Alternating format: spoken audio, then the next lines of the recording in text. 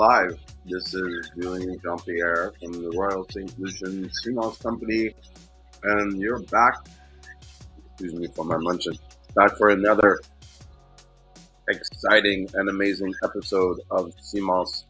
Let's talk about Seamoss. And I mean, really, there's no actual official title. I think I change it up all the time. Seamoss Talk, let's talk about Seamoss, whatever. The whole point of us getting together is just to have an open discussion about Seamoss and all things related to Seamoss. And yeah, I'm excited. Actually, I want to definitely want to make sure that I talk a little bit. I'm not going to do it right away. I'll wait for some people to join in, but I want to talk about some companies that I've found that are producing products out of St. Lucia. And one I'll highlight tonight. Over the time, I'll start highlighting more companies. But these are companies that I'm starting to source out as potential people that I can purchase, people that I can potentially purchase products from and resell them. I think that some of the products that they're making are really top quality, top notch, very beautiful packaging and stuff like that. And many in the case of this company, they will offer branding or white labeling. So they'll allow you to put your own labeling on your stuff. So I am always an advocate of trying to get other people to do what they do best, rather than everybody just trying to be, doing everything. The more jobs you do, the more you're going to be spread thin, and there's going to be some stuff that you really just don't want to do. And so rather than be put in a position where you have to do them, you should just be, getting someone else to do it, especially if they can do it better. Like, why are you investing in all this money to make powder and get all these powder machines when, you can go for a lot less money and get someone who knows what they're doing, make the powder, and you don't have to worry about it. Even just to start, and maybe after a while, you invest in the machine when you know what you're doing. But, I don't think we're reaching out enough to other people to partner up with them to work together to sell more products. You know what I mean? There's some people over there who have some amazing products, and there's no reason why they shouldn't be sharing those products with other people, or making them available in as many ways as possible. So definitely going to talk about them because they have this really cool stuff. That one of them they have is this volcanic mud soap or mud scrub. Oh my god! And it comes from the volcanoes that we have in St. Lucia, in the Sulphur region.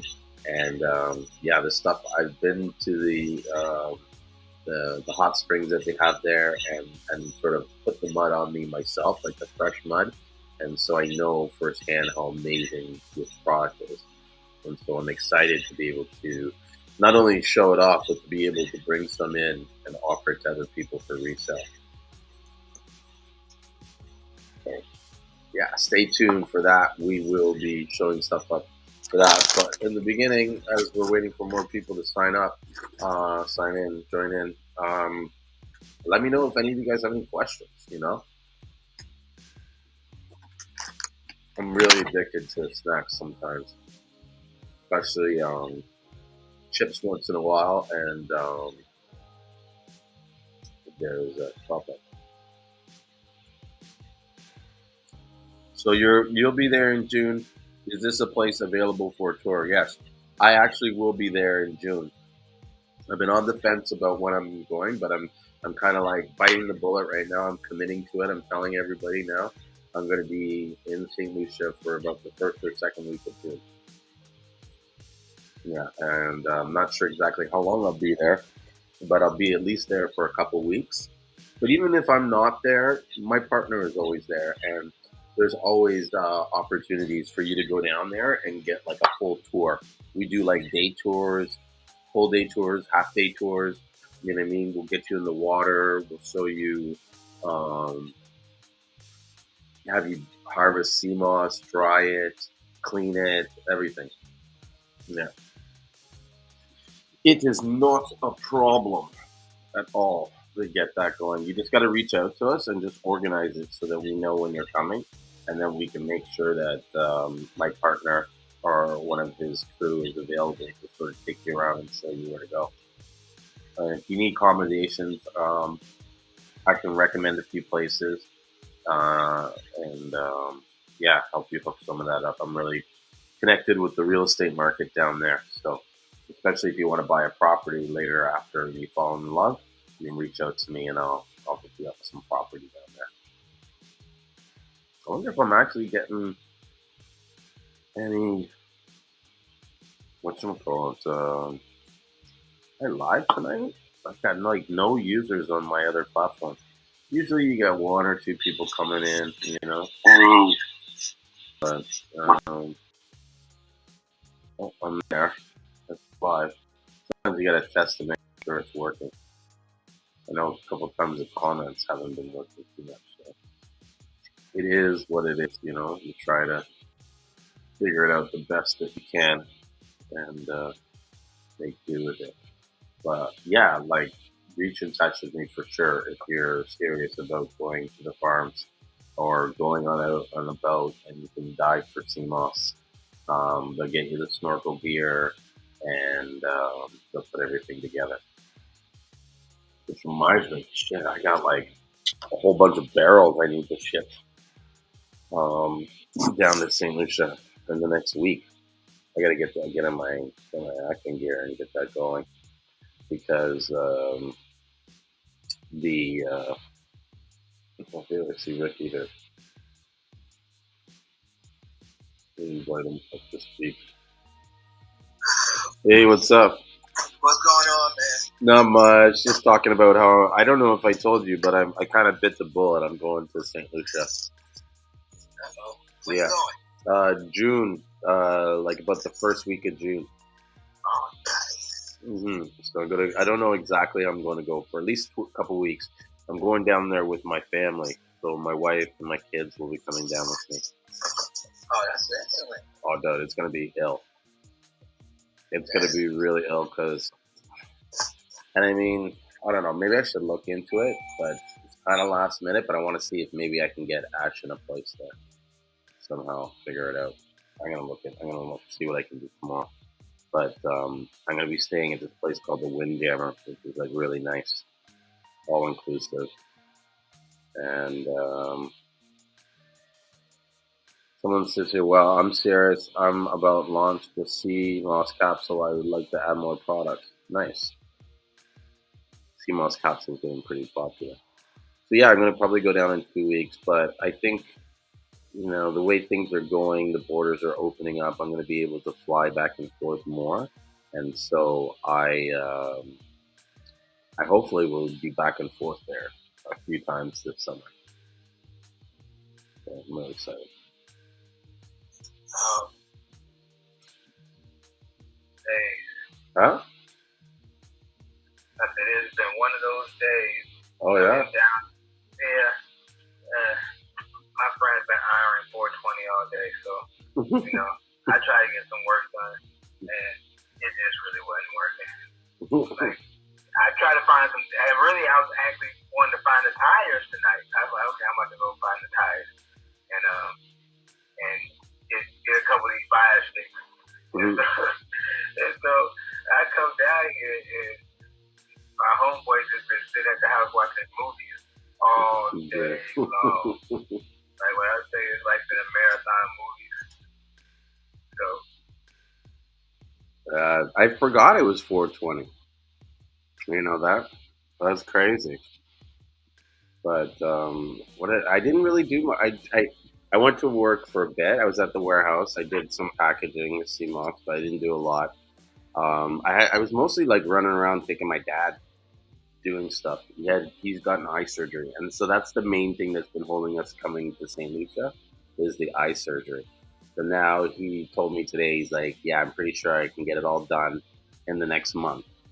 So yeah, he'll come down. It's gonna be pretty crazy. He'll come down. My kids will come down. I'll come down, and like, whereas we've always had a good time before, it was never like it is now, where I know so many people and we had, you know what I mean. So it's like I got to actually start making some plans because I need to rent a car to make sure I can get around or have access to a car. Yeah, Yeah. that should be You need cool. to travel like you want to. Get a few hours. Hey, I didn't know. I forgot to ask you the other day that I talk to a guy all the time. I think it's TEDx. TEDx? You know who I'm talking? It's TEDDOX. Where? What? I think I don't know how you pronounce his name of it, man. I'm gonna look it up. But I talk to him all the time. He's like, yeah, I got pictures of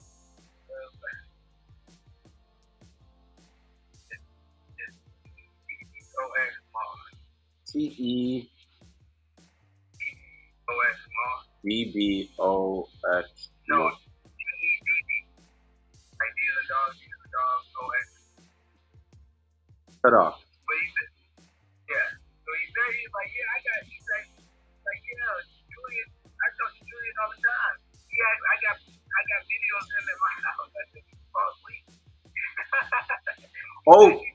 Oh, Ted. Yeah. Okay, yes. Ted's my boy. Like me and Ted talk like daily, like all the time. Like, I talk to him all the time too. Like, I was like, oh, he's like, he said, I knew you must have talked to Julien. I said, yeah, that's my boy. Yeah, wow. Listen, I love Ted's mom. Ted's mom is the bomb. She is the coolest like chick ever, and she was the one that like really welcomed us in. And I almost died like leaving their house one night. Actually, look, Ted just sent me a video. Did he send you the same video of the Seamoss? No, I haven't talked to my last week. Oh, he just Seamoss. There. Realize that it doesn't send out any kind of branches. Look at how short the new plants are. See how short they are? Very short. You see how buff that moss is, like bulky that moss is. Let me raise it for you to see. Wow, you see how bulky he's showing me moss some is, like that thicky just smooth. buff up, right? So I guess that's farm Seamoss too. Pool grown Seamoss too. What how buff it is. He's so pissed at he's always getting mad because everybody's calling him, asking him about Seamoss, like is the Seamoss farm. I swear, I tell you, bro, real, no lie, no cap or whatever they call it. Someone's going out there and is like spreading the word. Someone that's like well known is going out there and saying that the Seamoss is grown in a pool, because I get at least 2 to 3 emails every day where someone's asking me to verify whether or not this, and I'm like, are you serious? Like, have you looked on our webpage? Have you looked at the Seamoss? Like, there's no way this stuff could be grown in a pool. Why would you even ask me that question? But see, the thing is, the funny thing is that, like, I laugh, right? That if I tell you I get it from St.Lucian, and you ask if it's grown in the pool, I laugh. I'm like, probably because you grow something in the pool and it grows in the backyard for free. Exactly. Everywhere. Yeah, I just want to show you the Seamoss. Like, that question doesn't make any sense. I tell you I get it from St.Lucian, and everything you see on my page is St.Lucian. How would you even question if my grown in the pool? Like, yeah. Do you know? Like, you never even looked up St.Lucian before? Yeah. We have a pool in St.Lucian. Like, you know how expensive it is to run a pool in St. Lucia? Why would you have a pool? You got the ocean right here. Yeah. Like, the pools are actually, like here, they got resorts and everything. They got, like, they sell, like, they're throwing Seamoss in the resort pool. Like, that's the only pools I know that fire in St. Lucia, like a resort. Yeah. I don't know what to tell you. Like, I really, you know, like, I get upset too, so guys, get your pool grown Seamoss. Pool grown Seamoss, only 2 US. Listen to what you're saying. 2 Like, US. really Pool grown Seamoss, only 2 US. St. Lucian, Yeah.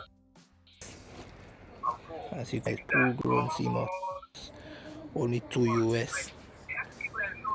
We have it here for you. Pool grown Seamoss, 2 US.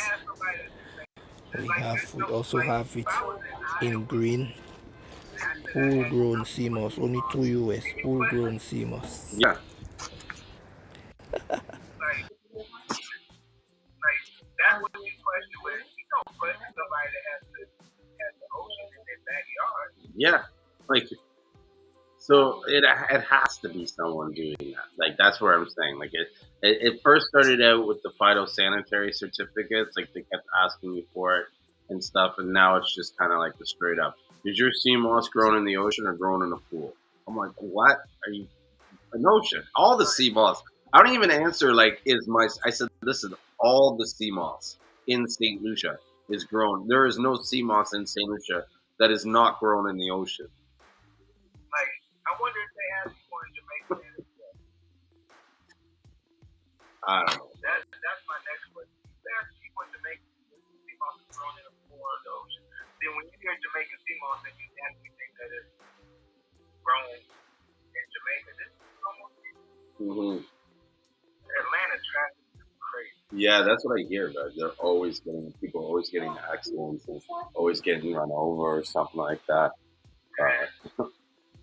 Yeah, I don't know. And the CMOS crazy. The CMOS world is really kind of just like upside down. Like there is no. Sorry, go ahead. No, go ahead. No, I was gonna say there is no rhyme or reason to it. No one really sort of like I don't know. I spend a lot of time arguing over price without even showing my product. And half the time when I'm discussing the price, I'm like in my mind I'm confused. Like I'm like, does this guy know the CMOS I'm selling? Like, does he understand the price that we're like, the cost that it takes to produce this kind of quality CMOS? Like, why is he asking? You know what I mean? And it's like you haven't even asked to see my product. What? You argue over price? Like, I just don't go to my website. Like everything's right there. If you got a problem with that, okay. You know what it is? Because it goes like this. Oh, hey, how is it going? I'd like to get 200 pounds. Oh, okay, yeah, sure, 200 pounds, no problem. How often do you get that 200 pounds? Oh, every month, right? So then I'm like, okay, sure, right? And they're like, yeah, I buy from this or I buy from here, and I want to try St. Lucian CMOS because usually when they're shocked by the price, it's because they're not buying that CMOS. They've never even tried the CMOS. They're just they've heard about St. Lucian CMOS. I heard it's the best. This and this and that. I want to go try it. Rah rah rah. So what? There's a lot of them are buying that nasty stuff. Well, yeah, it comes. Go ahead. I'll be truthful because I actually have somebody from California, and actually was my friend. It's my cousin's good friend, and she was like she was already buying, and I think she was buying from Jamaica at the time because that's where she's actually from. And my cousin showed me what she was buying, or you know what I always ask her, I would get off the pound. Mm-hmm. And they were like, oh, I get like $6. I'm like, okay, so and then I had to break it down. I said, it's totally different. I'm like, because I said, yeah, big man, I just want to show you this CMOS. Look at that CMOS I have there. You realize that it doesn't send out any kind of branches. Look at how short the new plants are. See how short they are? Very short. You see how buff that CMOS is, like bulky that CMOS is? Let me raise it for you to see. You see how bulky that CMOS is, like I just buff up. Alright? So that I guess that's farm CMOS too. Pools grown CMOS too. Look at how buff it is. Right? As opposed to this one right here. You see the difference? This one right here, just sending out long branches, sending out long thin branches, right? This one right here, long branches, and back to the big bus there. You see the difference? Look at how buff he is. You see them little ends he's sending out there? That's just You see them little ends, he just keeps sending them, but they're not spreading, they're not like shooting, because that Seamoss was somewhere else. That Seamoss was somewhere where it was being boarded by fish. So it was just sending these ends. Each time it tried to send these ends. Yeah. Fish was just biting it back. But You see that tough I think Seamoss that's the biggest thing. So with compared cost to wise, this right here. I don't even negotiate That costs was no just more. Like you not say being you want boarded, so it was just 100 sending pounds. out Like long fin ends. I don't even Okay? like I used to be, oh yeah, we can do Right this, there. and I used to accommodate, and then I was like, you know what? Just like you say, they don't come back every month. They come back once every 4 to 5 months. Always. If that, like, well, a lot of times I ask them their website or what all they sell. If they sell just nothing but sell, I don't believe it. I don't believe that you're gonna come back every month because I know the biggest. I know when one of my biggest customers was selling gel nonstop, and they were only buying 200 pounds a month. And the gel game is so spread out right now that there's not too many people besides like transformation and maybe about 4 or 5 others that are doing like crazy numbers in gel. Like everybody else is like if they get 25 to 50 pounds, that's their month. True. And that's not taken away from anybody because if you're doing 25 to 50 pounds, that's good. Damn good. Yeah. Now they recognize that you don't need that much. So, like, I don't know. It's just, I think the game is messed up. And even, like, especially if they say they're buying condoms, and they're saying that condoms is cheaper. I'm like, I don't know anybody that's selling condoms cheaper. First of all, I know the reason why they're not selling condoms because they can't produce, they don't harvest as much as what the Caribbean islands because they have a cold water and it's not growing as fast as what a warm water grows. It's basic simple science on it. Like it just doesn't happen that way. That's funny you bring that up because one of the things my partner said to me, right? He's like, when you talk to these people about the wild crab, like the real wild crab, you ask them how long it takes for that Seamoss to grow back. Because he said all the stuff that's really growing in the wild, like on its own, it can't grow back in like, whatchamacallit, in like 2 months or whatever. It's like 60, like a year, he's saying. Like they don't understand that. Yeah. He's like, the Seamoss doesn't go, so it's just like, it's not sustainable. It's not even realistic. Like, you know? It really is. It's like, and that's what people don't really understand is that the more people that actually get into the Seamoss industry, like, and I remember when I first started, that's what I was asking for, wild crab. Somebody broke it down. Like, no, you don't want to do wild crab because that's up to the ocean and take all the wild crab. And there's not going to be any food for the fish. I'm like, you know what? You're right. I'm like, that was selfish of me to think about it like that. I'm taking somebody else's food. And I have to be honest with myself. I'm taking somebody else's food that's not really supposed to, that it might not fit for me and for them. And I'm trying to take all of it. I'm like, you know what? I really felt like a sinner. Yeah. Like, I hear you. I'm like, you know what? That's what I said. I understand why they look at it a certain way. Because we just don't care. We want what we want. And we'll destroy anything in our path. And I felt bad. I was like, you know what? I understand now. Go ahead and give me that good old farm that y'all got. That's beautiful. Clean. You know what I'm saying? And I'll take that exactly. And that, you know what the funny thing is that's what all my customers call. They call it clean. They like, give me that clean. That clean. Because they really got to do with it. Like, and then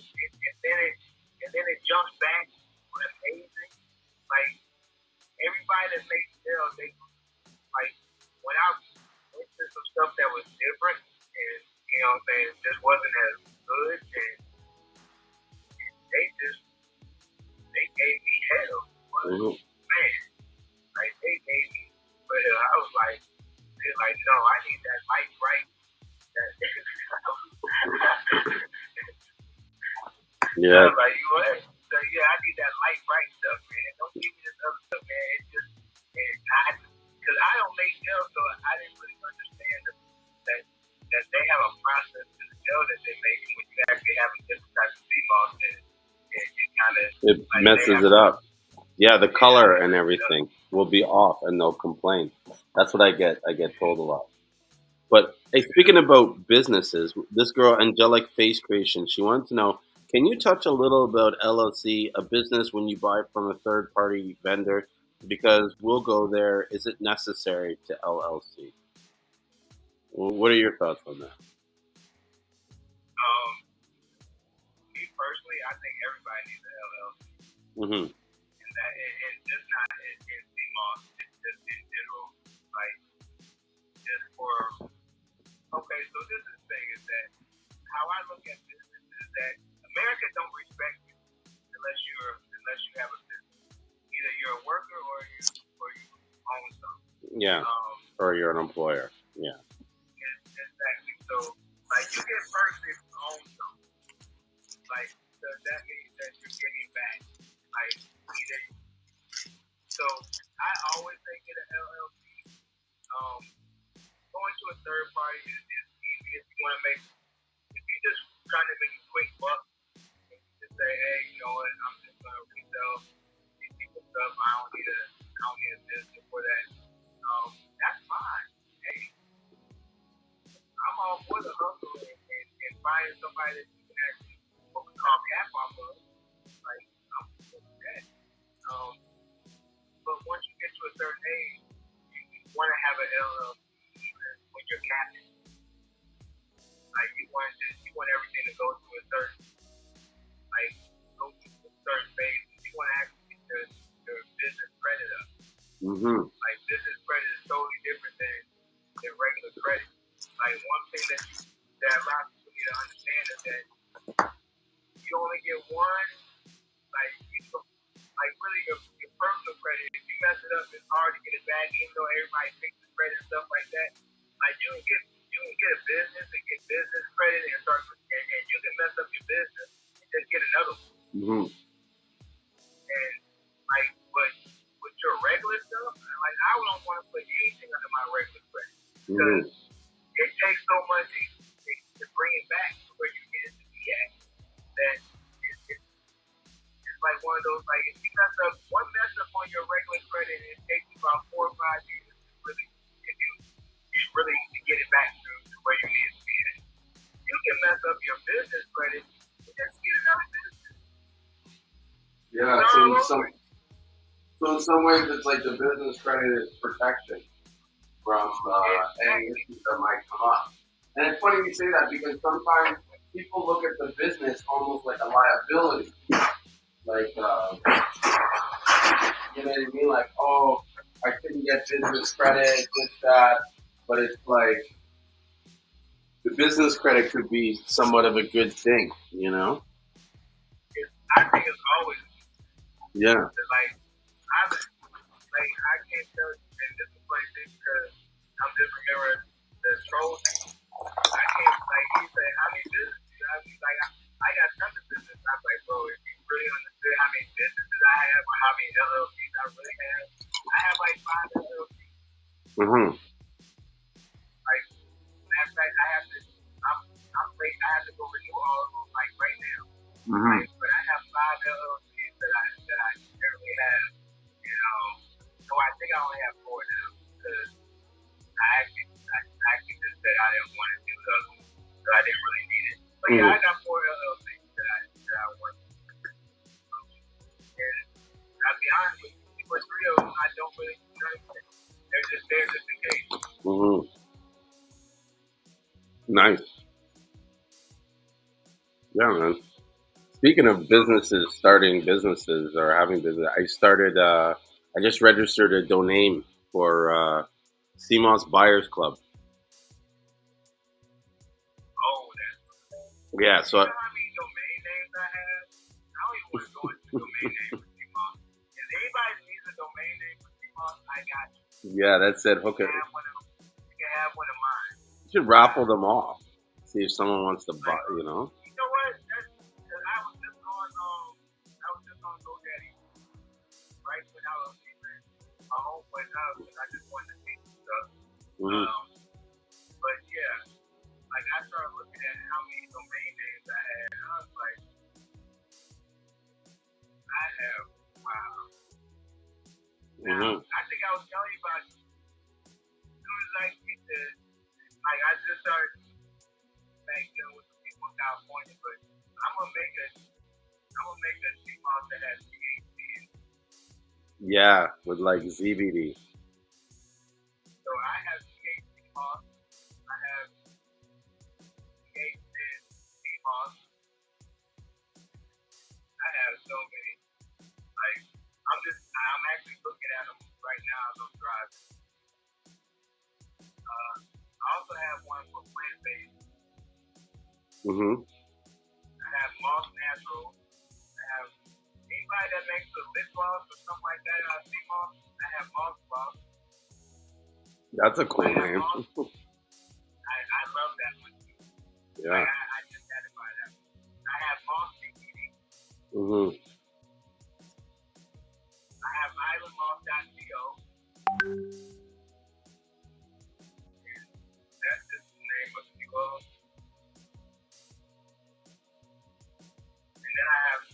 Guys, get your pool-grown Seamoss. Pool-grown Seamoss, only $2 US. $2 US. Pool-grown Seamoss, only $2 US. As you could see, guys, pool-grown Seamoss, only $2 US. We have it here for you. Pool-grown Seamoss, $2 US. We also have it in green. Pool-grown Seamoss, only $2 US. Pool-grown Seamoss. And it does all these amazing things. And so when I bought them, like I bought like 500 of these pills, right?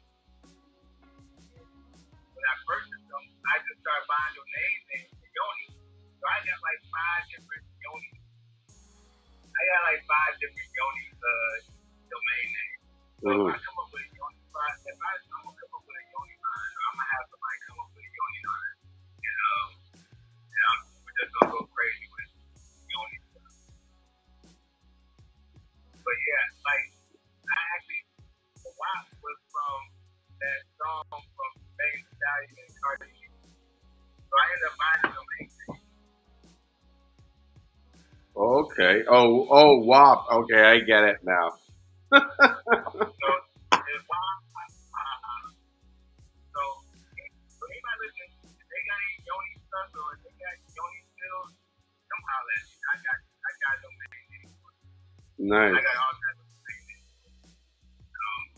And then so when I was looking at some stuff earlier is because I like me and my homeboy, like we like to go out or we used to like to go out to eat, but now I'm so engrossed in Seamoss that I ain't really been out to eat. But like that's what we used to do. We used to go to all these crazy restaurants. And so I actually have to know thing that I get free stuff.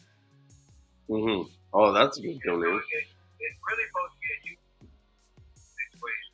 And so we're supposed to be doing a YouTube channel off of it. And I was just talking to him about that. And wanted to, because we're supposed to do this like a year or so. So when it comes to LLCs and domain names, oh man, I go crazy. Like I'm like a GoDaddy shopper. Like that's where I go to. That's where I go to have fun. Like when I want to go shop, I go to GoDaddy. Shopping for donations. Actually, you know what? I'll give you a little tip on something that you can do. This is something that people fucking. It blew my mind when I discovered it and figured it out. So there are websites out there that have domain names that have expired, and they come up for immediate sale. So if you forget to renew your domain name after 1 month, it goes into this like expired pool. And so these sites pick up on it. And so you can basically look at all the sites where people started businesses and for whatever reason didn't continue it.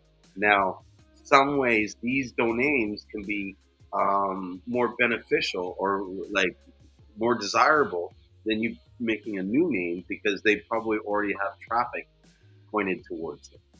Okay, so where do you find that site at? There's one called expireddomains.com or something like that. I think it's called. Let me tell you what it is because I go to it all the time. Expireddomains.net. Hold on just a second. I'm driving, I guess. Don't crash. So I'll even look up Seamoss. I think you have to have an account with this now because there's so many people on it. Expireddomains.net? Yeah. Okay, I just wrote it down and now I'm about to start driving. I'm going to go to it later. Man, you should never send me that. So there's one called Seamoss.shop. Well, actually, these ones are for sale, so never mind that. Because some of them will be for sale, some of them will be for free. Like there's Seamoss.club is available, Seamoss.site, Seamoss.news, Seamoss series. Bro, there's so many. There's like 27 pages of websites with the word Seamoss in it that were once available. I don't mind buying. Like, I'm a buyer. Mm-hmm. Like, I buy them. Like, I don't care. Like, I can get them for free. If I find one that I feel like is for free, then I'll buy it. Mm-hmm. However, if I see one that I like, unless it costs like $2,500 or something like that, and I don't feel it feels like it's gonna take a while to get my money back, that's the only way I don't buy it. Mm-hmm. But any other sale, I have no problem with buying. Some of these is weird. They started, but they look like they've been deleted, or like before they were even started. Like one here, CanadaSeamoss.ca, or maybe this is added a year ago. What is this? WP, the year of birth. Okay, so they show you like whether it was made in like 2021 or 2019. So this is some good Seamoss names down here. MySeamossIsLife.com. That's on backward. I don't know what that means. Yeah. If you don't buy it before I get to it, this one goes, tell you, man, if somebody bought that one, buy it. No, I'm. It's funny you say that because part of the reason why I bought the Seamoss Buyers Club, I was like, I bet you Ricky's just waiting, like he wants to buy this, but he knows he can't buy it because you know what I mean, like. I want to tell you a story, and I'm so bad. I think I might have told you the story already. I was doing business with a company. Like, so when I was Googling herb shop in Atlanta, the herb shop in Atlanta, and the place that I was actually going to visit with, that's what they were going by. But it's like they didn't have the domain name. Yeah. And I ended up buying it. I bought it. It's funny. I was like, oh, y'all didn't buy that? I'm like, y'all ain't bought the domain. Yeah, I bought the herb shop of Atlanta. I bought the herb shop. I bought the herb shop of Atlanta. I bought the herb shop of Atlanta. Like, man, the only thing I gotta do now is just make a herb shop. Mm-hmm. I have the best domain name. Come on, I got the herb shop of Atlanta. Bro, let's fucking do it. Have I told you the connection we recently got for herbs? I know. That's why I'm like, okay. Like, I did my own grade that I didn't want to test on that though, but like, I'm about to get the herb shop of Atlanta. Mm-hmm. Right in the heart of Atlanta, because there's not that many herb shops really that are like major in Atlanta. And I'm not. And this is the thing is that bamboo and herb is. Mm-hmm. So I want to actually. No. I want. Go ahead. You finish what you're saying, and I'll tell you why I made that noise. I really want to combine like herbs, like what we're talking about is herbs, the same way. So I don't want just a herb shop where you just come get weed. I want you to come get weed, sea moss, like all types of stuff. So go ahead. So I'm looking at the domains, right? And I expired. So one of the domains that was listed here, and that's why you got to keep this stuff on top of this. So one of the things that was listed was St.Lucian.com. No, I tried to do that before and it wasn't available, and that's why I ended up buying St.Lucian.com. So I would have bought this domain. Yeah, they registered it in 2021, and it expired in October 2021. And I probably right around that time I was like whatchamacallit, I was traveling from St. Lucia back home. So the price now for that domain is $2,695 US. I knew it. That's why I say I wouldn't mind it. Yeah, there's no way yeah. I just gotta feel like I can get my money back. Most of the time, I'm like, okay, I have to get something there. Like, okay, I want it, but man, I might not get my money back off of it. Mm-hmm. But that's one that I actually would probably buy if I just had an extra 25 or 29 sitting off to the side. Yeah. I would probably buy it. Yeah, man, bro. Bro, sorry to cut you off, but the SEO juice that I get for having the St. Lucian Seamoss in my name, in the company name, and in the URL is trust me, I kill it. Anybody that's looking for St. Lucian Seamoss, I show up, guaranteed on the first page. Yeah. I get a little bit gold Seamoss is Mm-hmm. and people just normally know gold Seamoss, and so that's actually why I bought it. But yeah. I want to buy all types. That was a good name and a better move for you. See, for me, I knew in some ways it was like my whole position from the business. Like I knew there was no way I was not going to sell any Seamoss besides St. Lucian. I'll never forget. I met this one guy, Kevin, and he's from Jamaica. And me and him, he started freaking out on me because I was just like, hell no, I'm only St. Lucian Seamoss. I don't care how good your Jamaican Seamoss is. I'm not interested. You know what I mean? The name says St. Lucian Seamoss. I can't be selling Jamaican or Peruvian Seamoss when that's the name of the company. And it's not even just St. Lucian, it's the Royal St. Lucian Seamoss. Like, we're royalty now. We can't be defecting to another country. This is it. Like, this is top tier of the St. Seamoss. How can I go sell something else? That's true. That's true. That's so true. I got to start getting on my summer body. I've been slouching a lot lately. And I'm looking at the video and I'm just seeing myself like, oh, it's not going to go look good on the beaches. Shit. No, man. I actually just started going to the gym again. Uh-huh. I haven't been to the gym in I've been 3 or 4 years, maybe 5 years. Mm-hmm. No. You wouldn't be able to tell. I looked at my shoulder a couple years back. I just been sprayed so bad. That shit hurt so bad.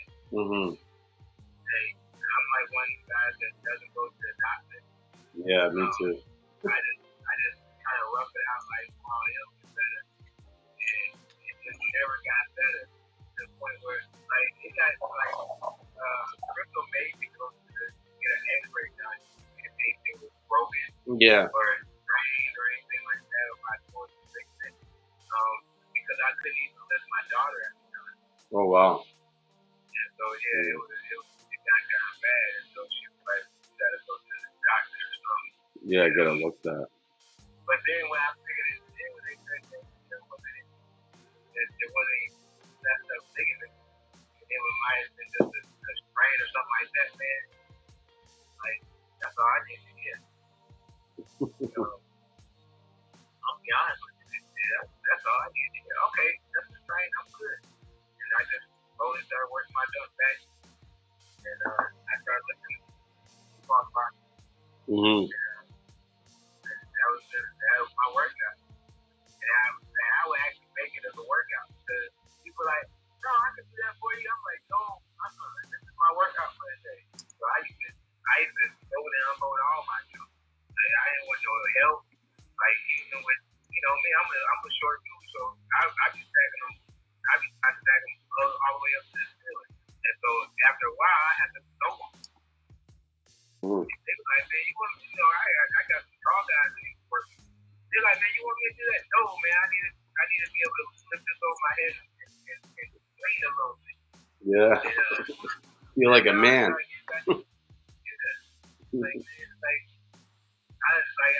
They try to make me feel a little old. But I was like, man, nah, I got it. But they sure. I'm like, no, what you trying to say? Yeah. Like, I feel certain things, man. I'm not that bad. You're not that young. That's true. They had me feeling a certain thing. Oh. Poor Ricky. I snapped out of that, though. Yeah, for sure. I wish you could check out this site. I gotta send you this link. I started connecting with this company called Caribbean Blue. I'm gonna put it on the share screen for those watching on YouTube and Facebook. So originally, I started looking at them because they make this insect repellent, right? It's an insect. It's retails for about $7. It's a natural insect repellent, made with different oils like eucalyptus, citronella, this and that. And so, really nice packaging, good quality. So I wanted to bring it in and see how it works. You know what I mean? But when I went on the site, I started like watching all this different stuff that they have. Like they have an aloe afterbite. They have insect repellent lotion. They have a repellent oil blend. A bug off diffuser, like when you put those little diffuser things, you put this thing in and it will get rid of all the bugs in the area. It says it's a portfolio of blends of 100% natural oils, including citronella and lemon eucalyptus.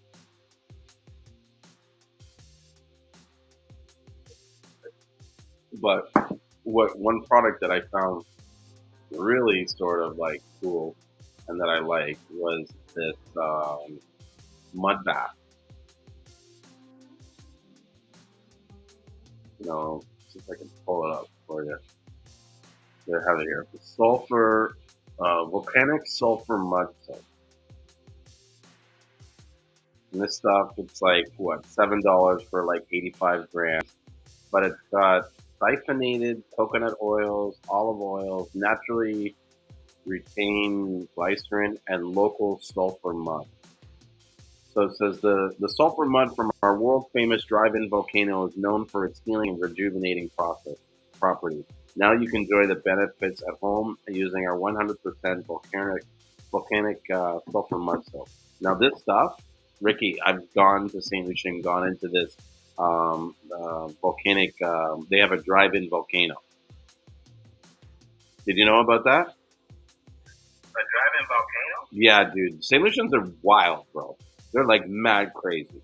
And so we have a volcano that's collapsed. So basically it was this giant thing and it kind of caved in on each other. And so now what it is, it's all depressed. And it's got all the sulfur spring stuff, like the bubble of sulfur, whatever. and they built a road that drives right through it. And so they do tours and stuff like that. And so you can go in there and you can actually sit on, like, you're really in the middle of the volcano, and you can see the crust and all the bubbling of the waters and stuff like that. Well, all this sulfur water and everything flows down. This mineral-rich water flows down into these ponds that they've built. These ponds have been around since like the 1400s and stuff, where French armies used to send their and even British armies used to send their sort of wounded generals to this area so that they can heal and rejuvenate. And so the mud stuff, bro, it is like there's nothing I can say to describe the experience and the feeling that you get from it. Like, it's a very hot bath and everything and stuff, so it's warm when you're in there, and you put this mud all over you, and you let the mud dry, and then you rinse it off in the bath, and then you go off, right? But when it's done, it like exfoliates all your skin, and then you just have this sort of like, I don't know, like you just feel so relaxed and comfortable, and so you will refreshed, like beyond refreshed, and you fall asleep like you just fall on a cloud. Like it's the best sleep I've ever had. You know. That sounds so good right now. Mm-hmm. Oh, bro, I can't wait to go there. I even think that when I go on this trip, I'm going to rent a car and just specifically go there. Like, I'm going to go like, okay, guys, let's go in a car and we'll go there for 2 hours. Because Ashen down there, dude, guy's like a fucking... He can get me into anywhere, anytime, any place, anyhow. Like, it's crazy. Like, you know, how he can... I hope I didn't, my swearing... Yeah. I hope my swearing didn't chase that girl away. I gotta watch it when I swear sometimes. It can be bad. But at the same time, this is who I am, right? But these guys also made... Huh? I know, and it's 10 o'clock at night. We're talking about Seamoss. We're not talking about, like, I don't know, being politically correct. But they have all these different herbal soaps, gels, everything. Like I said, I'll send you the link. Like, they make a citrus aloe soap, a white floral white soap, cocoa mint soap, locally grown cocoa nibs, chocolate oil, and peppermint oil, a sugar spice soap, so siphoned coconut oil, olive oil, tropical brown sugar, cinnamon, clove, and nutmeg. And that's all local. So Angelica Face Creation says, I would love some of that. What is the website? So the website is called Caribbean Blue Naturals. And they also do white label.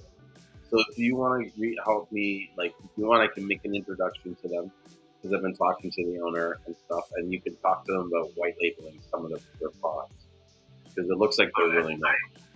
Huh?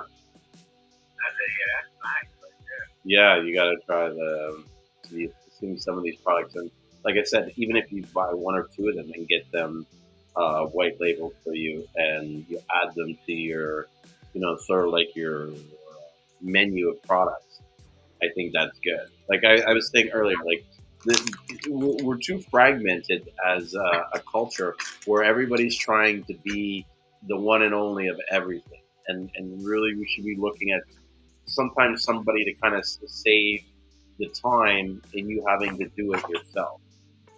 Like, take for instance you doing the powder. You know what I mean? Yeah. There's a lot that you've invested in time, knowledge, experience, equipment, and everything.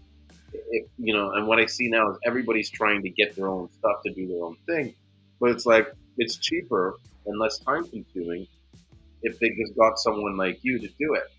And here's the thing: if we really look at what we're trying to do as business owners, it's really to create more freedom, right? That's exactly what it is. Not to spend all your time trying to work and have your business kind of run on its own. Exactly. And so if we were to support each other and help each other more in a certain way, we would, in these kind of ways, we would be able to create more free. Because it's like the more people use you to buy powder, the sooner you can invest in a facility so that you have shit that's like workers and whatever, right? If everybody, it's almost like if everybody tried to do their own individual thing, no one would be around to help build everybody else's thing, and so we'd all stay like at this level when we could all be building ourselves up to the level where we're independent and we're not working for ourselves. We're free to go where we want. But you know what I think is, and I'll probably end up cutting off with the house. Uh-huh. I think that ends up happening is that because right now I actually want, like, I'm actually looking for somebody that I can actually get some lemonade for. Like, that's my big thing is lemonade. I'm like, okay, if I can find somebody that does lemonade right now, I would love that. I'm trying to think who does. There is a couple of people. There's one guy in the group who he deals with Brian. Okay. Remember the guy? He's the one that like I kind of trolled him for a bit, and we're going back. A really nice guy, and I think both of us got kind of on the wrong. Well, I kind of like trolled him. Like I said, he was doing whatever. He was new, but we worked it out, and he's a nice guy, and he makes lemonade. That's his, like, instead of making it in a gel, he makes it in like a drink. Yeah, see, I need to find somebody to white label. That's what I'm saying. He might be able to do it because he's buying it in jug. He's selling them in the big giant jugs. He makes a lot of it. Yeah, I love my lemonade, and if I can just find somebody that I can just get, because I really don't have any products that are made for as far as consumption wise. You know what I'm saying? Like, all my products are specifically so you can actually make something out of it. And and the crazy thing about it is that, like, I've turned people on. Like, I've set up back deals where I've had people that actually do gel, hook up with other people, and sell gel. I'm like, but they're like, why don't you ever sell gel? I'm like, you know what? That's a good idea. Like, I could have white labeled some gel too. Like, I could have had somebody that I do gel that I know I sell to do gel for me. I'm just, I don't know. Me and gel just don't care. Well, it's funny you bring that up because I actually might get into the gel business. Not so much me directly, but I have a cousin, and he's a very entrepreneurial guy. He actually has a trucking business right now. His trucks all over like Canada and the States and stuff, like semi trucks. Yeah. So he rents them out. He moves material. He has drivers, all that kind of stuff. He was even driving himself, but so he came and he starts looking at all the Seamoss, and right away his business mind starts clicking in. Oh, we could do this. Oh, we could do that. And then when I showed him the margins on the gel, it just blew his mind. And he was like, "Okay, that's it. Let's do it. Where's the machine?" So he's researching now on blenders, commercial large size blenders. And so this is the kind of guy that will go out and dump like 20 grand just to see if it works. I never mind that. Yeah. So he'll go out, buy all the containers, go buy the blenders, go buy all the shit, top of the line, everything. And be like, okay, let's do this. And be selling a shitload of gel. So the idea is we'll sell the gel wholesale to people that want to make the gel but don't have the time or the kitchen space and stuff. And so we'll be a certified commercial kitchen. All the bells and whistles and stuff to make sure it's like clean and everything. And then so we'll do all the bottling and packaging for you. Oh, that's nice. If it happens, right? Because the reality is, he just showed up one day out of like the hangout. It happened. These things happen all the time. You get a good idea. Oh, let's do it, but then something else comes up. The money's not there or whatever. So I'm not. I'm not. How do you say it? If it happens, it happens. Like I'm not. I don't see it at that stage yet where it's definitely going to happen. But it's a good possibility, and I don't see why not. Like, like if you were to do it, that's where I'd say you do it. But I would also come up with your own brand because you got good graphics and stuff like that. And if you had your product in the store on a shelf with the label and the face and everything, people would be like, "Oh, what's this?"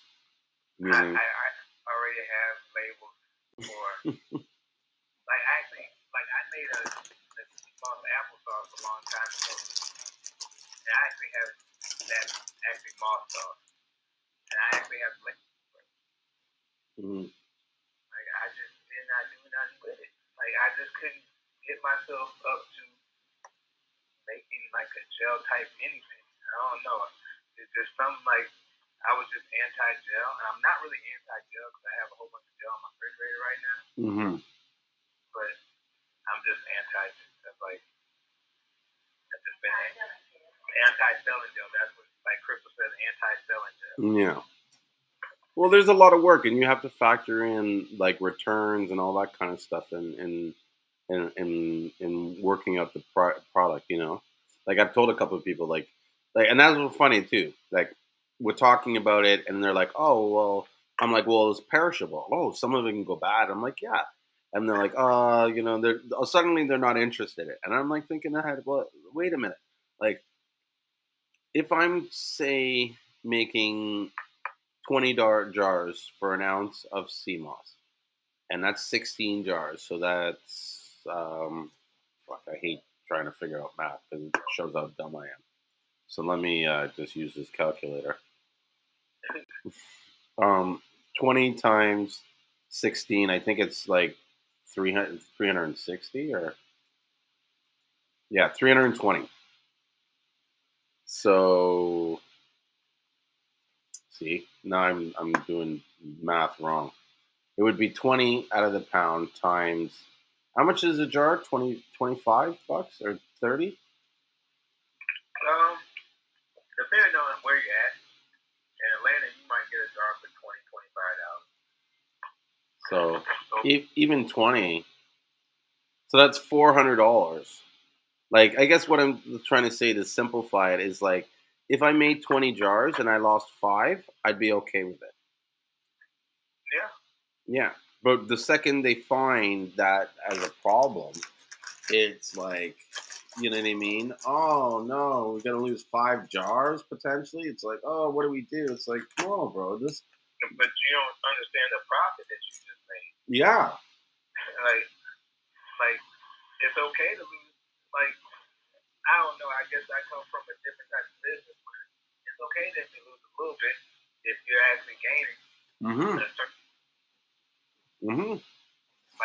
mad about losing a couple dollars if my profit margin is ridiculously crazy. It's the cost of doing business. You're still making money. That's right. Okay, so you're not just making as much money, but what does that mean? Or you just add an extra couple dollars onto the price. So Moss Boss, the official Moss Boss, said finding jars are a pain in the ass sometimes. Yeah, and because he buys them all. He knows that. That's probably why he's saying it too. Hey, he buys Well, pallets. it's funny you say that because that's exactly what I was going to say. Is yeah, it's pretty hard to find jars when you're trying to buy them by the pallet. Yeah, Mr. Pallet Man. Yeah. That's my guy. I know he buys them. If he finds him a place that actually has jars, he buys them all. I don't blame him. I would too. No, and the thing is, it's a smart move because he's in it. He knows he's going to need those jars. There's a lot of times I see people and I'm talking to them. They're kind of telling me, like, oh, like say they're getting online somewhere or something, and I'm like, okay, well, how many packaging do you have? And they're like, oh, well, I got like about, let's say 1,000. And then you're like, okay, well, what's your goal? Well, I'd like to sell, say, 50 a day. And then I'm like, okay, well, 50 a day, you know what I mean, times like 10 days, 20 days, that's like a month, or so, less than a month that you're going, in 20 days, you'll be out of 1,000 packages. How long does it take for you to order these packages? Oh, well, it's 2 months lead time. And I'm just thinking, well, don't you think you should be having like 2,000 packages right now so that the second you get down to 500 packages, you can order, your next order, and that way, you know what I mean? Like a lot of times they wait, they don't really plan their purchasing to maximize the flow, to make sure that they always have it, and even just to buy some enough to make sure that they save money. I wonder how much money he actually saves when he buys it by the pallet. You know. Yeah, right. You probably save a lot. Like that's, I try to buy in bulk, Mm-hmm. and that's the biggest thing, because really what it is that I've seen down price per jar, price per bottle. Like even with my powder, it's price per bottle, Mm-hmm. and it has to make sense. Like I want to get my price per bottle down as much as I possibly can. So the best way to do that is buying in bulk. Mm-hmm. The prices always go down when you buy in bulk. It's just what it is that you just have to understand that your money will be tied up, but it's worth it at the end of the day. Mm-hmm. And you actually buy like the price per bottle scenario, or if you have a price point that you're trying to stick to. yeah, well, here's the thing too. If you buy more than you need, it almost forces you to sell more because you have more available to you. You know what I mean? Like if you have 10 pounds, you're gonna sell it differently than if you had 1,000 pounds. Yeah. Trying to get all that inventory out. Like that's, I'm looking at my house right now. There's a whole bunch of inventory I gotta get rid of. Mm-hmm. So, like, if I only had a few boxes of the brittle, what we call it, what I make the powder out of, I probably dehydrate powder every day, all day long. I probably be taking my time. I said, but I have so much powder that I have so much of this Seamoss I have to get rid of that I'm constantly dehydrating. Yeah. I go on dehydration first, where I do it for like good 3 or 4 days, and I'll take a day off, and I'll do another 3 or 4 days. I'll take a day off. But,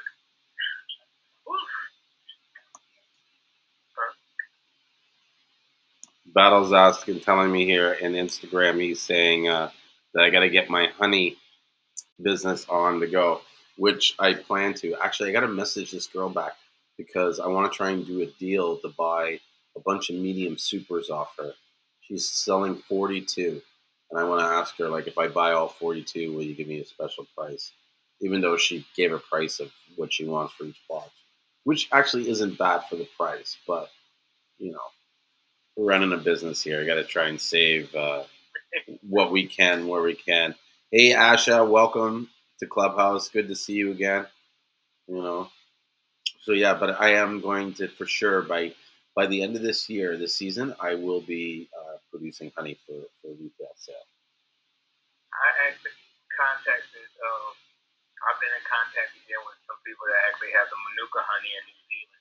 Oh, nice. So, like that's kind of like my passion project.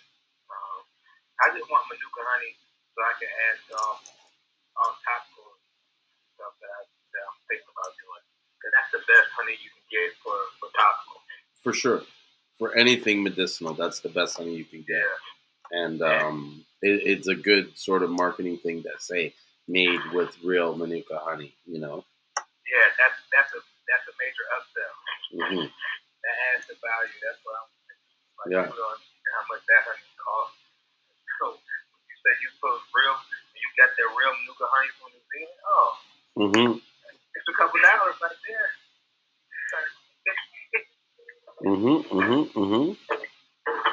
Yeah, man. So Asha, how's things going, man? How you been doing? How's business? Anything exciting? I'm pretty good. I actually just got off a Zoom call from my class, the food business class. It was pretty overwhelming. They went over social media, which wasn't as overwhelming, but they went over insurances. So they had somebody from Farmers Insurance talk to us about different insurances that we may need for depending on what we're trying to do. I kind of just I didn't know what to ask. Some people ask pretty good questions and stuff, but I'm just gonna message the ladies. Basically, like they have speakers every week that play some sort of part in starting your business, from taxes to food scientists for the like recipes and temperatures and stuff like. So that was a pretty good class today. Nothing too exciting. I did get an offer for a vendor thing Mother's Day week, so that's pretty much it. The last couple days. Cool. So, like, someone offered for you to go to their vendor thing, like asking you to come to their vendor event. Is that what you mean? Yes. So I met them at the business one-on-one event on this past Saturday, and they. So what I do if it's not a big event, I will give each of the vendors like a juice or a sample of something. And most often they end up becoming a customer, and this person really likes the juice, so now she wants me to vend at this event and future events. So it's pretty cool to get some opportunity. I mean, there's lots of events to vend at, but I kind of have to pick and choose where it's going to be more beneficial for me to get my product out there. So that's pretty cool. One thing, we had a marketing person in our class yesterday, and so they let each of us speak to them and show her our logo and everything, and she basically told me that I need to change my logo, and I was like, oh shit. All right. Let me see your logo. Most of these guys are full of shit and they don't know what they're talking about. So I was trying to explain to her that Nature's Club is like the ultimate idea in the end. Right now I'm working with just Seamoss. That's what I'm selling.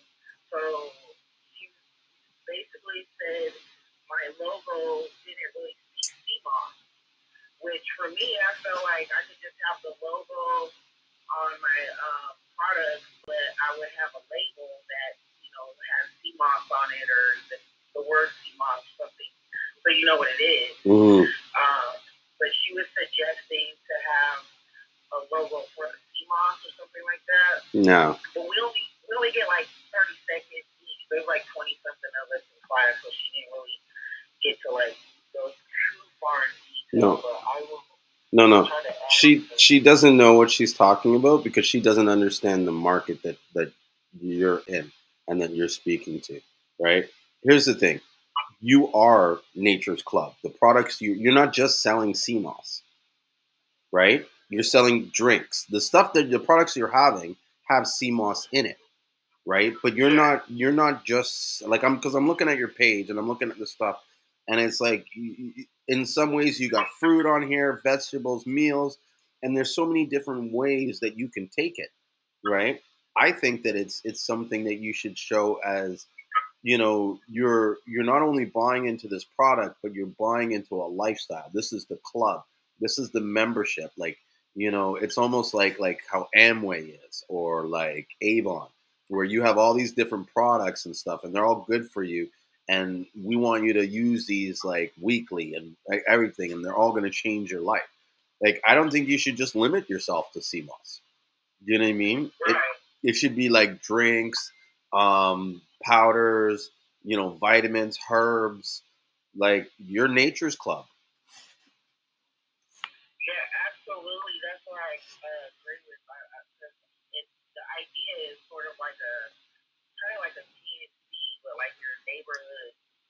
version of it. Exactly. Where, like, I'll have Nature Club products, but also products from other small businesses, people of color in the community there, but all like nature, health oriented. Yes.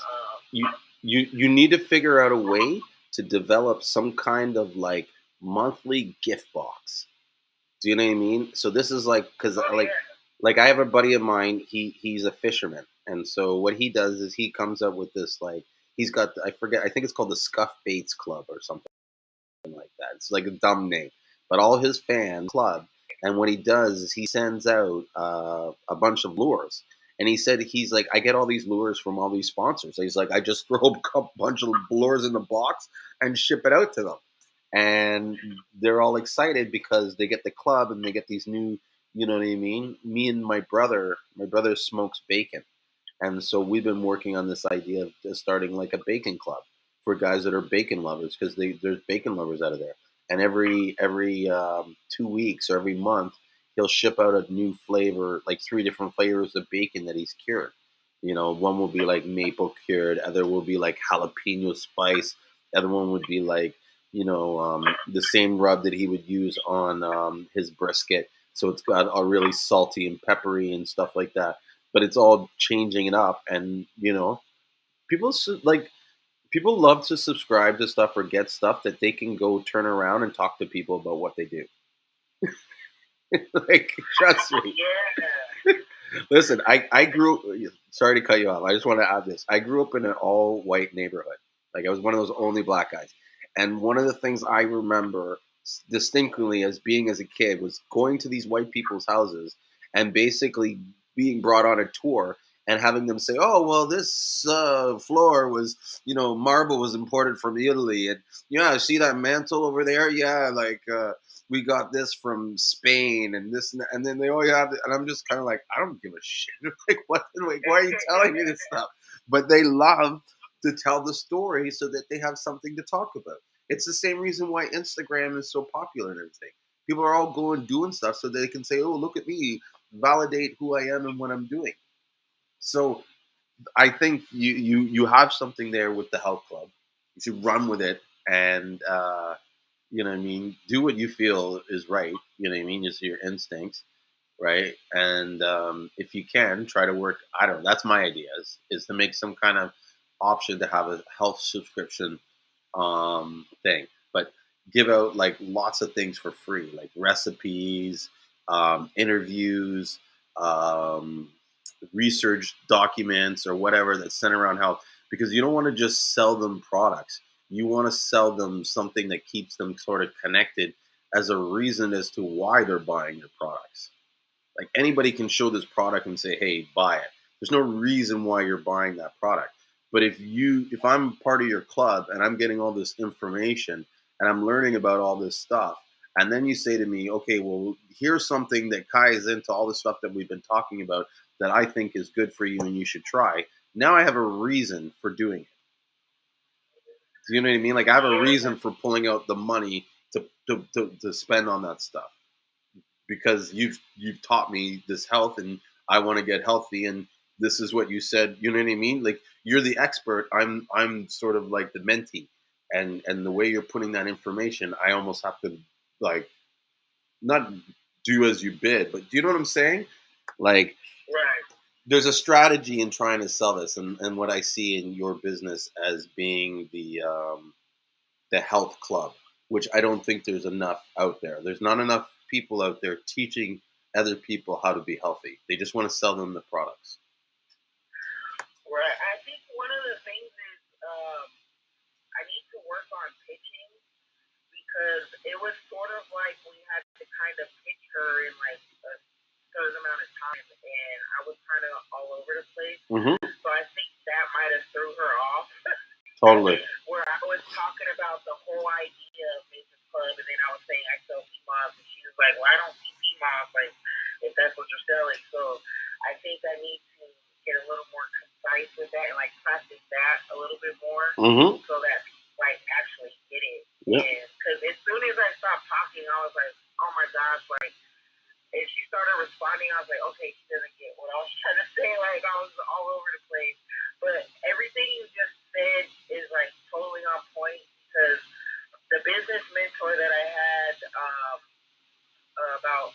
and a half ago when I first was starting to sell Seamoss. She had a similar program. She only charged like $50. She helps women start their businesses. She has Glow Girl Wellness, and she also has skin products in Walmart and Target and cool. stuff like that. And she basically does the same thing with her products, but then also people that she's helped in business. She makes a monthly box, or maybe like I don't even know if she does it monthly, maybe like quarterly, and she puts this box together and sends that out. So it's like along the same lines. And she was asking me like, how much would you charge for like little 1-jar samples of Seamoss and this and that? And I was just like, I don't know if you should have 1-jar samples of the gel, maybe something else. Like, so I didn't engage in that at the time because I still needed to learn a lot more about packaging Seamoss. Why didn't you want the samples? Why didn't you want to give out the samples? Because she wanted the gel, and I wasn't sure at that time like how it would work. Like I gotta ship it to her already made, and then she's gonna have to ship it to her customers and stuff like that. So I'm trying to figure out a way. I have my current idea is get these little pouches, supplement pouches for the gel. Mm-hmm. I reached out to a company, I forgot the name of them, Think something, and they actually can package it for you and do all the labeling and everything, and it'll be like Gatorade has those little pouches of their gel or drinks and stuff. I just don't know like how the expiration of the gel would be, like especially the fruit ones. I don't know if I would do that just at first, but I thought of that for just handing out samples that people could take right away and that I'm talking to. I can tell them, well, take this within, because I think Seamoss can be left out, the regular gel can be left out for a few days, right? It depends how you make it. If you boil it a little, yeah, the more you heat to it, the more you can leave it out. But usually, if you're doing it like what I would say, I guess the cold press method, in a sense, like where you're not applying any heat, I wouldn't leave it out of the fridge longer than like 12 hours or so. If you were to leave it out overnight, it wouldn't go bad right away, but it would go bad a lot faster, in my opinion. But you can also freeze the product beforehand. That's one option. And two, I definitely am an advocate of samples. Although I don't agree, like you shipping the samples to them and then them shipping it to someone else. But at the end of the day, like as long as she pays and you ship to her, not to say anything bad. Like I don't know how to put it, but it's like don't be so worried. Let her worry about that problem. That's her problem to worry about. Do you know what I mean? Because she's trying to sell it. As long as she's willing to buy it, and you can get it to her safely and in good condition, you know what I mean? If it's an issue, because you don't know what she's doing with it afterwards, right? You know what I mean? She may have some way to make sure that it does get to them all right. Maybe you might want to raise that as a concern to her and say, hey, like, how do you feel about this? But at least communicate it rather than make a decision for them to say, oh, well, this won't work because of this and that. It'd be one thing if you guys had a conversation and you're working over the logistics and it becomes apparently obvious that it's not going to work, right? But don't decide from them without having a conversation because you never know until you know. That's what I always keep telling myself. I never know until I know. Right. I always think I know. I was gonna suggest sending her dry Seamoss with like a little tag on it that shows like how to prepare it. Yeah. Like one ounce would be enough for somebody to try out the gel, or 2 ounces. They'd get a couple jars or whatever out of it, or at least a jar. And then just put like little basic instructions in there on how to make it, and then maybe like my information in case they have questions or something. Yeah. Yeah, you can even get the powder from Ricky. He does that, and his powder is so good, like so smooth and so fine that it just you just boil some water and add it in, and it's You shake it in like a few minutes. It's a gel. And another thing is you could do the drop shipping for them. So instead of you shipping them the gel and them shipping it to the other person, you ship it directly to the people that they want. And then they don't have to do any work. You know what I mean? Except tell you where to send it. Right. You I know? like that. And that might be, and this is where I was going back where I was saying earlier about how we need to kind of start sharing the responsibilities so that we can build each other up. Because if she starts saying, instead of her making the gel herself and she sends it to you to start making the gel, and you get a few more people that are like that to her, where you're sort of third party selling wholesale gel to them and they're reselling it for you, you then are now in a position where you can hire people to kind of do the work, and now it frees you up to do what you want to do. Do you know what I mean? And so in some ways that's the what you want in business. And likewise, they could get to a level where they can afford to have you just ship it out for them. And now they're not doing any work, but like, directing traffic to their business. And you're not doing any work except for, shipping product out, paying people to make the product and ship it out for you. Do you know what I'm saying? Like we need to start strategizing together so that we can have more freedom. Because that's something that's always in the back of my mind. It's like, okay, how do I get myself away from this desk? Like I'm not always going to want to be here. Who's going to take my place when I go? How am I going to set them up so that they can take over my space? You know? Yeah. I don't know that I'm quite there yet. Mm-hmm. But that I'm taking notes. I have my little notepad. But you will never get there unless you want to get there and believe you can get there. So be careful what you say when you say that. I definitely need more confidence. Then you know what? Call me once a week, and I will feed you with confidence. Because confidence is really just a choice. You have to choose to be confident, right? And I'm going to give you the secret on how I build my confidence. First, you need to choose to be confident. You need to choose, okay, and then you need to start deciding what things amount to like things that are acts of confidence. Like what kind of like it's up to you to decide what determines what confidence is, right? So you decide that, and then you start doing things little by little that point you in that sort of direction. So the point is that after like part of the reason why you don't have confidence is that you've not done enough things to test your confidence. That's the only reason why you're not confident. So if you went out and tested your confidence, you would see that you have confidence because the confidence is the choice. Because you believe that you have it, right? So once you believe it, you need to test it. And once you test it, it will trust me, the universe will give it to you because that's what you want. You know what I mean? You've set forth that desire to have that. You've made that conscious choice to say, I'm going to be confident. That's super on point. Because it's the truth, bro. It's the formula. That's where my confidence comes from because I choose to be confident. And because I choose to be confident, I start making choices that test that confidence. And then when I start testing that confidence, I realize how confident I really am. And I understand it's a choice. To even back up that point and say that I've experienced what you're saying, you just actually put it in perspective though, is before I did any vendor type thing pop up, one of my customers was telling me, why aren't you at markets and doing this? So I was like, I don't have this, that, and that. She's like, but you have the product.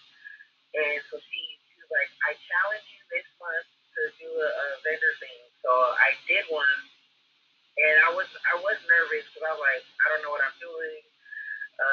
I do know how to sell, so I'm gonna just focus on that. And once I did that, now I've done several of them, and I have confidence in going out and doing the vendor side of things. Even though I know there's things that I can tighten up and progress and do better eventually, or get better labels, whatever, all the little things and stuff. Like now, I have that experience, and I'm okay with going out and do it. when somebody hits me up, I'm like, okay, yeah, I can do that. And stuff. So like that's what I was saying is on point, because I was just imagining that experience at the same time as you were speaking that. So now you know, whenever you feel that sort of fear, that uncomfortability, you got to ask yourself, do I want to stay in this space or do I want to change it? And if you decide that you want to change it, then the next question is, what do I need to do to change it? And the answers will come to you. Like, what a lot of people don't realize is that our brain is a super organic computer. And really, how we operate determines on how we were programmed. And how we were programmed is based on the experiences that we've had through life, things that have passed through our eyes. So we can change our program by changing the things that we focus on and that we see. You know what I mean? And so if you ask your brain a question, this is how ultimate our brain is as a computer. If you ask your brain a question, it will always give you an answer. Now, whether or not that answer is right or wrong will be determined by how you ask the question. So if you learn to ask the right questions in the right way, you'll always have the right answers on what to do. You just got to trust them. Absolutely. And the same person that our customer, she happens to be a counselor at a college out here. So I was like, I wonder why I always want to talk to her when I see her. But she was like, what is your why? And I was like, huh? And she was like, that's part of your homework. She would give me homework every time she come by Seamoss Show. She's like, what is your why? Why are you doing this? Because you make a lot of money? And she's like, there's no wrong answer to help better guide you at which direction you're going to take your business. And so, like, every time I would come to her, I'm like, man, that question is a rabbit hole, because I was answering it, writing it down, and there were so many different ways. And so the next time she's like, okay, we'll break down why for each why. But as I kept answering it, I was like, oh, wow. So, like, yes, initially, I was like, oh, I can make some money off of this, but I was actually really happy that people were coming back to me and saying, hey, this helped with this. Like, it just gave me joy that I had finally got a hold of something, because I've always, since high school, so just to go off a little bit, in high school, me and my best friend, every day we'd ask somebody for $1. We're like, nobody's gonna miss $1. So we're not, don't ask to borrow it, just ask for $1. Hey, you got $1? So by the end of the week, we got 30, sometimes $60, and then we go buy shoes. Can I just take a pause there for a second, and so you continue the story? But I just wanted to tell you this one thing. That brought back a memory of when I was a kid, in junior high. I don't know if you have grade 7 or 8 there. Like, this is when I was like 12 or 13. But we used to do the exact same thing, because back then, fries and gravy was like $1.50. So you would ask for $1 for every day, and it was like on every second day we would have enough to go get fries and gravy, because you'd bum the $1 from the day before that day, and yeah. Right. So continue. Yeah. So I kept thinking about how I just always had the ability to, like, either sell something or get money some way, somehow. Yeah. And stuff. But I finally found something that makes me feel good. And it's not even just about me, but the fact that other people are getting something that helps them with something. It's not useless. It's not like, you go on Amazon or you go into Target, you end up coming out with a whole bunch of stuff you didn't really need. Like, this is something that you're helping probably people. didn't know you needed, but now it's like elevating you and stuff. So that became like my bigger why than the actual money aspect and stuff. So yeah, the money too.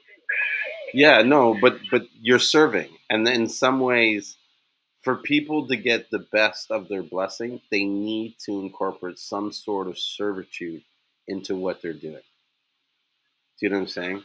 And so the more you serve people, whether it's like helping them get more healthy or providing them more information and stuff like that, the more you will see the benefits. The universe will return it. It's like that karma stuff that goes around. So you're putting out this positive energy in this information. And then, it might not come directly from the people that, how do you say it? The people that you're giving the information to. Most times, the people that you're doing things for, you're not going to get the blessings from them. You might get some joy from them. Oh, I changed this, and that, and that. But a lot of times, the real blessings come from other people, from outside of what you're doing as the service. And so you will find that there will be times in your life where you'll run into these people, and you'll have these, how do we put it? Like experiences that are just life changing because you know what I mean, you've watched them heal themselves or something like that. You know what I mean? You can't get that to that point until you're doing serving of that. It's almost like you got to serve a bunch of people that you don't know before you can get to that person that that has such a profound effect on your life that they fill you with so much energy. Right. You know? Absolutely. Yeah. Going back to the powder idea, I definitely plan to get some from Ricky in the future because I wanted to talk to him about it. Doing like, so I know you do the freeze dried. Do you do some where you like mix in freeze dried fruit so it's already like a flavored thing? You know what? I probably will end up doing that. I just been kind of on the freeze side lately, but now that you're a couple people have asked me to freeze dry a lot of fruit form, so I think that's what it's going to go as far as just getting enough fruit so I can freeze dry. Like I freeze dry some fruit, I love it, so I wouldn't mind doing some more. Because I think that would be dope in a sample pack, like the original and then maybe a couple flavors, so they can kind of have like a low calorie, low sugar drink on the go. Yes, and send me the matter of fact. I think I might have your address. And I'm gonna send you a little 1 ounce of the powder so you can at least sample it and start with a plan. Oh, awesome! Thank you. Yeah, I'll send it. I don't know. It may have been a while ago. Yeah. So I'll send it to you on Facebook. Hold on just a second. I think I got it. I'll look it up real quick. I don't want to give you that information out. And I moved, so I'll have to give you the new address. I forgot I moved. Okay. Yeah. Yeah. Send it to me over Facebook. Okay. I'll send it. But yeah, I'm just like, the more I go into this class, the more like overwhelmed I am, and it's in a good way. It's not like it's making me second guess anything. It's just like now I'm like really trying to be a business owner. I'm really trying to get these things in place, and I'm not in a rush. Like I want to learn what I need to learn to get a good start because I know from what most business owners say, it takes a couple years before you even really turn a profit. If you're like starting from like someone in my position where I absolutely know nothing. I mean, I know some things now as I've grown and stuff, but I think it's for me. I find it a little difficult because I'm here in Sacramento, and there are some people selling Seamoss, but they're not quite as educated as like you guys are. So it's almost like I choose not to kind of communicate with them because I'm not. We're in the same place, so I need to like have more consistent conversations where I am learning something that I can keep taking a step forward and stuff because there's people that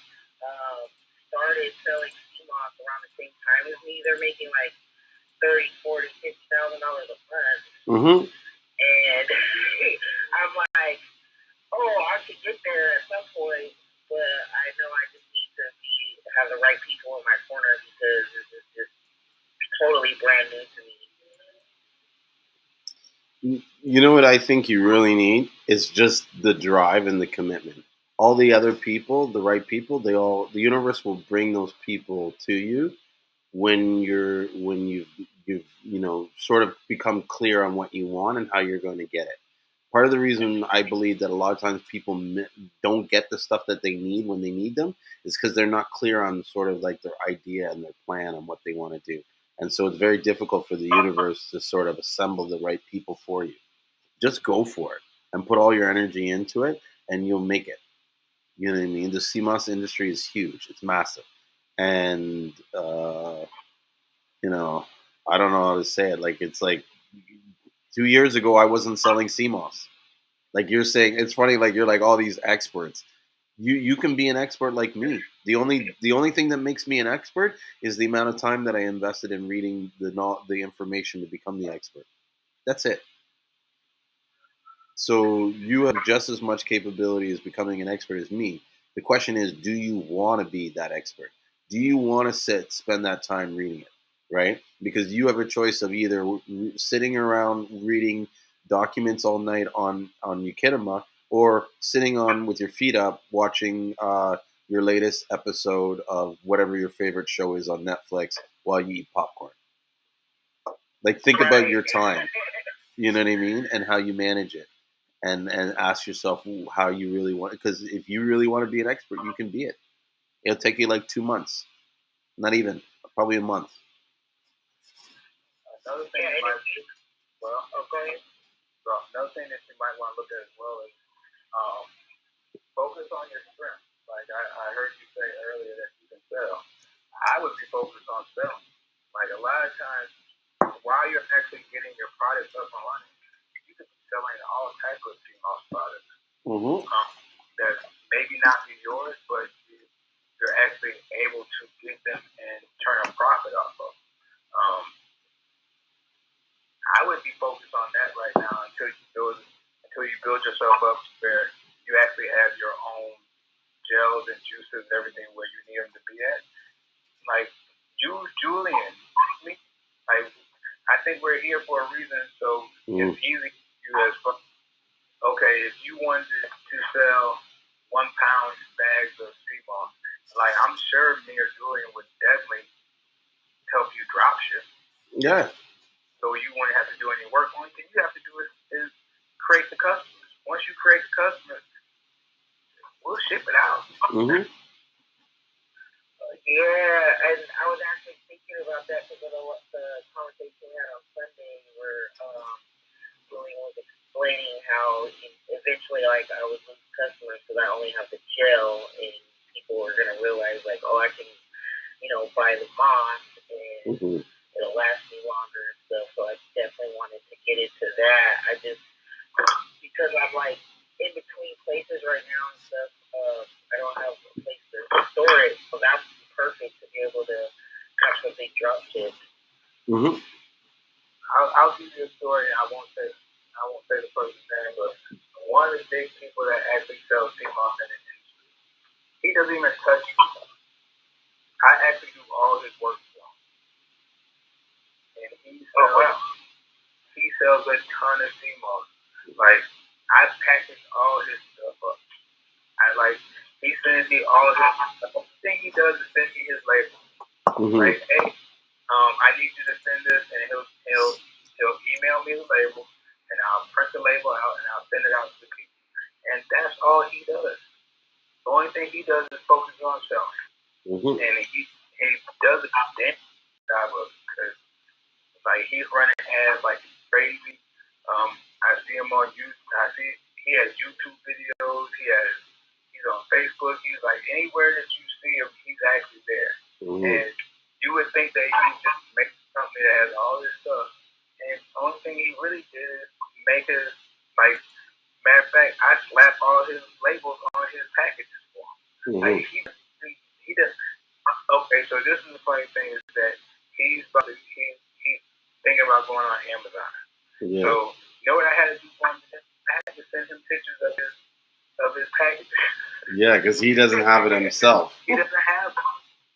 And these are like, and so I love to use them as an example, and just to show that like you don't really have to actually even touch the sea moss to sell sea moss. Mm-hmm.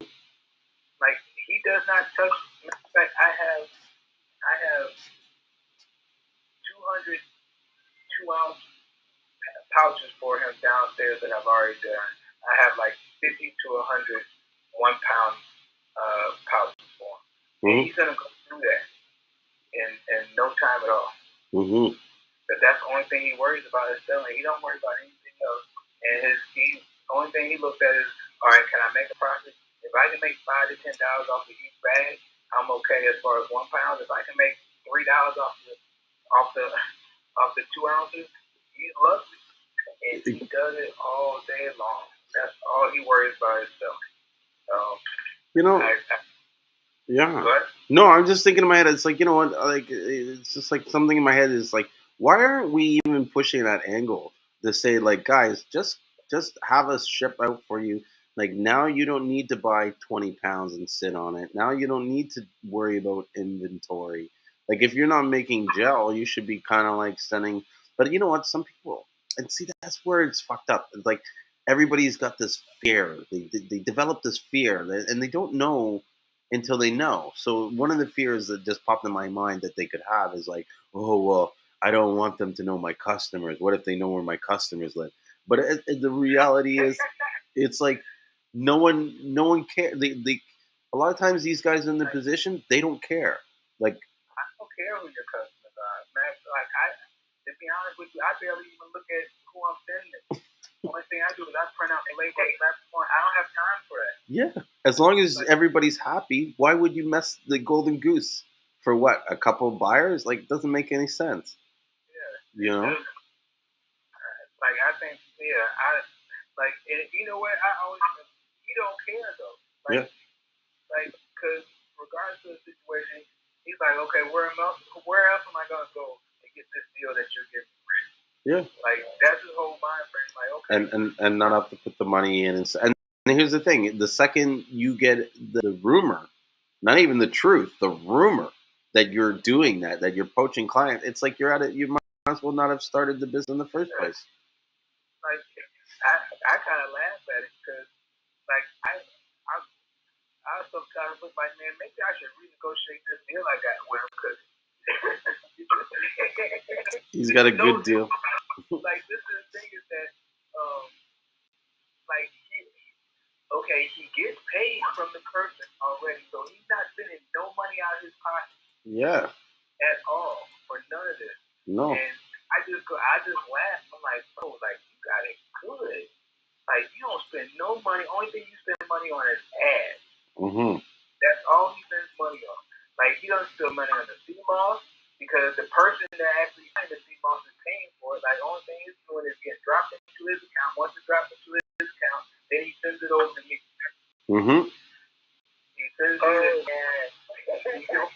sends me what it costs, and then he'll send me the label, and that's it. Like that's all he. I'm just like, man, bro, I should have thought about this. I'm like, man. I think I'm repositioning my business. I might be in the wrong end of this. But because that I don't sell. Like I like to create, and so it works out best for me because I like to sit here and create. I like to sit here and box up, and that's my love. And so he's taking advantage. Like I'm taking advantage, but we actually have a wonderful partnership. Mm-hmm. What we both love to do. He loves to sell. He likes to be in front of the camera. I'm like, go for it. Be in front of the camera as much as you want. Like I don't want to be in front of the camera. Truthfully, I'd like to do selling. If I can actually get 5 or 6 people just like him, I'm in heaven. Mm-hmm. Mm-hmm. Because all I want to do is be busy. Right. And I think this is like a perfect idea because I don't have the capability. I like to create too, but right now, the way things are set up, I don't have the space and a lot of things to do a lot of things that I'd like to do. And plus, since I'm starting out, I don't want to sit here and create like 10 products that I have to like spend time doing so many different things from. That's why I ended up purchasing soap from Matthew and them, and those soaps are selling like crazy right now. Oh, nice. And I didn't have to. And I thought about making soap. I was like, dang, they gotta take this many weeks to cure and all this stuff, and I need space for it. Like, I was like, I'm just gonna get it from them. And people love it. Yeah. I think I definitely want to do maybe like a Zoom call or something, because I need to write stuff down. I'm in my car right now, so I need to write stuff down and figure out how to get that started. Cause the job that I left my job in January, and I was like, I don't know if this is the right time to do it. I don't have nothing saved up, but I make more doing lifts, so I'm gonna do that and figure out the Seamoss as I go. But the job that I had was at a small parts manufacturing company, so they made food for like government agencies like SpaceX and Boeing and Aerotech, I think it's Aerotech, and some other places. And we sold our parts to distributors only, so we never saw customers. We just sold to the distributors, and then they hiked up the prices and sold the products, but we also dropped to their customers as well for free. So I have a little bit of experience in that, so that is piquing my interest right now, because it actually felt like a weight lifted off my shoulders, because I've been wondering how I could get into selling the packaged Seamoss.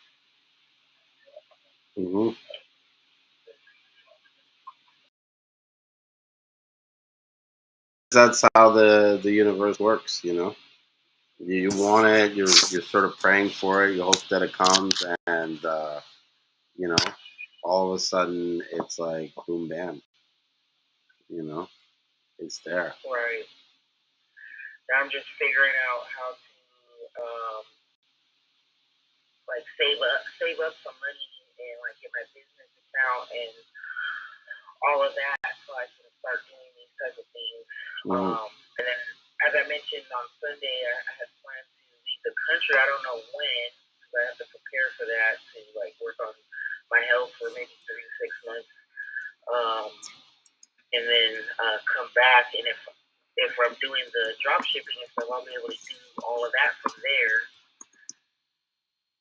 where I don't have to lose out on my business, like taking a break from it and everything. I could still make some money and fly back if needed.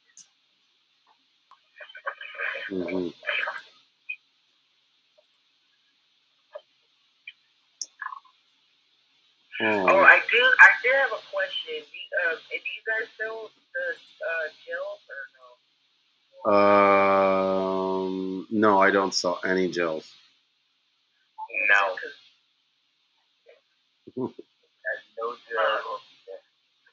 Okay, because my question was, I've been just making it by cleaning it, rehydrating it, and blending it, and then putting it in the jar. But from videos I watched from people from the Caribbean and stuff, a lot of people do actually boil the Seamoss, and I didn't know what was the safest option for the gel.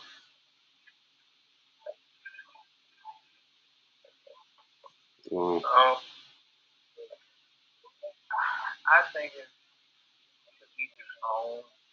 Now, I will say that a lot of times, especially because you're kind of going through a class where they're talking about food, FDA and stuff like that, I think it's the situation. If you're actually selling to people and you're trying to get into stores, then you're going to end up having to pasteurize it, which would be heating it up to a certain point where you're breeding in a certain bacteria. But that's not the case in every state, though. Like, some states don't have those guidelines for you. I've done both, and truthfully, I really don't see a difference. But that's just me. I don't really kind of like. I haven't been studying gel as far as me doing it. So I guess I would actually wait for somebody else to kind of explain a little bit further on as far as what's the best route. I've done both ways. Recently, I've actually been boiling it. I feel like it lasts longer when you boil it. I mean, I usually finish mine personally quickly, so I don't. It's hard for me to tell. But I actually the gold moss that I have, I don't boil that, but the stronger flavors like the gracilaria, purple gracilaria, full spectrum, those ones I do because it kind of helps with the taste a little bit. Yeah. But the gold moss I usually just do raw. Well, you did say something that I kind of looked at as well. It's like, I think I might have boiled some Seamoss probably a little bit over a month ago. And I look in the fridge because I kind of do experiments to see. And I look in the fridge and it still looks wonderful. Like, there's no mold, there's no changing in coloration or anything that would make you think that it's going bad. It doesn't look like it's going bad at all. So that's just what I see.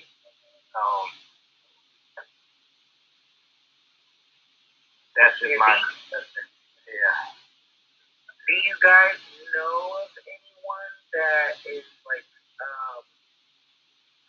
I don't know if it has to be predominantly, but sells the gels and has had it like tested as far as like temperatures and stuff like that? Because in our program, that's one thing that they talk about, but again, they're not familiar with moss like that. So I was trying to find somebody that is familiar with Seamoss. I may eventually get away from the gel just because I really don't like to ship it. Especially during the summertime. So during the other months of the year, I usually make posts where I'm encouraging people like this is the perfect time to buy because you're going to get it in 2 days and it won't be as compromised. I freeze it before I ship it, but in the summertime that can get a little difficult or costly to ship depending on how you ship it, like with cold packs or the cold boxes and stuff like that. You're kind of like me. The reason why I didn't do it because I refuse to ship. Like that's just like I knew that if I was actually doing gel, that I would end up having to ship, and I didn't want to. Like when I first started, I think I might have shipped maybe one or two, and it didn't really feel like it went well. I didn't really like the process. I'm one of them worry freaks that are what you would call perfectionist. So if it doesn't make it like in perfect condition, then it bothers me a lot. Right. I don't want to have those problems. for me, about only maybe one order, or I would say two orders were in the best condition. One was a fruit flavored one I shipped to Texas. And it usually gets there in 2 days, but it got there in 3, and it kind of had expanded, so it made the top pop off the jar. So I actually bought a flask now that I pour the Seamoss into, and it doesn't come out of those, and I freeze those. And then another order, it took longer than expected as well, and it was a little bit compromised. But most of my orders have gone okay, but I use the 2-day shipping from USPS, which costs people like $16 now. It used to be less, but it went up, so that's costly. And I don't want people to have to pay that much for shipping, especially if it's for one jar or whatever, whichever box I have to use to ship it. They're paid for it, but yeah. So I think maybe locally I'll continue to do the gel, and then once I figure out the drop shipping stuff for the raw moss, I'll probably get into that because it's a lot to, especially since I don't have a place to store stuff. If I could just have like a fridge and just store or a freezer and store a bunch of gel packs ready to go, that would be helpful. But I technically or legally can't do that from home anymore, so that would be another expense. Is to find some kind of cold storage place, and then I'd have to up my prices. True. But maybe upping your prices are okay as long as your customers can afford it. Like as long as they're okay with paying it. You know what I mean? Right. Like you just got to be able to show the value of what of why the price is different for you than for other people. Right. And a lot of people that are buying even my juices that are $12, they're not worried about the price. I think because when people start to get into their health, whether they've been doing it for a while or they're just getting started, most of them, like myself, when I first start trying to get on track, I eliminate things that maybe eating out or whatever I was spending money on. So now I have more money for healthier products and stuff like that. So I haven't really had a concern with pricing yet. Mm-hmm. I'm just thinking because but I was thinking of already raising my prices just because of inflation with all the fruits and everything going up and stuff like that. So it's just some things I'm gonna think about. But yeah, I definitely want to talk about the drop shipping and learn about that and see what I need to get started. Yeah, for sure. I think reach out to Ricky and maybe see what his options are from there because he's probably the better one to go to for to start with because he has a variety of the different products. You know what I mean? Like you've talked to earlier about the powders and some of these other items, even the soaps and stuff. He's got it all. You know what I mean? And he's always creating more products to add. And so that might be a really good fit for you that way. I got a new one. Huh? I got like 5 or 6 new ones. Like that's my thing right now is that I feel like I'm gonna have more Seamoss blends for. I just want to have more Seamoss blends than anybody. So because I look at Seamoss, especially in a capsule form, as like a multivitamin, like dietary supplement. Yeah. I think it's mixed with a whole bunch of different herbs. So that's what I've been doing lately is just seeing different for different types of people. Yeah, we're coming out with all these new ones. Yeah, and I'm gonna order soap from you because I remember when you first started posting the soap before you were even selling it. You're posting just some product photos to get ideas and stuff. And I can't wait to buy his soap because I love Seamoss soap. It's kind of like to me, it's just as good, if not better than black soap, the African black soap. I like it just as much as that. Okay, so it's crazy that you said that. Reason why is because my favorite soap and the soap that I get the most buzz, but nobody really buys, is that I actually have an African black soap that I take the Seamoss powder and I massage it into the African black soap, and I put it into an exfoliation pouch. So it's really like when I say it's amazing, it is amazing. Like it doesn't because it's really a black soap in a bag. That's all it is. It's black soap in an exfoliation bag. It doesn't look pretty. It's not like that. It just works wonders. When I say it works wonders, man, like I love that soap. Like, And I'm not even mad that nobody buys it because it don't matter. I use it almost every day. So, like, that's one of the, like, it's okay if you don't buy it. Yes, it's on my site. Okay, yeah, I'll check that out. I'll check some of that. Like, that's the go-to sleeper. Like I put it in people's bags now and then. Like when people order, I'll put it in there, and they don't even know what to think about it. And then they're like, "What is in this?" I'm like, "It's fucking new." And like I'm sitting here massaging, like really, I take and I massage. I just squeezing the Seamoss powder into the black soap, and like it looked like ashy black soap. It's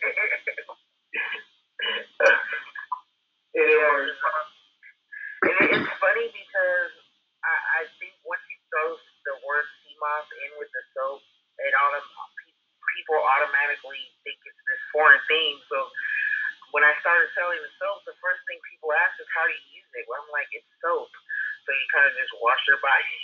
But I'm like, you can actually use it head to toe. You can use it in your hair, in your face, on your face, like anywhere on your body pretty much. And so people are getting excited that they can use it for that, especially with our hair textures and stuff like that.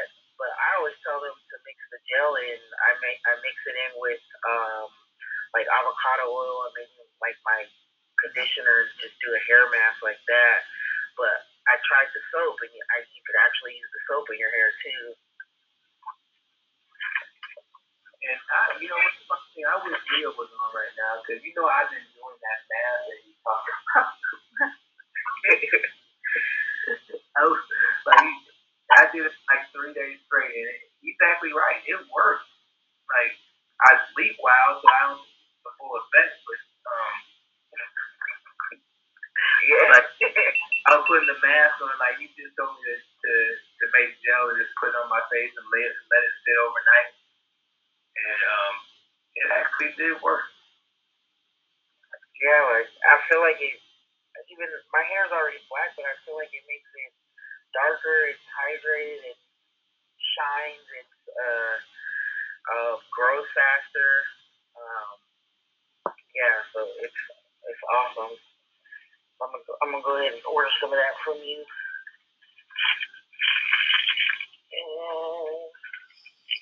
Give me 1 second. I have to get some gas real quick. Cool. I've been doing research on vaccines because I'm thinking if I have to take one, which one am I going to take? Even though I don't want to take any of them. I'm like been praying to God. I mean that like the day before I'm supposed to take the vaccine, they're gonna announce on the government, oh, the restrictions on. You know what I mean? Yeah, man, that's one of the reasons why I don't travel right now. Yeah. I'll be honest with you. Like I have a hard time traveling because of those restrictions. Like I'm not like I don't even want to be honest with you. I don't even want you sticking anything in my nose. Like it's like and I'm being truthful, but I don't trust our government, and I don't like to say it like that, but I don't really trust them. They've given me no reason to. But it's not even such the government. It's just people in general. You can't trust people. Like someone will know that it's bad, but tell you it's okay because you know it's in their interest to do that. Do you know what I mean? Like it's not like these government people sit around the chest and say, okay, let's plan a strategy to rope all these people and get it. It's just like it's the combination of all these different people at different points in time making these decisions, and the decision is not based on what is right, but what is best in their interests. That's typically how they run things. That's the reason why I don't trust them because most times that's what they do is they put something that's in their best interest and they don't care about us. No. And I don't want to say that to be rude or anything, but that's just life. And they value life. Mm-hmm. So whatever it takes for them to get $1, they're going to do it. Mm-hmm. Mm-hmm. I don't see how people live their life like that. See, this isn't going to work. 8 weeks. Well, it says here, it's recommended by the National Advisory Committee on Immunization that you wait 8 weeks after your first dose of the COVID-19 vaccine before getting your second dose. This is based on evidence that suggests longer intervals between doses and a stronger immune response and higher vaccine effectiveness than expected to last longer. This immune may be associated with lower risk. So I get all that, but for me, I don't know. To be honest, dude, if I take this vaccine, like the first thing I'm doing is going on like a fast and like a blood cleanse to kind of rid it out of my body as quickly as possible. Better than me, I just stay at the house. Yeah. Well, I'm getting to a point where it's like I've been at the house for the last 2 years. You know what I mean? And how do I say? I don't want to say life's going on, but I'm missing out on a lot of opportunities because I can't just, I haven't just flown down to St. Lucia or, flown somewhere else for other business or whatever. You know what I mean? Like I need to get out of this country. Yeah, I tend to have to agree with you on that as far as missing out on things. I just, how you come up with that, like, okay, this is what it is. Like, I have to, like, and that's what I started doing. I just started readjusting my life to say, okay, well, before COVID, like, I was traveling. Like, you would see me everywhere. Like, I was going to California all the time, all this stuff, and then when COVID hit, where we couldn't move around like that anymore, I stopped. Like, I stopped cold turkey. Like, it's like, man, I'm not. It's one of those situations that, like, I just had to come to grips. Like, this is how America is right now, and unless you want to fall in line, and do exactly what they say, like, you gotta sit down. And I'm so hard-headed. Like, I'll be honest with you, I'm hard-headed. So trust them. And so, you know what? I just put it in my head that I was gonna have to sit down until everything blows over. And like, you know how bad I want to travel out the country right now. I'm telling you. Well, you can still leave the country without being vaccinated in the States. It's just Canada. You cannot get into an airport, period, without being vaccinated, which is fucked.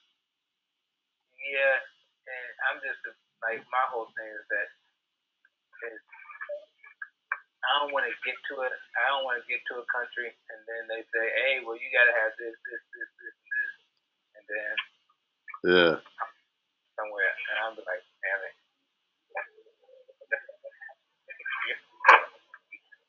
Like, I am.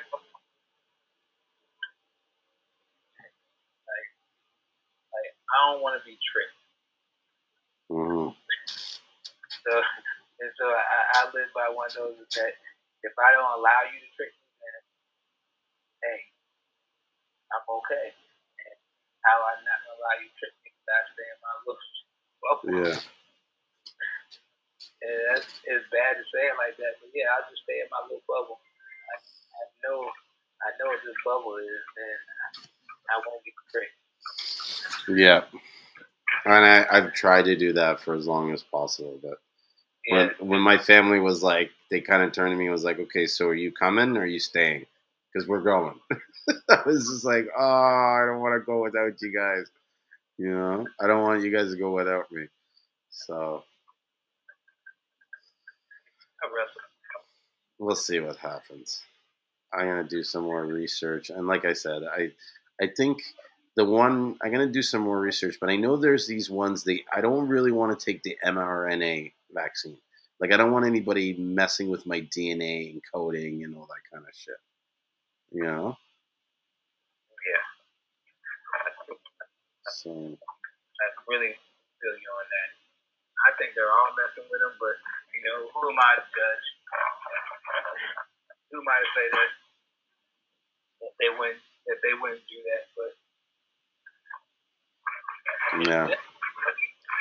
I'm going to spend the next day or two, but I have a feeling that my only option, I'm going to call tomorrow, but I think if I do take it, my only option is going to be to take the Johnson one, because it's a one-shot one. And I kind of like that better than having to take multiple shots and stuff like that. And then I don't have to worry about finishing this, because you have to be vaccinated 2 weeks before you get on the plane. as long as you don't take the shot and Yeah. The kid said here, my whole fam got the shot. I'm not doing it. Bro, I'm the same way. My whole family's been vaccinated for, almost 2 years now. And or whenever it came out, they got it because they wanted to travel. And didn't end up traveling, which was funny. You know what I mean? They went through that trouble. And I almost thought I licked it. I was like, yeah, we're coming out of this. It's just a few more. Like when the truckers happened, when they started protesting, I think the truckers should have protested longer. Had they protested maybe another week or two and fought off the airline thing, then it would have been a better deal. Because it's crazy, like how our country just did like a 180 on the mask and everything else once these guys started taking over, like our capital city. It was crazy. And all it took was a bunch of guys in trucks honking horns for 5 days. man, I don't want to take the vaccine either, and I'm just like, I want to travel too, and I'm like, that's messed up. Mm-hmm. Kind of forcing you, and I actually have what was that? I said, yeah, they're forcing your hand. Like I have a cousin who's a doctor, and I was messaging him months ago because I was debating on it because I had an opportunity to go to the Dominican Republic, but you had to be vaccinated, and to come back actually, not to go there. This is crazy. Back, you had to be vaccinated, and I was like, you know what? I'm not going, at least not right now, because I never looked too much into the vaccination because I don't even take the flu. I have to vax. I haven't taken that since I became an adult, and the only people I know that get the flu are people that have the vaccination. Yeah. So I was like, I'm good, but he was saying that it's a good idea to get a vaccination because I've been a smoker for years and stuff, and I had COVID before, and I was just like, are they making you guys say this? Because my cousin, he's into natural stuff, but he was just saying that a lot of the natural things weren't working with COVID, and I was like, I think that's probably because it's just brand new, but over time, I'm pretty sure, and Seamoss was the number one thing that helped me. Out of everything that people suggested, Seamoss was the only thing that I really felt made an impact when I caught COVID. And I know I caught it because I was plant-based for like 8 months, and then I started eating poorly in like probably February, and then in March I got sick. So I feel like I compromised my own immune system by doing that. And Seamoss got me through. As soon as I started taking it, I was like, oh shoot, I'm better. It was still like kind of up and down. I went through the whole motions of everything except for the fever. And a friend of mine suggested eucalyptus because I lost my taste and smell, and that helped bring back my taste and smell. So I was like sniffing. I had a body wash that had it, but she was like, if you can get the plant, that'll be even better, or the actual oil. But I was sitting there sniffing the body wash bottle every day. Oh wow! And it was working. No, I never knew that eucalyptus would bring that back. That's pretty cool. Yeah, so I mean, It was the one time that I had it, so I don't know. Like if I get it again, I'll do it again to see if it works the same. But I feel like that it helps. Nice. You're getting the munchies. Definitely not want to get vaccinated. They're talking about, I think in one of them they're talking about. I mean, I've just seen posts. I don't know that it's true, but I believe it. Having little chips or microchips or something in them. What for? So, I don't remember what it was. No, I understand the metal stuff, but what I'm saying is, what for? Like, what would be the purpose of them doing that to us? Do you know what I mean? Like, a lot of these conspiracy stuff, when you really sort of go down the rabbit hole and you try to figure it out, it really doesn't make logical sense. Because in some ways, what is the motivation for most of these guys to do this, knowing that most of these guys are going to die before they actually can achieve what they're trying to achieve?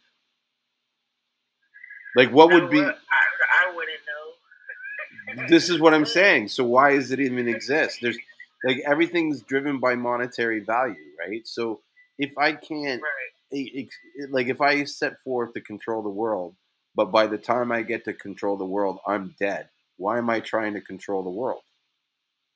I don't think it's all about controlling the world. It's more about this money stuff, where a bunch of guys saw this opportunity to fucking rip, and it's like short selling. You know what I mean? Like there's people that are out there that are betting on companies' demise, that are just hoping that things will fail so that they can capitalize on that profit. So imagine all these people are out there and they see the world failing and they're just like, you know what I mean? Like, oh, it's salivating. Like, let's go. You know, we can do this and that. And then this vaccine, it's like, imagine these guys somehow, in some way, they're getting some kind of kickback or some kind of bonus or some kind of recognition for selling this stuff. Like, even take the prime minister right now. He could have someone chirping in his head, basically saying, bro, you need to be tough on this. And, you know, you got to be like your dad and you got to do this and this and that. And you can't look like a pussy and blah, blah, blah. You know what I mean? And, you know, these guys are going to get mad at you if you don't sell enough vaccines for them because, you know, you got your election coming up and these guys helped you get in there. You want them to be nice. You know what I mean? And then all of a sudden he's doing whatever it takes to push fucking vaccines. It's not some conspiracy. It's more about him worried about his future and his legacy. Right. Only thing I kind of worried about is what you were talking about earlier, changing the DNA. Yeah. It's chipping my DNA to where once you alter DNA, then you can really have control over somebody, so to speak, because they're not the same person anymore. You can change their DNA. Yeah.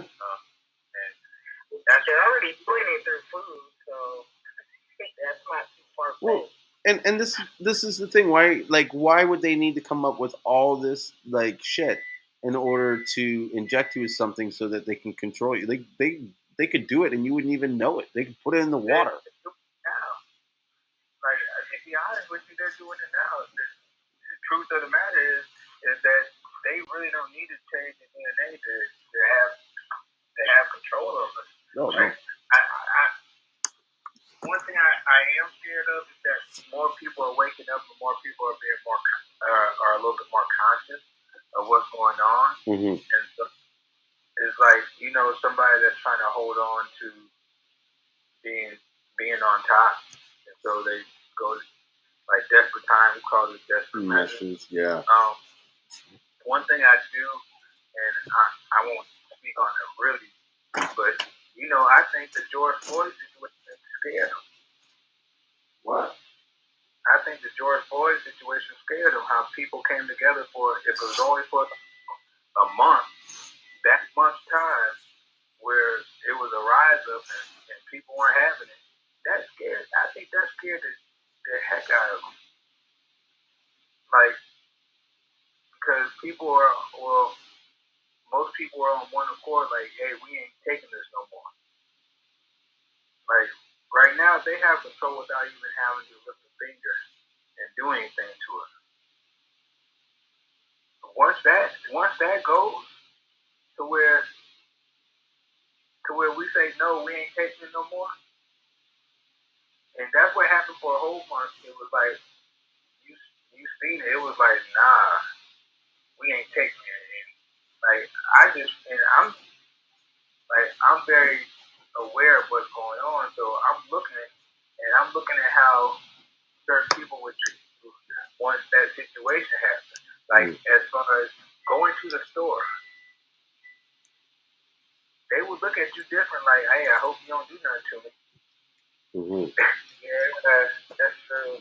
It was a different feeling. Like they were on guard. Like, oh man, I hope nothing happens to me. I better not say nothing. I better not look a certain way. Or I was seeing people get slapped left and right. Like you talk out of line, you get slapped, you get put back in place. And it was like what? And it's that feeling that people were getting off of that was like, people get a high off that. Like and I started seeing it happen. Like, okay, like you'll see it in the news where somebody like, hey, like that's when Karen started popping up everywhere. Like Karens were everywhere. They were getting slapped. That if you just take it, nah, they getting slapped now. And you're in the South, so I know it's worse there. Yeah, and once they like the South is a totally different scenario. It's like once they feel a certain way, they don't care. And so it was like you go into a grocery store and a lot of times they would look at you like we run shit. What you gonna do? At that time, you go into the store and it's like I hope nothing happens to me while I'm in the store. I just want to, like, they were looking like I just want to make it out of the store in one piece. I don't want no problem. it was a nice nod. Hey, how you doing? And I hope you don't like. Yeah. Like it was the fear factor. I know. And with that being said, is that triggered, and I had a conversation with my dad about it. I'm like, yeah, we doing this right now. I said, but watch what's gonna happen in a few months. It's gonna go right back to the same old ways, and they gonna feel like they ain't running shit again, and they gonna act as such. And guess what? It happened. And the funny thing was, you know what happened? They said COVID was out. And right. Brought everybody back inside. Right back inside. And didn't say nothing after that. And everything was swept underneath the rug. And guess what? They back to doing what they do. I have I don't know if it's unique, but different experience with.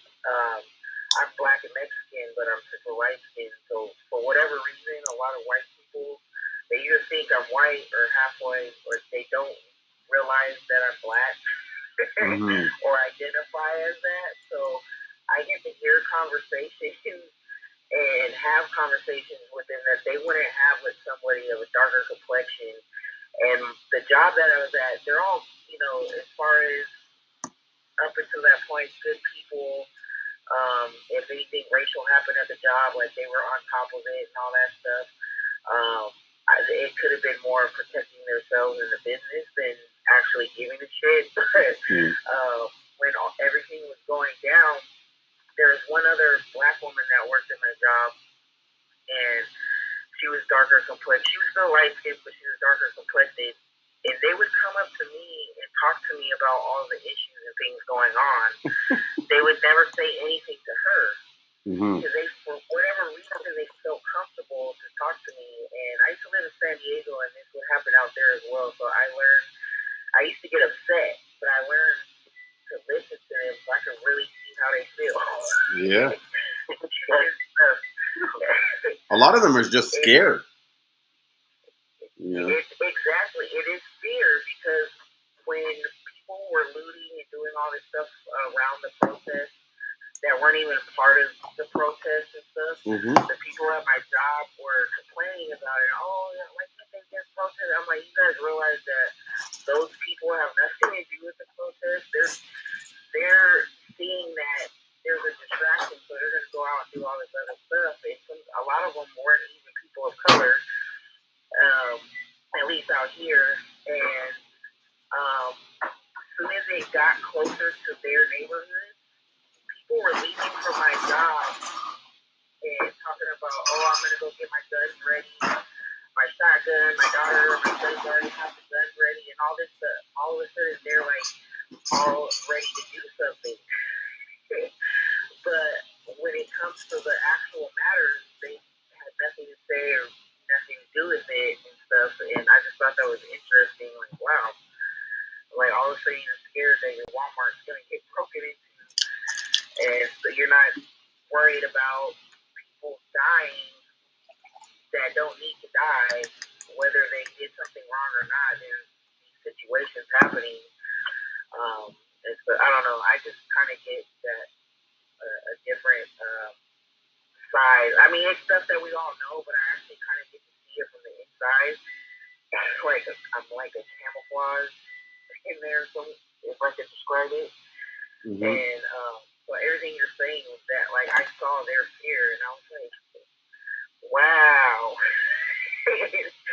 Like, y'all are ready to jump up now. Like, what about people that are living in fear every day and stuff? I've had run-ins with the police as a kid in my 20s, and the only good experience I ever had was when I ran into a black sheriff and did everything by the book.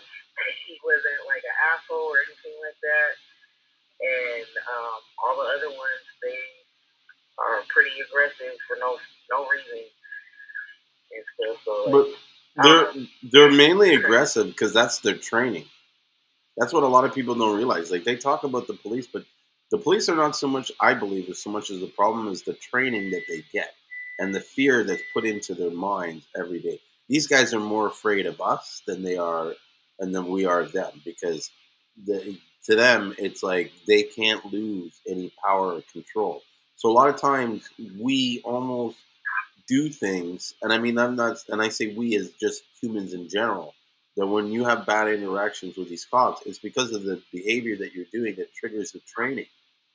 You know what I mean? Like, if you have the right attitude, the right stance, the right kind of language, you communicate with, like, I always tell it to my black friends, it's like I put on my white face. But, like, I was always the guy that got called to call the cops because I would talk to them and reason with them. Because I knew how to, like, show them that respect and that attitude so that they would put that guard down, so that they would be like, okay, I don't need to do this full training on this guy. You know what I mean? Like, they try to do it sometimes, and I've had that situation where cops have been trying to push, but you just, if you know your rights and your rules, you just stand your ground. You don't be rude or disrespectful. You're, okay, whatever, bro. Like, I get it. You're doing your job, but, like, you're wrong. That's the worst thing they hate is when you tell them that they're wrong. Well, they hate when you ask them questions or you keep it to a minimum.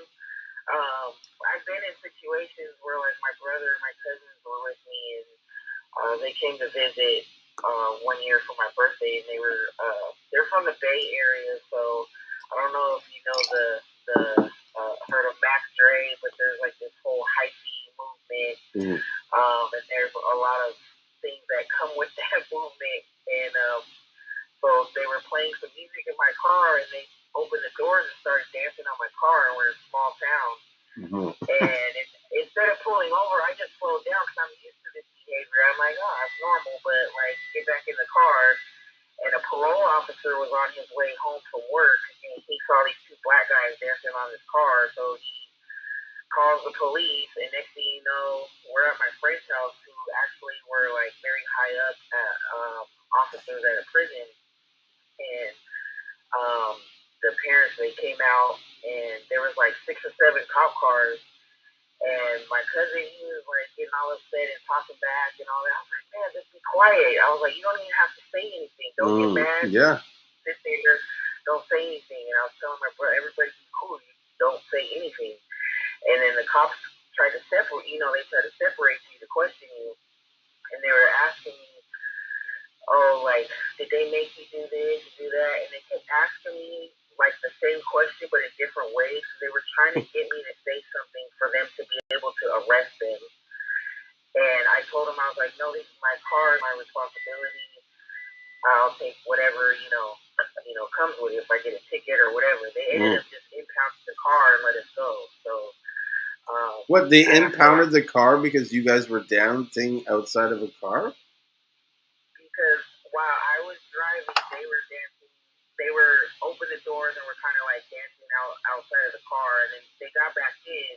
But the parole officer told them we were speeding, which I wasn't. I had slowed down. I was doing like probably 35 in a 50. But it was a small town. It was a back road. There wasn't anybody out there at the time until he pulled up. And so they gave me a ticket for reckless driving and took my impound of my car. I think just because they think, we got all these officers out here, we got to do something, or and stuff. And but yeah, so it was like I've been in situations where I'm usually that one that is the one that's caught, but I still see like how they are, and but the less you say, the better. Yeah. Because the goal is to make it home, because you never know, which guy is like freaking out or whatever. It's their first day on the job. You never know what's going on. Yeah. I'm not against police. I'm all for every person and try to make situations the best they could possibly be. But I know that if it was that happened in the South, it would went a whole lot different. So, yeah, it would be a whole lot different. See, I'm blessed in Canada. Everybody's like polite and respectful up here. You don't really get any of these problems, like unless like you're a really big troublemaker. And then usually like the cops, because of the way you behave and act, they just you know what I'm saying? Like it's like if you act fucked up, they're gonna treat you fucked up. But if you act proper and straight, they'll give you that same stuff. I remember one time I met a cop and he said to me, he goes, you know what? He's like, this is how I base whether or not I give someone a break. I take one good look at the person and I stare at them hard and I ask myself, would I trust this guy alone in my house? And he's like, and if I say yes, I trust you alone in my house, I'll give you a break. I'll lower the ticket or do whatever. But if I look at myself and be like, hell no, I wouldn't trust this guy in my house. He's like, then I'm throwing the book at you and I'm giving you, like, I'm not giving you a break or anything. So that's something to think about when you're dealing with the cop. Are you presenting an image that makes him believe that he could trust you alone in his house? Because if he doesn't trust you, then his whole interaction is going to be different than if he did trust you. Right. I feel like that can work, but I feel like in some situations, it should be up in the air. But I agree. but for the most part, like it's a way to conduct yourself. But like you could be walking down the street, somebody just say there's a suspicious person, and then as soon as the cops come, you're suspicious and they're alarmed and all this stuff. They're like, dude, I was just walking down the street, but because you never saw me before, and I'm in a white neighborhood or whatever. There are some miscellaneous situations. I was driving Lyft one time, and I pulled up to this lady's house, and I was waiting, and you have to wait like 5 minutes for them to come out before you leave. And it was a white lady who comes out with a knife, because she didn't know why I was there. And I just cracked my window and showed her my app. I was like, I'm supposed to be picking somebody up. And she was like, oh, he already left. He already got a ride. So I'm like, why'd you come out with a whole... It was a long-ass knife. Like, for what? Stay inside. The TV. Some bullshit she watched on TV where she's like, I can't trust them. They're going to climb my fences. But this is what a lot of them do. Like, they'll come out and they'll shoot you, especially if you're on their property and stuff. So it's like, I'm here because y'all ordered me to be here, and now you're over here flashing on me. Facts. I don't know. It's tough. I think they're not necessarily police. Hmm. Yeah, it's unfortunate. I mean, I don't know. Once in a while, I experience racist things, but I just chalk it up for it is what it is. This is like I feel like everybody's racist in one way or another. It's just the way our society is. We can't live a life without trying to define things, and as we define things, these prejudice and like racism tendencies are going to come up. Where we're looking at one race and presuming they're going to be like like how everybody thinks Chinese people can't drive and Indian Jewish people are Yeah, cheap and that kind of stuff. and they get stuck in that mode. Hmm. It's all bullshit. The reality is that we're spirits, we're energy spirits in a dirt body, and so this is just the form that you were assigned to. Like it doesn't make like I choose to be what I think black is be. I don't naturally become this way because I was the color black. Do you know what I'm saying? Like Yeah, that is just the formulations of the molecules that I just happen to have based on the region that I am. And so, I fought a lot about this like growing up because being where I was, how do you say it, being light skinned growing up in an area where I was kind of like really almost on the train tracks, where it was like my house was on the borderline of a rich white neighborhood.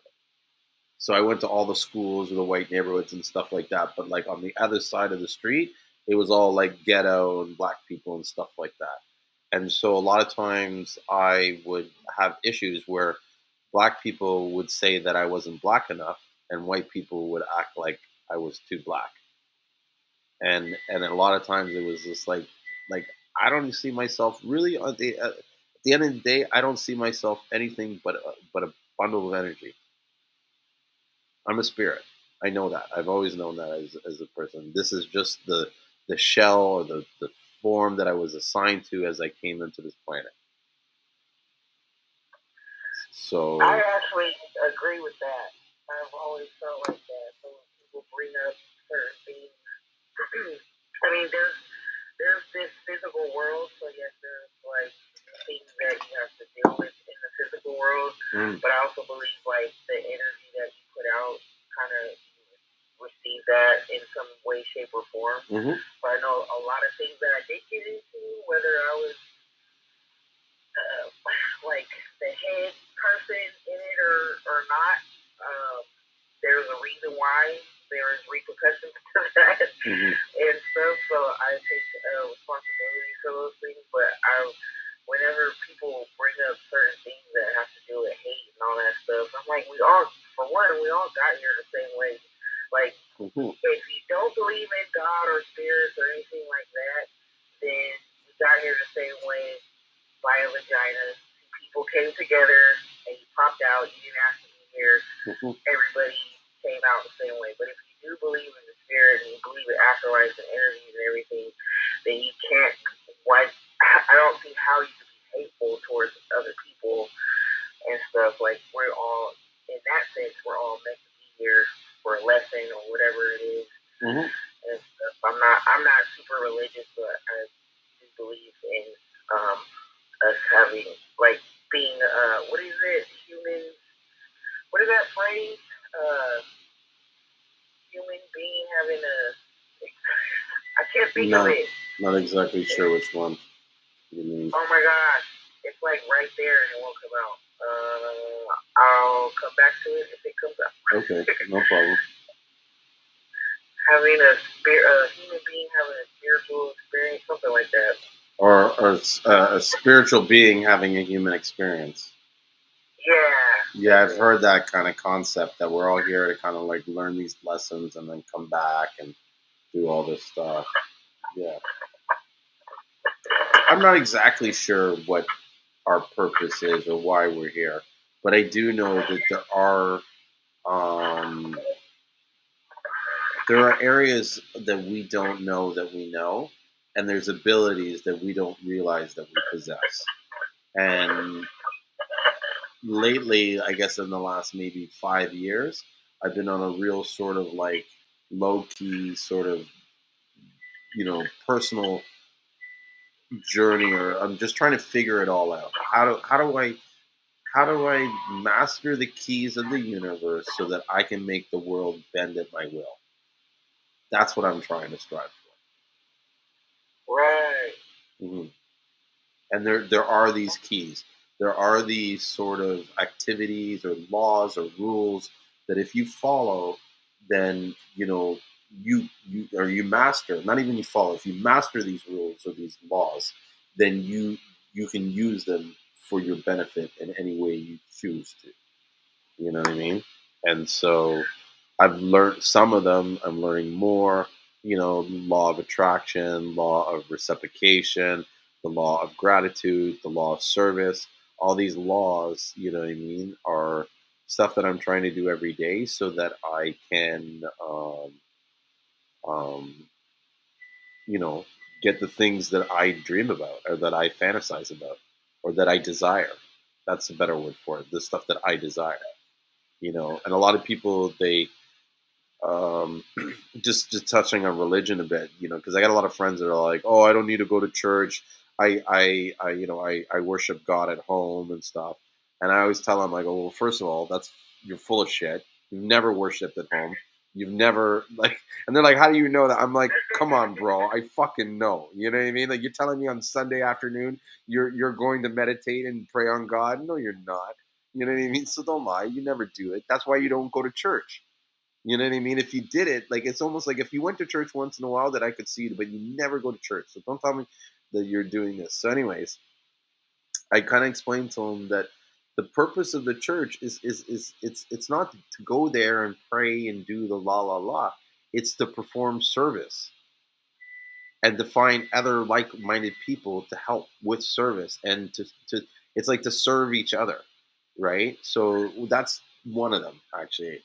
But I also believe that you go there to sort of worship and praise, and through those activities you unlock energies in your mind and abilities that you didn't like. There's a reason why when you leave church, if it's a good church, you go home feeling like on a high, because you know what I mean, you felt the energy. Like, have you ever been to a church where you felt the spirit of like the Holy Ghost come in? Not necessarily. I always say they try to give it to me, but I freaked out. When you go up to the front and they start whispering in your ear, and everybody usually falls out. Like, I started feeling light, and I just didn't go all the way. But I think it's because I wasn't accepting, because I just thought it was weird.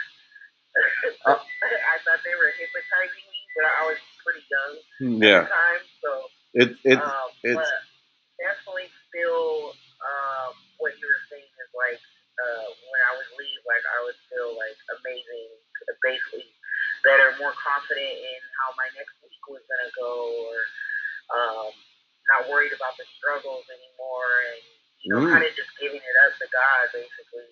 Yeah. Like, trusting him, allowing to come in, opening to become like a receiver, like all these singings and all that activities, and you standing up and stuff. They're like, we don't exactly understand them. I don't, but I know that these activities is what's needed to sort of open things up for us. Do you know what I mean? And you have to do these things like service and shit like that in order to put your mind onto the right frequency so that it can align with your desires. It's like paying a fare. You know what I mean? And so you have to get your mind on this right thing, and you give this thing, and so the universe is like, okay, you've given to the universe. Now we're gonna send this what you want. You know what I mean? Because you paid that bill, and here's what you want from the universe, and the universe will bring it to you, usually through somebody that you meet or something like that. Like the amount of and this is what's crazy in my life, right? The amount of times that things have been happening, even in the last 2 weeks, where it was like I I wanted this, or thought of it, manifested it like 2 weeks ago. Like I was saying to my wife the other day, it's like, bro, I feel like I'm firing on all cylinders. I think, and it becomes real. That's how crazy it is now in my life. And I feel like the more I get more, and a lot of it has to do with taking CMOS, right? And the more I get into this and open my mind to it and understand it, it's like the more I see it happening. Like it's crazy. I don't know. I sort of rambled on a bit about different stuff. So I like that because I tend to not be around a lot of people, not because like I'm scared to be around people, but because I don't like mundane conversation. Yeah. That doesn't lead to something. That doesn't spark something in me. And so, like, I can appreciate everything that you're saying. Because in essence, I feel like we can have church anywhere, whether it's, it's not religious based or whatever, but like even going to do a vendor thing, when I leave there, I get that same feeling as if I were to leave church. Because, like you said, I was doing a service and I was part of the community and help building the community up. And there's different ways that you can accomplish that. And stuff. So like I agree with that. And I actually been thinking about getting back into church because it's been a while. I have a younger brother just turned 18 who started talking about. He's like, I'm about to change up my whole personality. I was like, what do you mean? He's like, well, I'm gonna stop cussing and I'm gonna start going to church again and this and that. And like he kind of like sparked that back in me. Like I was like, yeah, why did I stop? Yeah, because it didn't do anything but help me. So it's like I don't know how I got out of it, but and that's what I tell a lot of these like sort of naysayer or whatever. I say like, show me an unhappy Christian.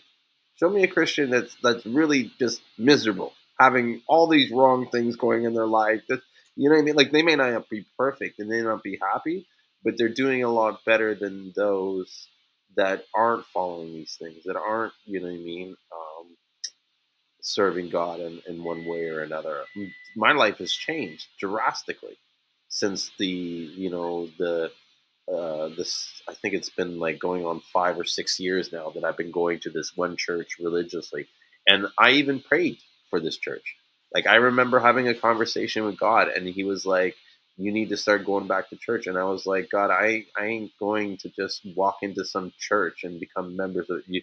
You need to help me. Like help me find a church. And if you find a church that is similar to what the church was that I remember growing up in, then I will like be at that church all the time. And within like a month or two, I ran into and it's a long story. I don't want to get into it, but I ran into this pastor who brought me to this church. And in the beginning, the church didn't look like the old church, right? But except for the band was almost identical. That's what's crazy. Like the band from my kid church growing up to now, it's like they're almost the same sort of skills and the way they played and everything. But when I look at my church now that I go to, it looks almost friggin' identical to the church that I grew up as a kid. In the fact that it was, they were both in even warehouse spaces. They were all in like commercial buildings. They weren't like the traditional church and stuff, both of them. Down to the carpet. The carpet looks almost identical on the chairs. Like I freaked out when I like walked in, like when because they moved churches and they rebuilt this new church. And so imagine I walk in and I'm just like, oh my God, this is the church. Like it's like he brought it to me. Like what the fuck, you know?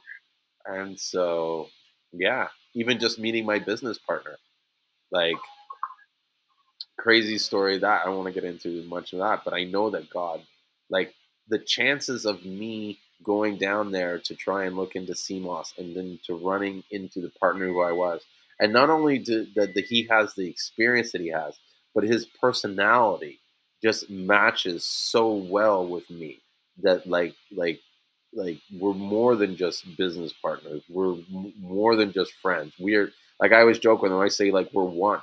You know what I mean? Because sometimes these, and I hope they watch this, right, so that they know, right. But I always laugh at we always like laugh because sometimes these farmers will reach out to me to try and cut a deal with me to you know what I mean, and like basically do business with them and cut them out.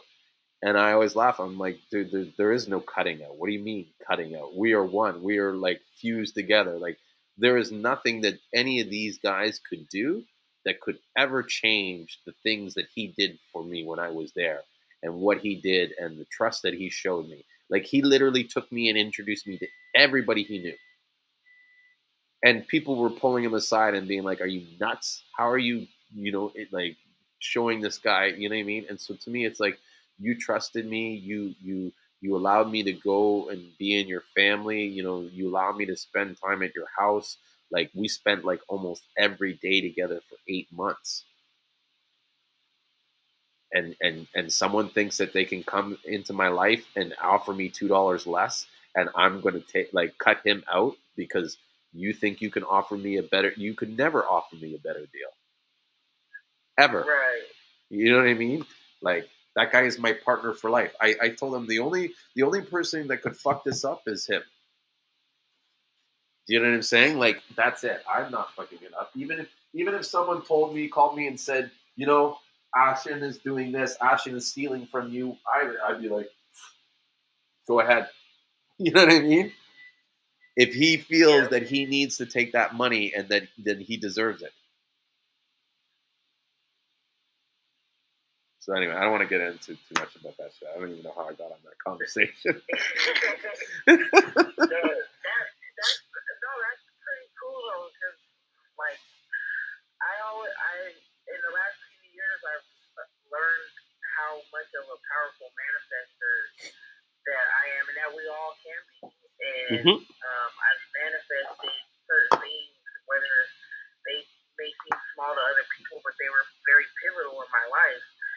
And it also was people that came into my life, just like the person you were just talking about. And the more I keep stepping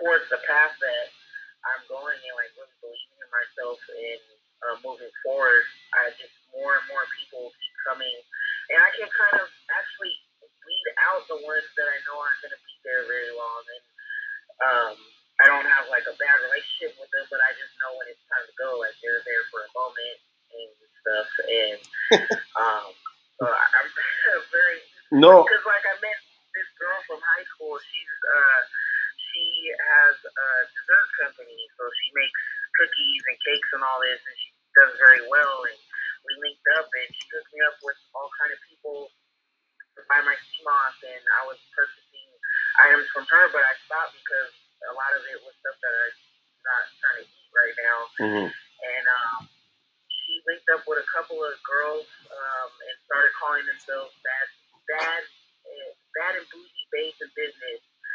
And they started doing throwing vendor events, but then they got into it and they separated. And I went over to her house one day, and she had me in her house for like 2-3 hours just talking about all the drama between them. And I'm like, that is none of my business.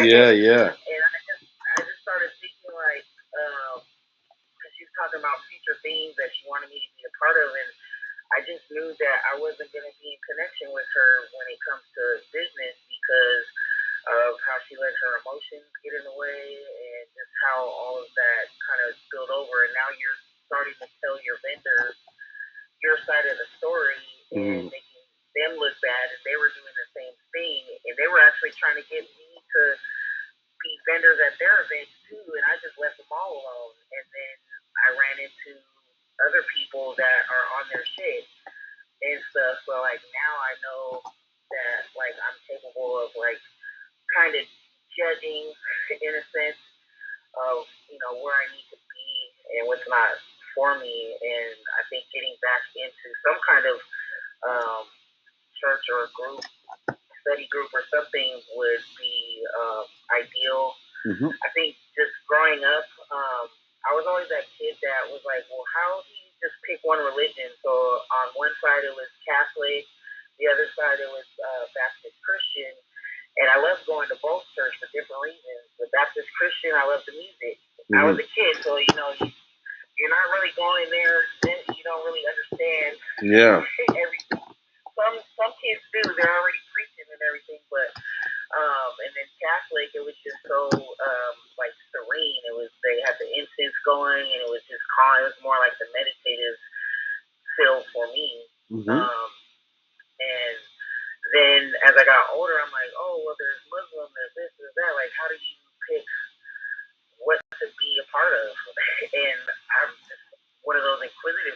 like wants to learn about everything Uh-huh. and stuff. So I'm like, I think that was probably one of the things that kept me from going to church because, you know, when you go, they're like, oh, do you believe Jesus, this and that? And I'm like, I don't necessarily not believe it.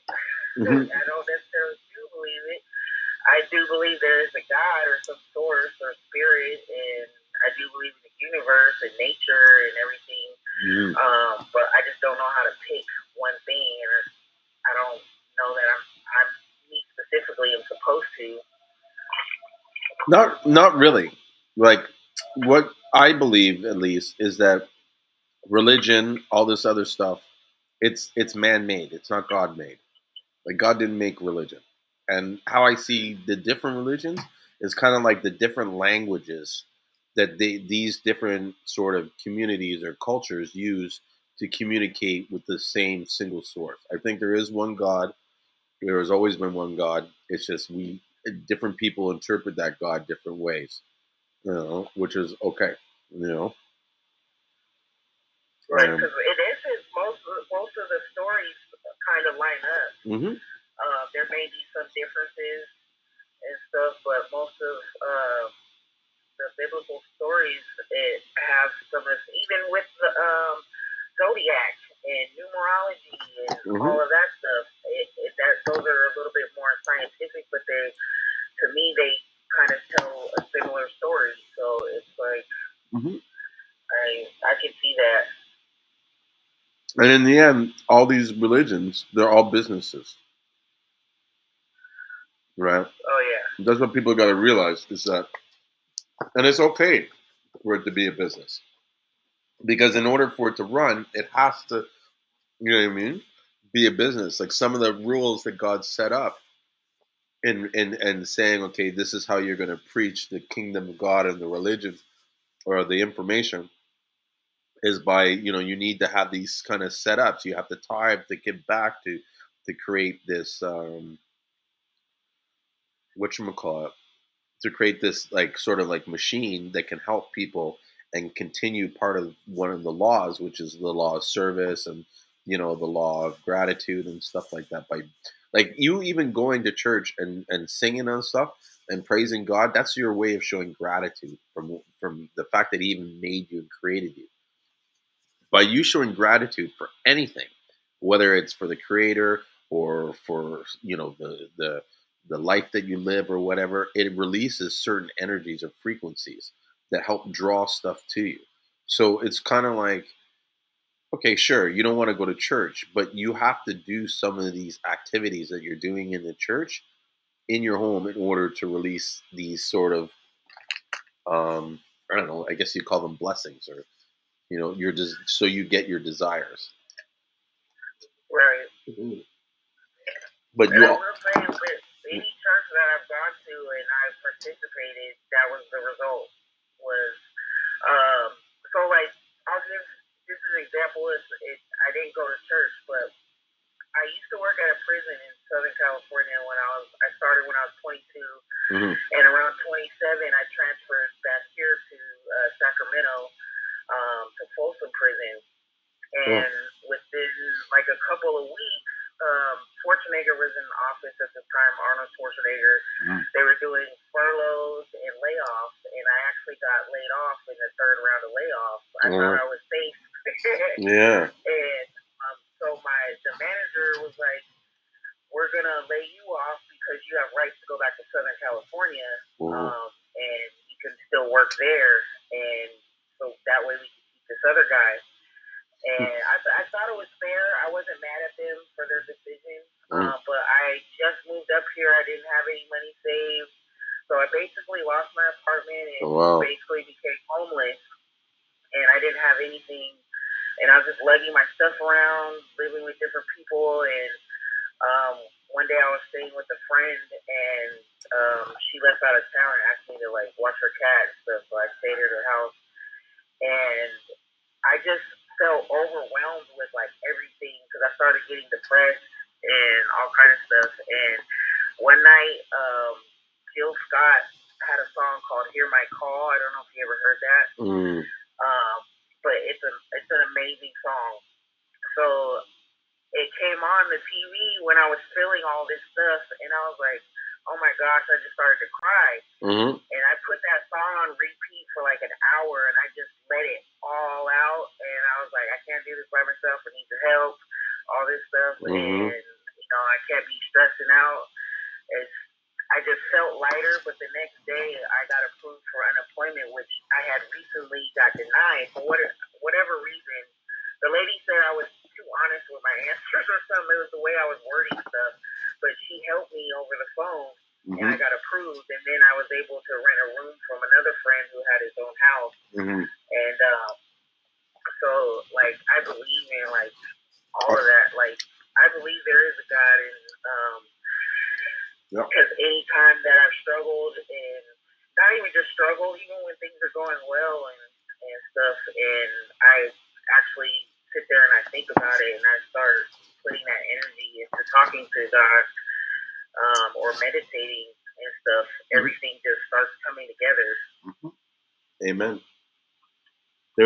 He's put a power within us that a lot of people don't really realize we have, or don't believe we have. And that's part of that faith, you know what I mean? And like, you see that story that you just told me there, that the amount of stories that I'll say this way, there's a lot of stories that I cannot tell people, because if they knew the stuff that I know and how I found out, I'll say this, the truth always comes out, and God will always find a way to let me know. Like, the amount of times where I found things out where it was just like I have to look up and say, thank you, God. Like, you turn the corner and this guy is there and he happens to drop a piece of paper that has the information. You know what I mean? And you're just like, you're right there at the right time, at the boom, you know? Right. Here's an example. I have a friend named Smiley, and how I met Smiley, who opened the door to a lot of these people in this area in Prowlin, and you know what I mean, where a lot of the Seamoss comes from, is that we were driving to go buy some Seamoss, and I can't remember, either we went there and the Seamoss wasn't there, or something happened and we didn't get the Seamoss. Because a lot of times they'll call you and say, "Oh, I got Seamoss," and if someone passes before you do, then the Seamoss is gone, especially if they offer them more money. So my partner's like, "Oh, let's just go and trek around and check out these farms." We didn't even have a plan. We just drove around, looked at these areas, and just kicked it for the afternoon, right? Whilst we were there were some farmers watching us on this beach. Didn't pay attention to any of these farmers and stuff like that. A couple days later, there's this area, this restaurant that we go to, that and mind you, at this time we're trying to find like the link to get us a lot of Seamoss and get us a good price, because at the time it was pandemic, it was hard to, like, the amount of fucking the amount of goose hunts that I would go on when we were down there looking for cheap Seamoss to get at a good price. Oh my gosh, it was hilarious. So this this one, so there's this restaurant that we always go to get these wraps, right? These sandwich wraps, and it's run by this guy, Mr. Smith. And this guy is a guy he speaks this patois language, so I don't even understand it, and it's like this broken French. So I have no idea what he says to me. Talks to me all the time, and so as we're getting the drinks, me and him become buddies. This and this and this and that, blah blah blah. So one day we're getting the drinks, and the guy calls me over, and it turns out it's this guy Smiley, who has access to all this Seamoss and all these connections and stuff like that, and his wife, or his new madam or whatever, saw us on the beach the couple days ago and was like, "Those are the guys. You need to go talk to those guys." And basically, he went and talked to us, and the guy, Mr. Smith, who we've been doing the drinks for, basically, because me and him were like pals now, vouched for me, and like, you know what I mean. So it's almost like the right place, the right time. Had I not gone to that beach, they wouldn't have recognized who I was. Do you know what I'm saying? Like, it just all kind of like boom, boom, boom, boom, and then all this door opened up. You know what I mean? And I'm like, only God could put this together. You know, this is not a coincidence. This didn't happen by chance. how like where the wrap shop is like miles away from the beach that we saw them at. Like the only reason why she was in that area is because her dad owns the place. Do you know what I'm saying? Yeah. Like she normally would not be there. You know what I mean? They're there because of him, and then he's like, yeah, I know these guys. They're good guys. You know what I mean? And then what's even crazy is that he turns out to be the brother of someone we were buying Seamoss from. That we were paying more Seamoss, so he opened the door and we were getting the Seamoss for less money. Yeah. Do you know what I'm saying? Like, what are the chances are that we meet we're on the hunt for cheap Seamoss and we end up meeting the brother of this other guy that we were buying Seamoss from, and he's like, "Yeah, come buy it off me. I'll give you all you want, and here I'll introduce you to these people in that pillar. How much Seamoss do you need? 1,000 pounds? Boom, no problem." You know? even in this group, so when I had this business mentor, because I met her through my cousin, and she was telling me, "Oh, don't add any other Seamoss groups and all this stuff," because she's like, the more people you talk to, the more people are gonna say this and that. She's like, just go through my program, blah blah blah blah, and stuff. And she's good at what she does, but Seamoss is a whole other category and I've learned that along the way that people. Yes, some business stuff applies, but there's other things that need to be learned or talked about. So, anyways, I had already added a few groups, and that's where I had added Ricky from. And this was like probably over a year ago. And that's where I also added Matthew and their brand. And I hadn't really been super active in those groups. Well, I ran into my health coach by looking at her Instagram page, and I saw the information that she had on her page, and I was like, I know this is a good person to talk to. She immediately set up a phone call, and as we were talking, we started off with Seamoss, and they were talking about health and things that I was going through, and she became my health coach for those months that I was plant-based. And now we're like actually, like I consider her family. We have never met. She's in Texas, and so I met her, and she actually sent me an invite for Clubhouse. And so I've had Clubhouse on my phone for this whole time, and I've never utilized it. And I don't even remember adding this group. But I probably did it when I first started. I probably like, well, who can I talk to on here? Oh, Seamoss. I probably added, the group in the beginning, and I just never utilized it. And I get notifications all the time. And so then I now, start listening and talking to you, and then you're friends with Matthew and him. So like everything's like coming full circle. And then the fact that Ricky's in the group too, and I've talked to him a couple times on Facebook or whatever. I was drawn to his brand because I liked his branding, his logo, and the information he was providing and stuff. So it's like I kind of naturally weeded out certain people, not that they were bad or anything, but it's like you're just brought to when you're putting forth the energy and like you said, having faith and everything, like everything just comes full circle. And so it's interesting that you shared that story because I was just thinking about all this at the same time. I'm like, well, damn, like, what's the odds that like I connected with you guys and stuff? So listen, no one meets me by accident. That's what I truly believe. I believe that God gives everybody gifts. And one of the gifts that I have is the gift to inspire and create. And so what you'll find when you talk to me, and I guarantee you, most people will not tell this, like openly say this, but I know it happens. When you're talking to me, voices are coming and talking in your head, and ideas are dropping. As I'm speaking, I'm like subconsciously dropping seeds into your head. And those seeds will start growing, and they will come out with new ideas and put you on the journey that you're meant to go.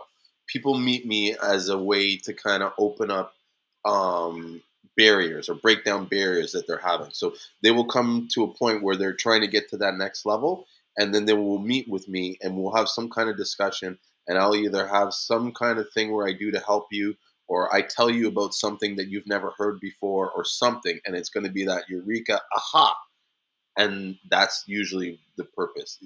Sometimes it's other reasons, but I believe that how God works His blessings is through people. He can't do it on. He can't just snap His fingers and make it happen. He needs people like me to kind of like be there, to be willing to do the. That's why I'm so sort of open and sort of generous and like that, because I know that I never know what God is putting me where and for what reason. So I just do it with an open mind and hope for the best. Right. Yeah. You're absolutely right, because just between Sunday and today, like, sparked definitely lots of thoughts and stuff in my head, and totally put some things in perspective that I've written some stuff down, and it's my value. And there are times where if you pay attention to me long enough, you'll see that there'll be times where it's almost like the spirit comes into me and I change and I start talking in a different way, in a different tone and a different mannerism. And it's almost like, because I feel it when it's happening and I just kind of let it drift. You know what I mean? And whatever I say and do and whatever. And some of the shit, I don't even know what the fuck I'm talking about. But it sounds good, and it sounds good.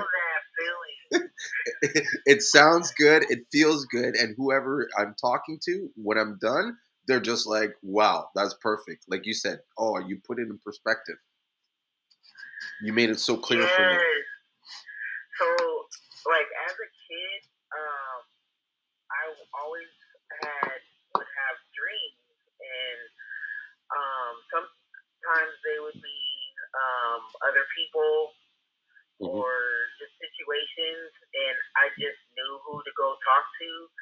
So probably in my 20s, probably when I can remember one of the dreams is I was dreaming about a friend of mine and her not like just going through stuff emotionally. I can't remember the exact dream, but I messaged her in the middle of the night, and I even used to write like stories and poems and stuff in the middle of the night. I get up and I just write, and I wouldn't know what I wrote until the next day, and then I read it. I'm like, oh, this was good. And so I messaged her, and I just remember waking up the next day, and she's like, oh, how did you know that? Or I was like, well, I don't necessarily know it, but it was a message for you, to like know that there's people that love you. Like, so whatever you're going through, like, even if it seems like, it's tough, and she still goes through stuff now and like hits me up and all that, but I just always would have these, like, sometimes it was even feelings where it was just a feeling that told me it wasn't necessarily something that I visioned.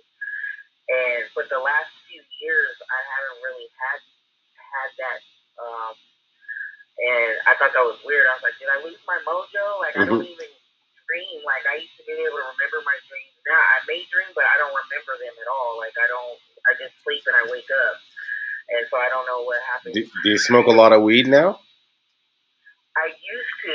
I stopped probably 3 or 4 years ago.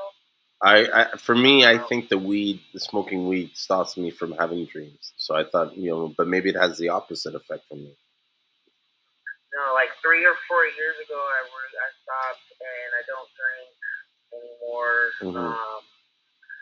And every once in a while, when I was with my ex, like, she would smoke, and I would like hit her joint, but it was just like every blue moon, and I would just get good sleep. But I used to, be more into music, and so that was kind of a part of the culture, was just smoking and going to the studio and all that stuff. But at a certain point, I started experiencing anxiety when I went back to college, and so I also went and saw a therapist. And I was like, I don't know what's happening. And she was like, oh, it's anxiety. And she was like, do you smoke? And I was like, yeah. She was like, you know that it can actually be anxiety inducing, because a lot of people will tell you, oh, I smoke because I have anxiety. And I think I was even smoking more because I was tripping, and that was making it worse, and I didn't realize it. So at that point, I just stopped, and now I don't even have the urge to do anything that alters my mind. Like, but so I don't know what it is now. There's a blockage there, but it could just mean that I just need to focus on myself. I don't know. Yeah, it could be a blockage. It could be something spiritual that's blocking you. It could be like you may have not have forgiven something, like something that you're holding on to in your subconscious that's creating a blockage. A lot of times, it's the forgiveness. You're not forgiving people. You're holding on to traumatic experiences and not just releasing it to the universe and saying, okay, what happened. You know what I mean? Like, this is something I don't talk about a lot, but I was molested as a kid. And it was kind of pretty bad. And so I don't really think about it too much because I've let it go. I've forgiven the guy who it is. I understand why it happened and what happened. You know what I mean? It was one of those like one-time situations, and I'm okay with it. I accept it. You know what I mean? It is what it is, and then that's it. You know what I mean? I release it. But some people will hold on to that and you know what I mean? Not let that energy go. And it follows them around like what they call is like a racket. You know what I mean? You keep all this sort of baggage with you because you don't release it to let it go. And you need to release it because if you need to release things in general. This is why you need to give away stuff because there's a law of vacuum. And as long as you hold on to things, whether it's like physical, spiritual, or like emotional, the harder it is for new things to come in. But as you give it away, the space that's there, that's created from you removing that stuff, needs to be filled. And so your mind, the universe, whatever, will draw in new stuff to replace that. And you, at that time, can decide to choose where you position yourself for what you draw in. But you got to let it go in order for the process to start, or else you just continue to fill up with being miserable and unhappy because the stuff just compounds and nothing changes, and then you get depressed, and then you hate your life, and you know what I mean? Like, I can go on and on. See, yes, you are a vessel, because I feel like it just hit me, because I will say I had a good childhood, but I experienced trauma. My stepfather was abusive, and I'm sure back then my parents probably thought it was discipline and all that stuff, but like there were times where like he hit me so I would be bleeding, and like I feared him.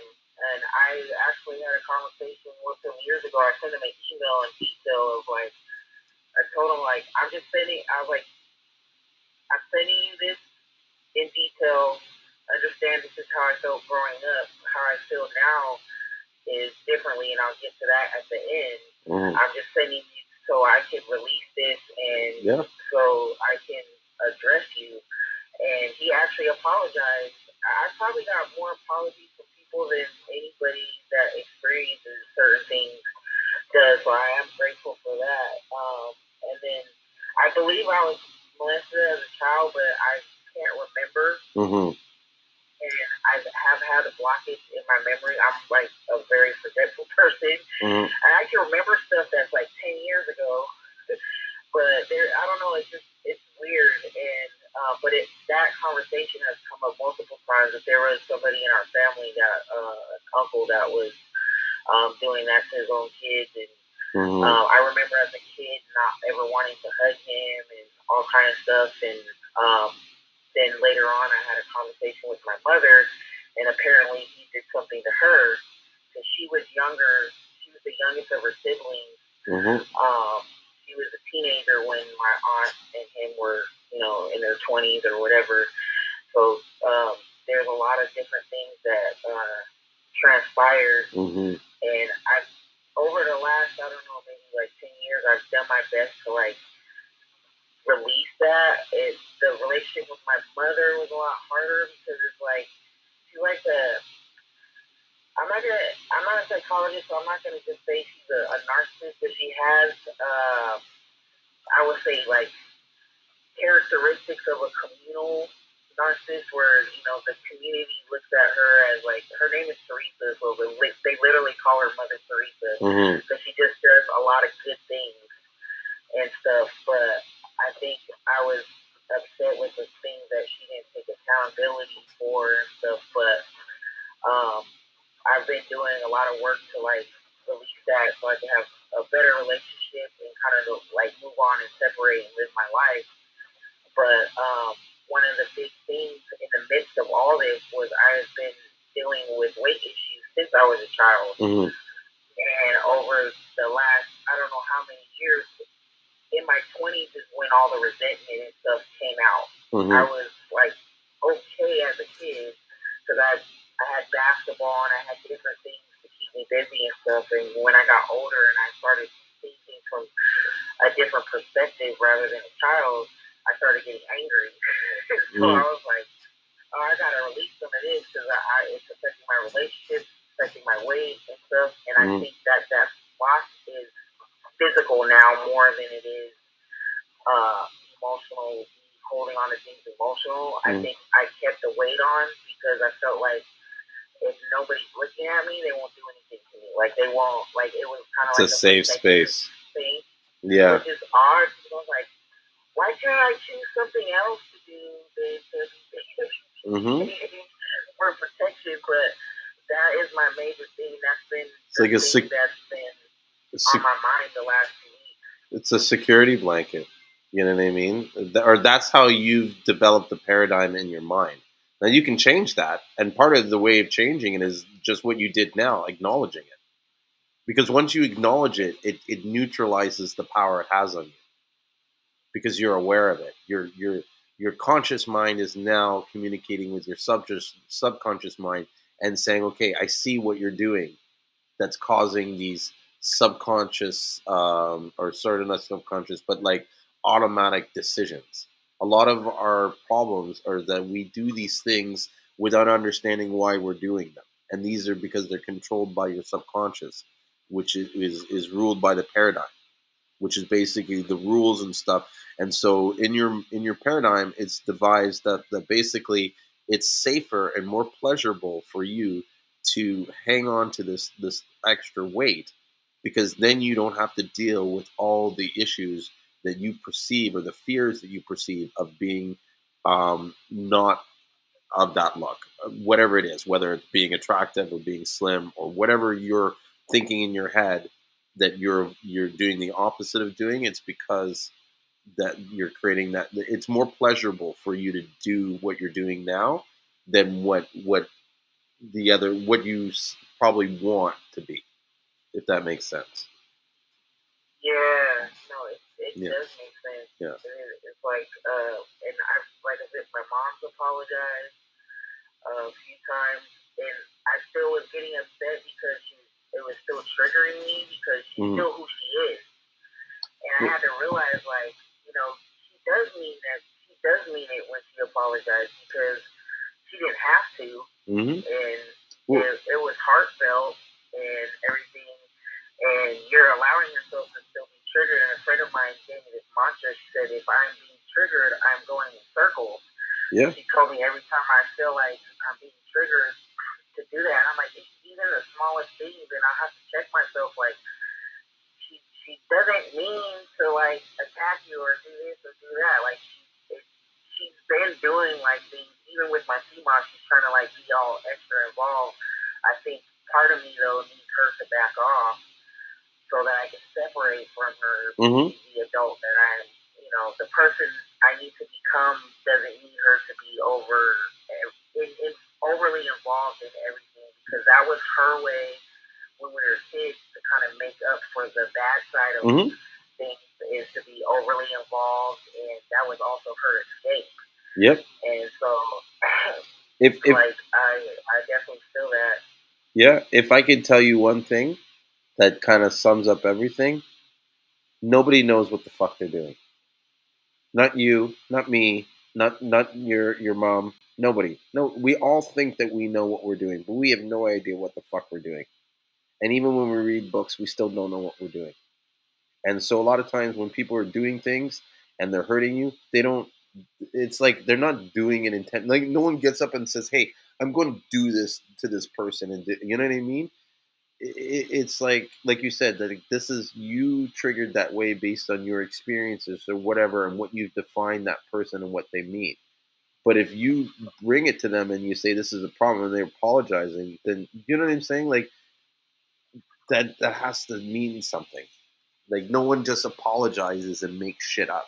That only happens in TV, you know. And Right. maybe you're watching a lot of TV, and that's because I find, and I don't mean it in a rude way. I'm just being frank because I believe that what we stimulate our stuff, we start to see. And so if you're watching a lot of TV, you'll start watching the stories and the scenarios that are happening in television.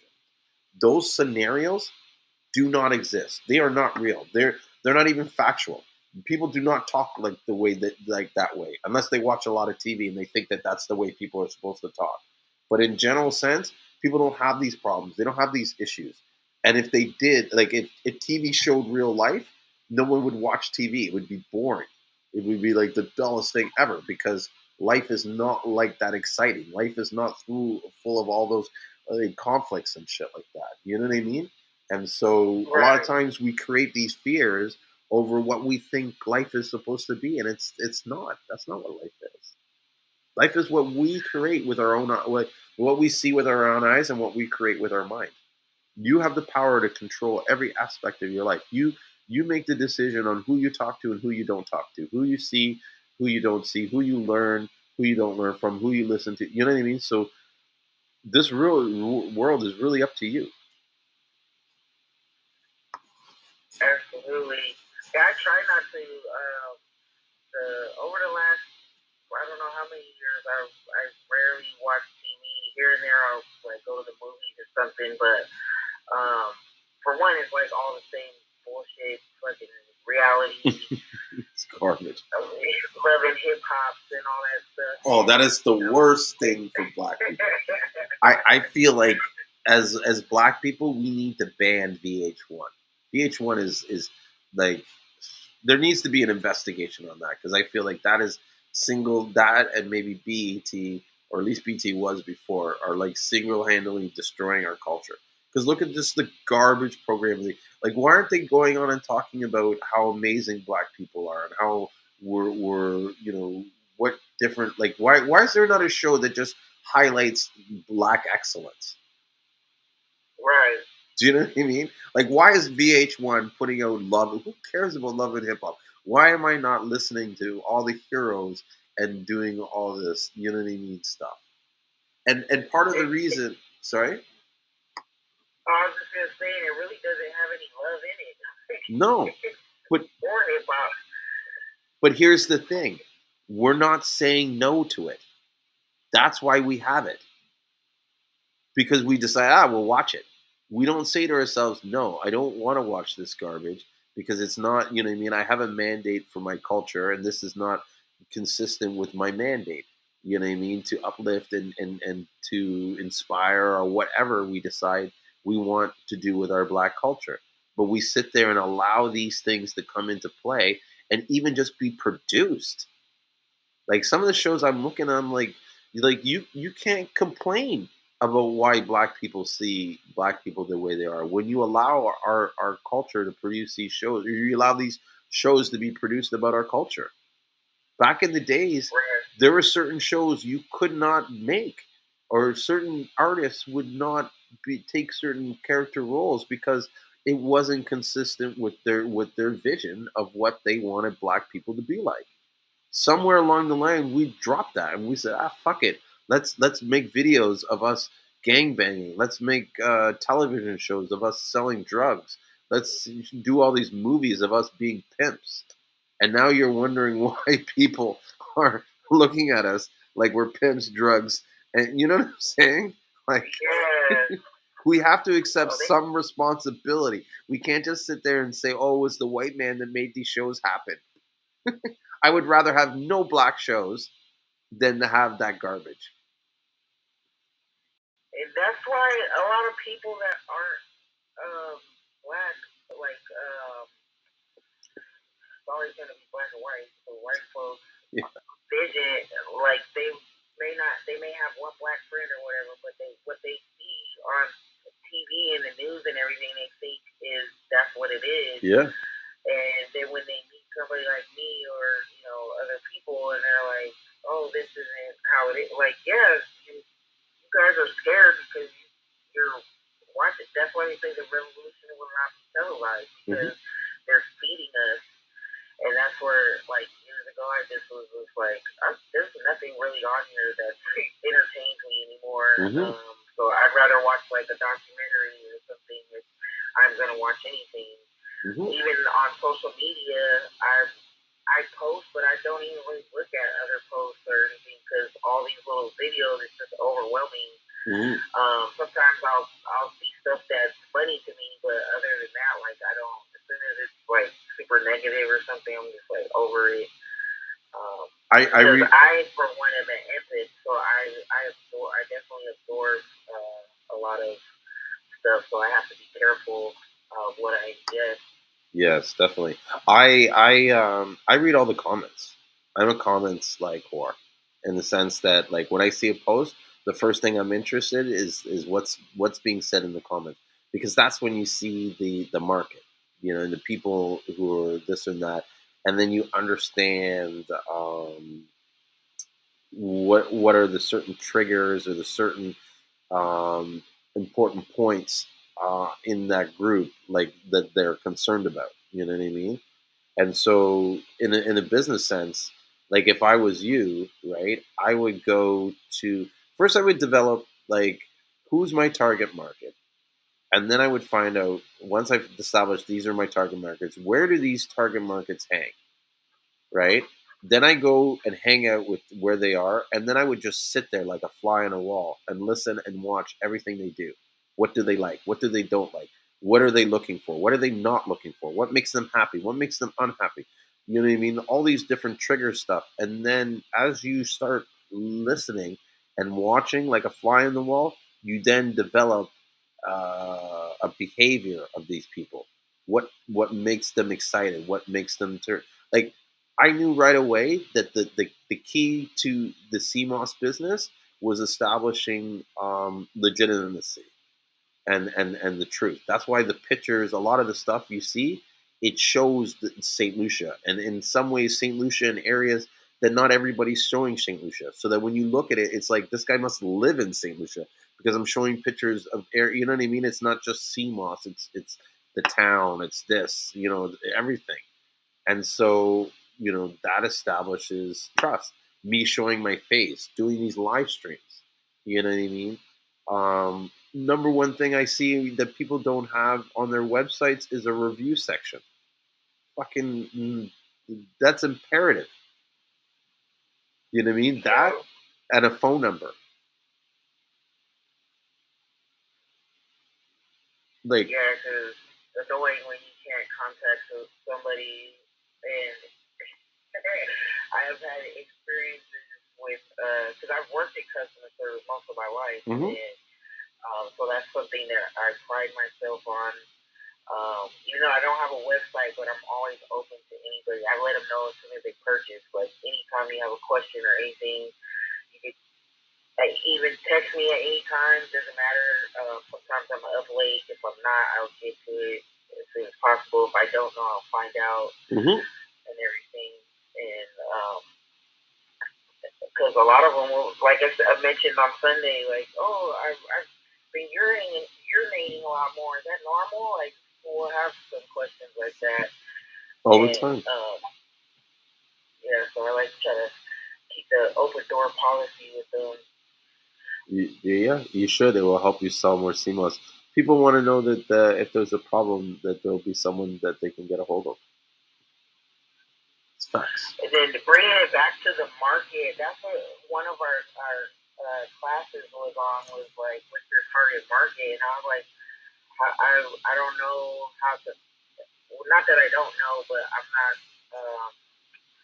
I'm trying to figure out what that is because I know when I go to vendor events, it's pretty much women purchasing the Seamoss, but I don't know that. Oh, that's just my target market, just because they're the only ones buying it at those events, or is it who I want the target to be? Yeah. Well, who do you like selling to most, or who when you sell to them gives you the most joy? Well, I've only done a few events, so it's literally mostly women. There's been like 2 guys and 1 guy. He just pulled out a lot of money. He said my wife's gonna come over and buy a lot of the stuff. So he's like, he makes me take it. Yeah. So like the women, it's the conversation is amazing because they're asking 1,000 questions, and they are the ones that are actually even they're telling me, oh yeah, my boyfriend did that, I make him take it. So it's like the same thing as mostly women. It's I like to see when the younger people, like I have a friend whose 12-year-old daughter knew about Seamoss and she orders from me. So, but like all I have to go off of right now is what I've experienced, and it's mainly women that are around my age, but they can vary from in their 20s to 40s, 50s, and it's usually people that have something already going on that they want help with. Yeah. So figure out where those people hang and where they congregate, or where their attention is a lot. That's your target market. Even though you haven't had a lot of different experience and stuff, based on the way you are operating your business now, that is your current target. Target markets can always change, right? It's not like you pick one target market and you got to stick with it, right? But you need to identify a direction on which to aim your attention at, to focus. If you consider like advertising as being a laser, and you got to hit the target in order to make the sale, right? And so knowing that this is the area where you know the people that are usually buying your products are, then you can point that laser in that direction and hopefully hit somebody, and then that becomes a sale. Yeah. So start with that one and then work more. And as you learn more, the next, your secondary target market could be parents with kids that are into health things. Now where do those parents go? Are there groups out there that teach parents how to, provide healthy foods for their kids? Would those same parents be in that area?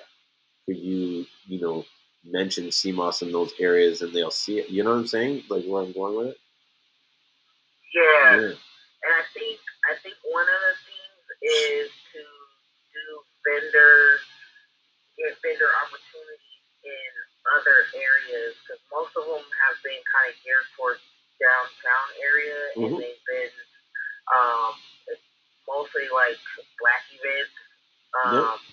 So I definitely need to like eventually like branch out, because there's other like farmers markets that are huge out here, but they're in other areas. So yeah, I guess I'll start with them and then figure it out from there. Because essentially, like it's Nature's Club. Well, the thing I want it to be based on I can't even say the word inclusivity, to where anyone can feel like, oh, I can do something healthy for myself. I can get back to nature, because nature's way is the best way. To get back to your health.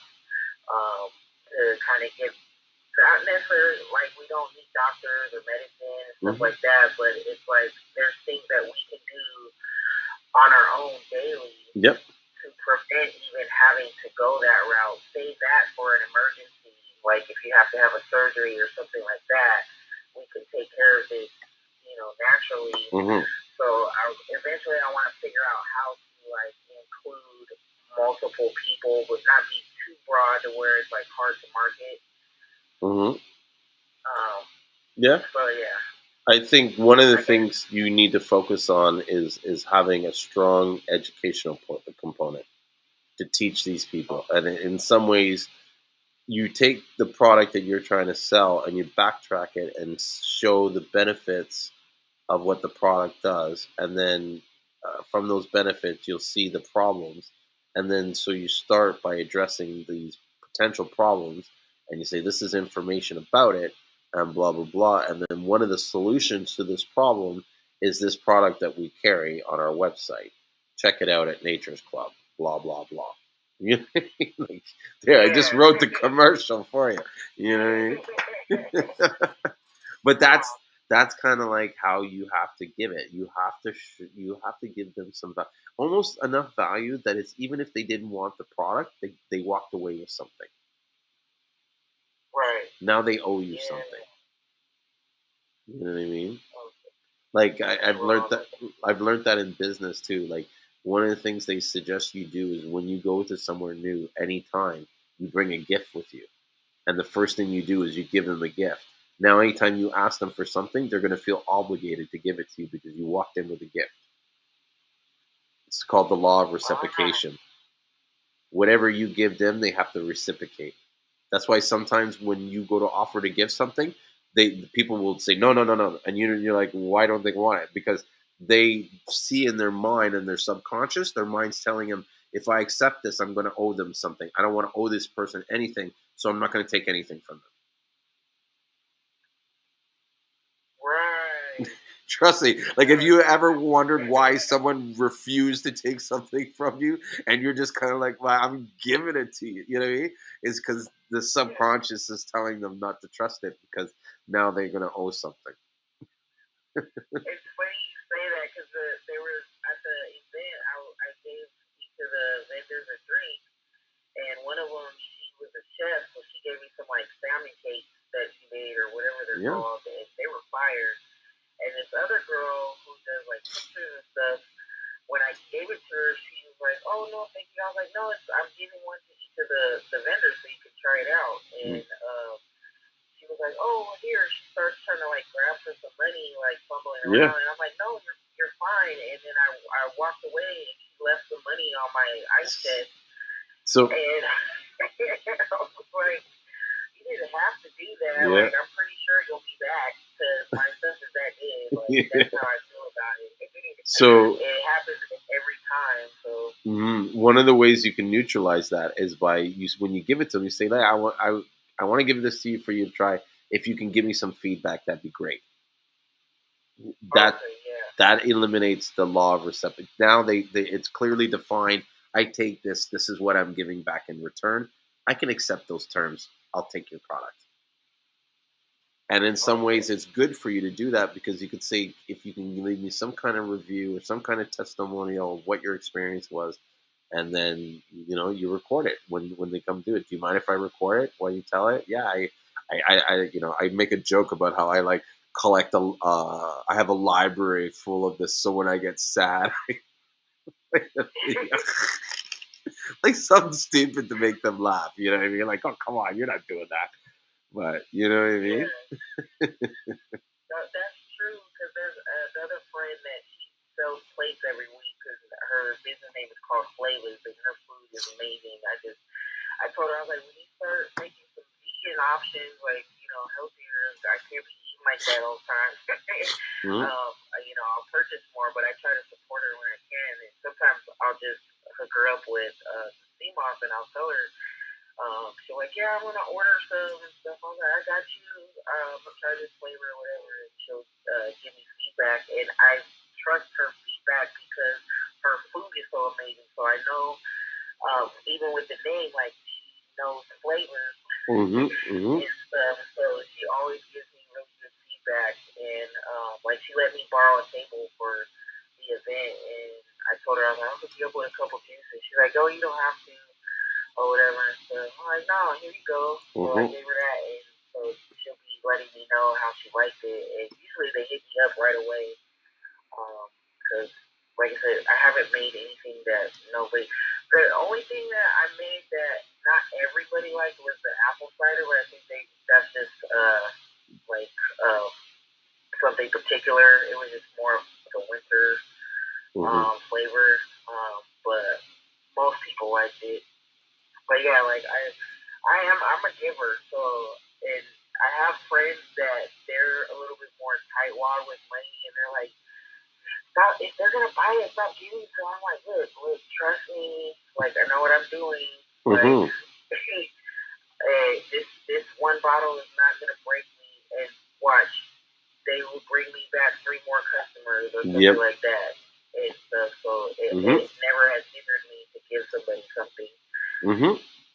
Listen, we live in an abundance, and if you start living in a scarcity mindset, your world will become scarce.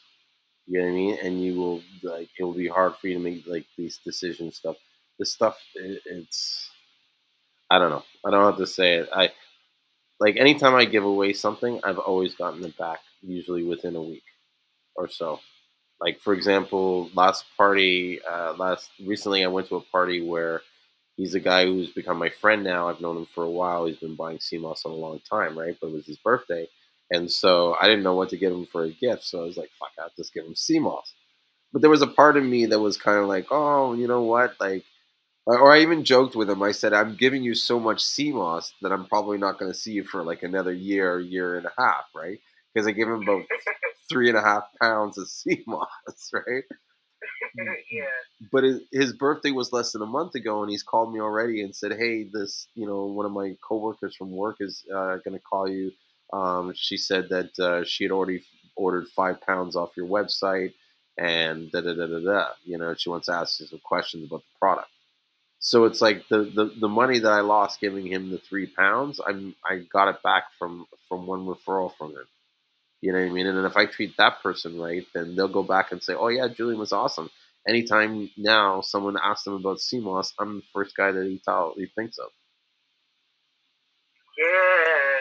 So at one of the vendor things I did, there was a girl from high school, and she sells insurance. So she had a table up to talk to people about insurance, and she came by, and I usually try to have samples of the gel, especially the flavored ones, and then I'll have like an extra jug of like maybe 2 flavors of the juices so people could try on the spot. And so I had her try the juices and the gels, and she was telling me she loves CMOS, she makes her own, and she's been using it for years. Well, like maybe a couple weeks later, she messaged me on Instagram, and she ordered like 2 jars of CMOS, and then the next 2 or 3 orders after that were like $100 orders. Yeah. And stuff. And it's like somebody that already knows about CMOS, is already making her own CMOS and everything, is now ordering from me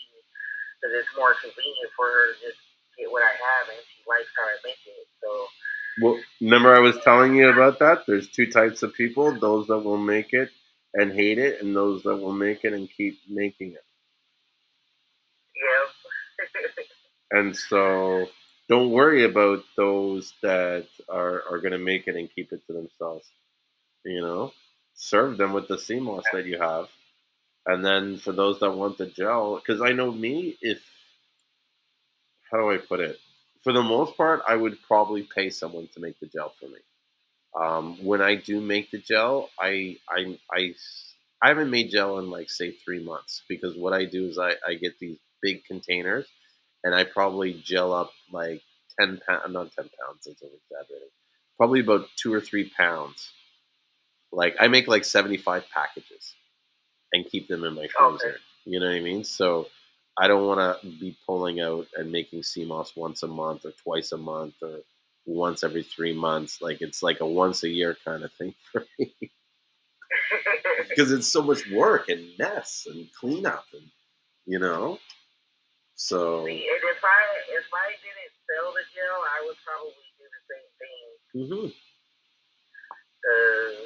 And that was another thing is I usually just soak mine overnight, but I know different mosses can soak for different times. So like my friend was saying, Conjus Crispus actually only need to soak for like 30 minutes to an hour. You don't have to soak it for 24 hours and all that.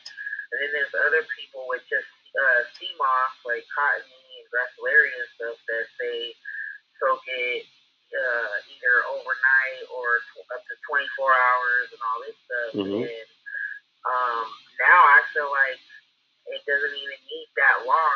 You can kind of eye it and see when it's, gotten to its full potential, I guess, or soaked up enough water. But I usually just soak it overnight.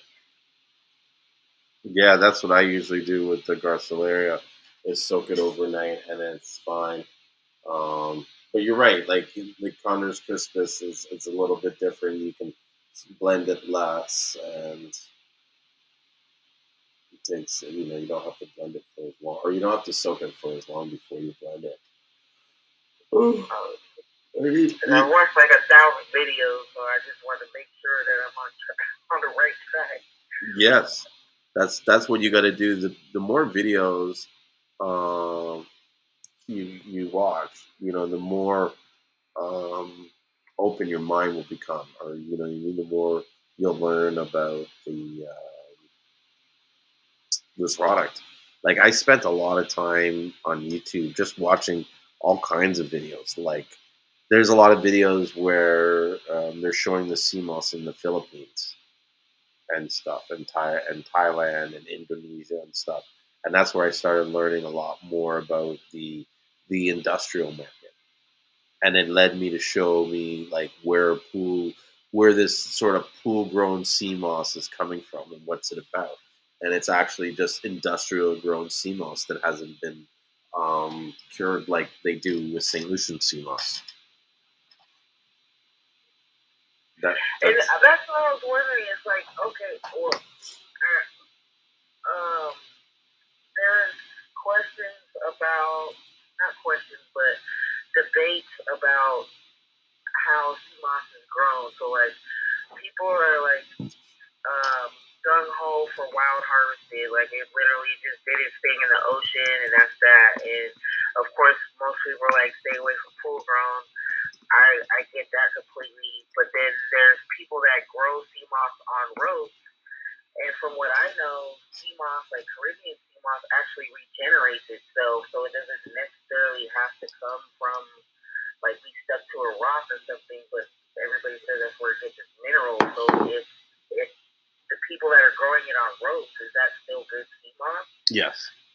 Okay, so that's what I was let's back it up. First of all, the only person who's ever talked about or shown or even discussed pool-grown sea moss was Dr. Savy.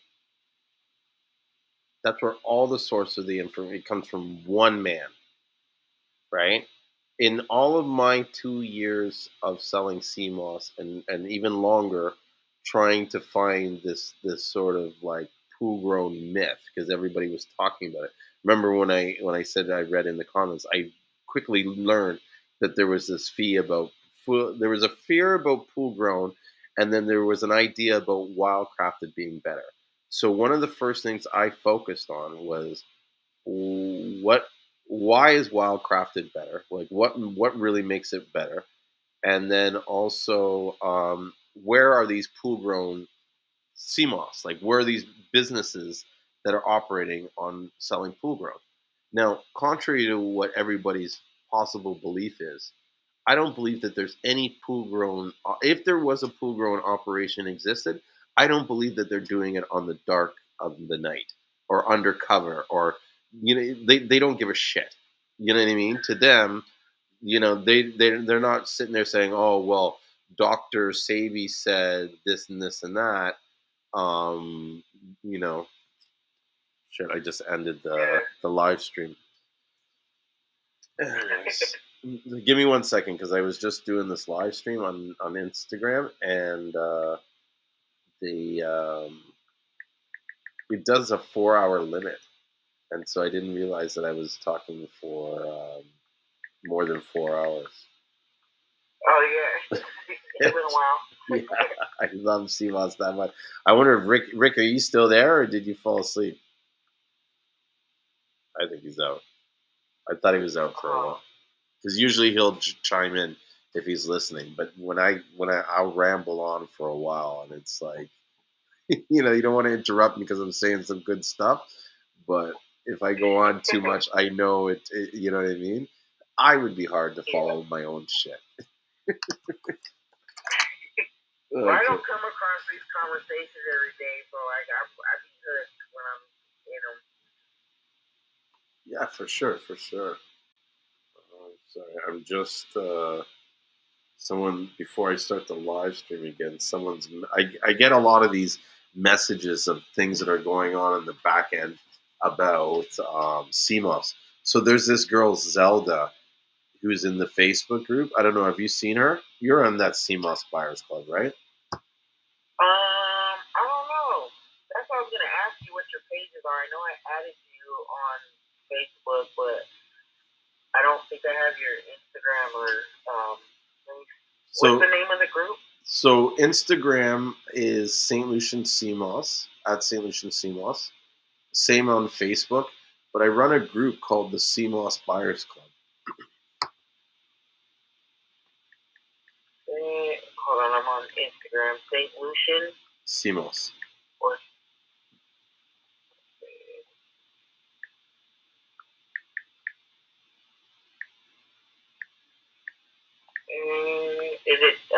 Is there a dot? Huh? Oh, that says St. Lucia. Yeah, St. Lucian. Oh, there, I found it. It says sun. Yep. On the... Mm-hmm. Okay. Yeah. There you go. Yeah, it's got this. And I think it says Seamoss Wholesaler. What? Oh, that's not it. On Facebook, Seamoss. Oh, so mine is called the Seamoss Buyers Club. There's another one called, I think, Seamoss Wholesalers Mastermind Group or whatever. Because you buy off P-Tom Seamoss, right? Yeah. Yeah. I see it says Seamoss Wholesale Buying Club. Yeah, so that group there, that's Matthew and his wife's group. Okay. Yeah. So that's the one. Yeah, so that's another good group. Those guys have good information. Matthew is a wealth of knowledge, and he is like me, where, and in fact, I believe he probably knows more than me when it comes to the different species and the behaviors of the different species of the sea moss. Like he's a sea moss geek like me for sure. He's got all the books and stuff like that. So he is definitely someone that I would reach out to. And then, from what I understand, his wife, is very smart and knows a lot about marketing and business and stuff. Yes, I did reach out to them and let them know that I spoke to you, and she spoke highly of you, and she's gonna get back to me on some of the startup costs that I have to put in my business plan and stuff. Mm-hmm. I don't know why the group is not popping up. It keeps going to their group. Maybe I'm not running it. Maybe, but look at Seamoss Buyers Club. I think theirs is the wholesale Seamoss Buyers Club, and maybe you might have to search in a different window. Okay, yeah, I think I was in the wrong section. I found it. I think I can even pull it up as a note here, like add it as a pinned whatever. Oh. I found it. Okay, got it. There was another guy, he's in your group too, Moss King.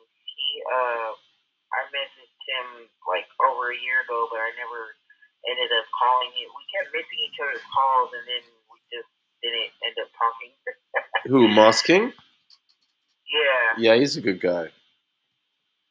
Yeah, I like Moss King. Okay, so now I got the group. Perfect. Yeah.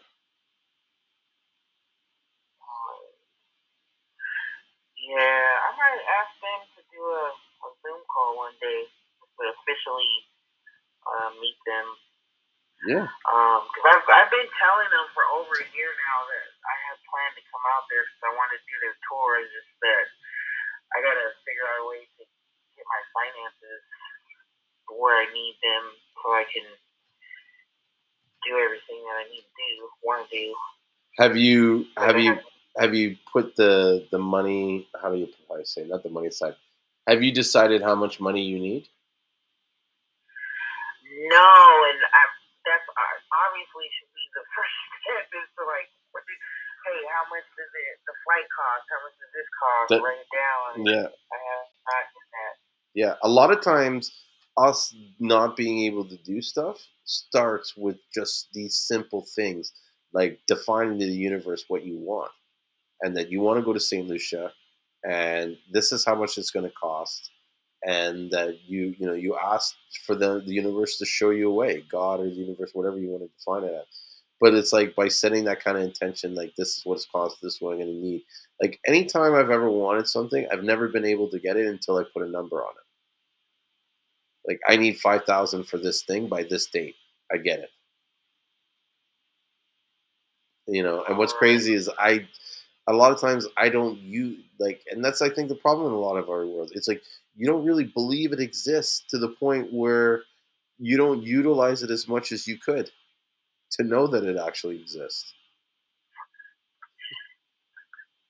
That's what I was just telling. I was talking to my older brother last night, and this is kind of off subject, but I was telling him we were talking about relationships, and I was telling him how one of my exes, like since she was a kid, she knew she wanted to be a mom, and she knew she wanted to get married, and she knew what that looked like. And I told him I was like, I never knew any of that for anything since I was a kid what I wanted, and I told him I was like, this, the Seamoss business, the Nature's Club, is I'm starting to see visions, but it's the first thing that I've ever in my life actually started to see something I've never done the writing stuff down. I think I started to with certain things and then I just fell off for whatever reason. I'm always I think I messed myself up because I got straight A's till I was in high school, and it's because I did a lot of stuff in my head. And I was just that good, and teachers and everybody told me you need to study, you need to do this and do that, and I just never would do it because I just could do everything. And now as an adult, I'm like, dang, I created some bad habits. You get older, you can't remember all this stuff. You have to be fast. Oh yes. So, but yeah, this is the first time I've seen a vision for myself of what I want to do or see, and so I will definitely take that advice and get a couple notebooks. Yeah, for sure. People have been telling me this. I have magazines and everything to do a vision board, and I've had all the stuff to make a vision board for over a year now, and I still haven't done it. Yeah, they work. There's a YouTube video that I recommend you take a look at. It's been around for a long time. It's called The Game of Life and How to Play It by Florence Scovel-Shinn. It's from 1925. And in the book, it uses scriptures and stuff to explain the laws of the universe, the different keys to the kingdom power. And by you studying and learning this stuff and the exercise in there, you begin to take more control of the life and the universe around it. Awesome. Yes, I'll write that down. I'll probably watch it tomorrow. I've been trying to watch it every chance I get, even just to have it in the background so that, you know what I mean? You're sort of absorbing it when you don't realize it. Yeah, I do that in my car. I'll put on motivational speakers and stuff like that versus listening to music because I honestly don't even listen to half the music anymore. I'll just put on beats or something that doesn't have words because I'm I don't know what y'all talking about. Yeah, I hear you. Just get some background tunes are becoming easier than.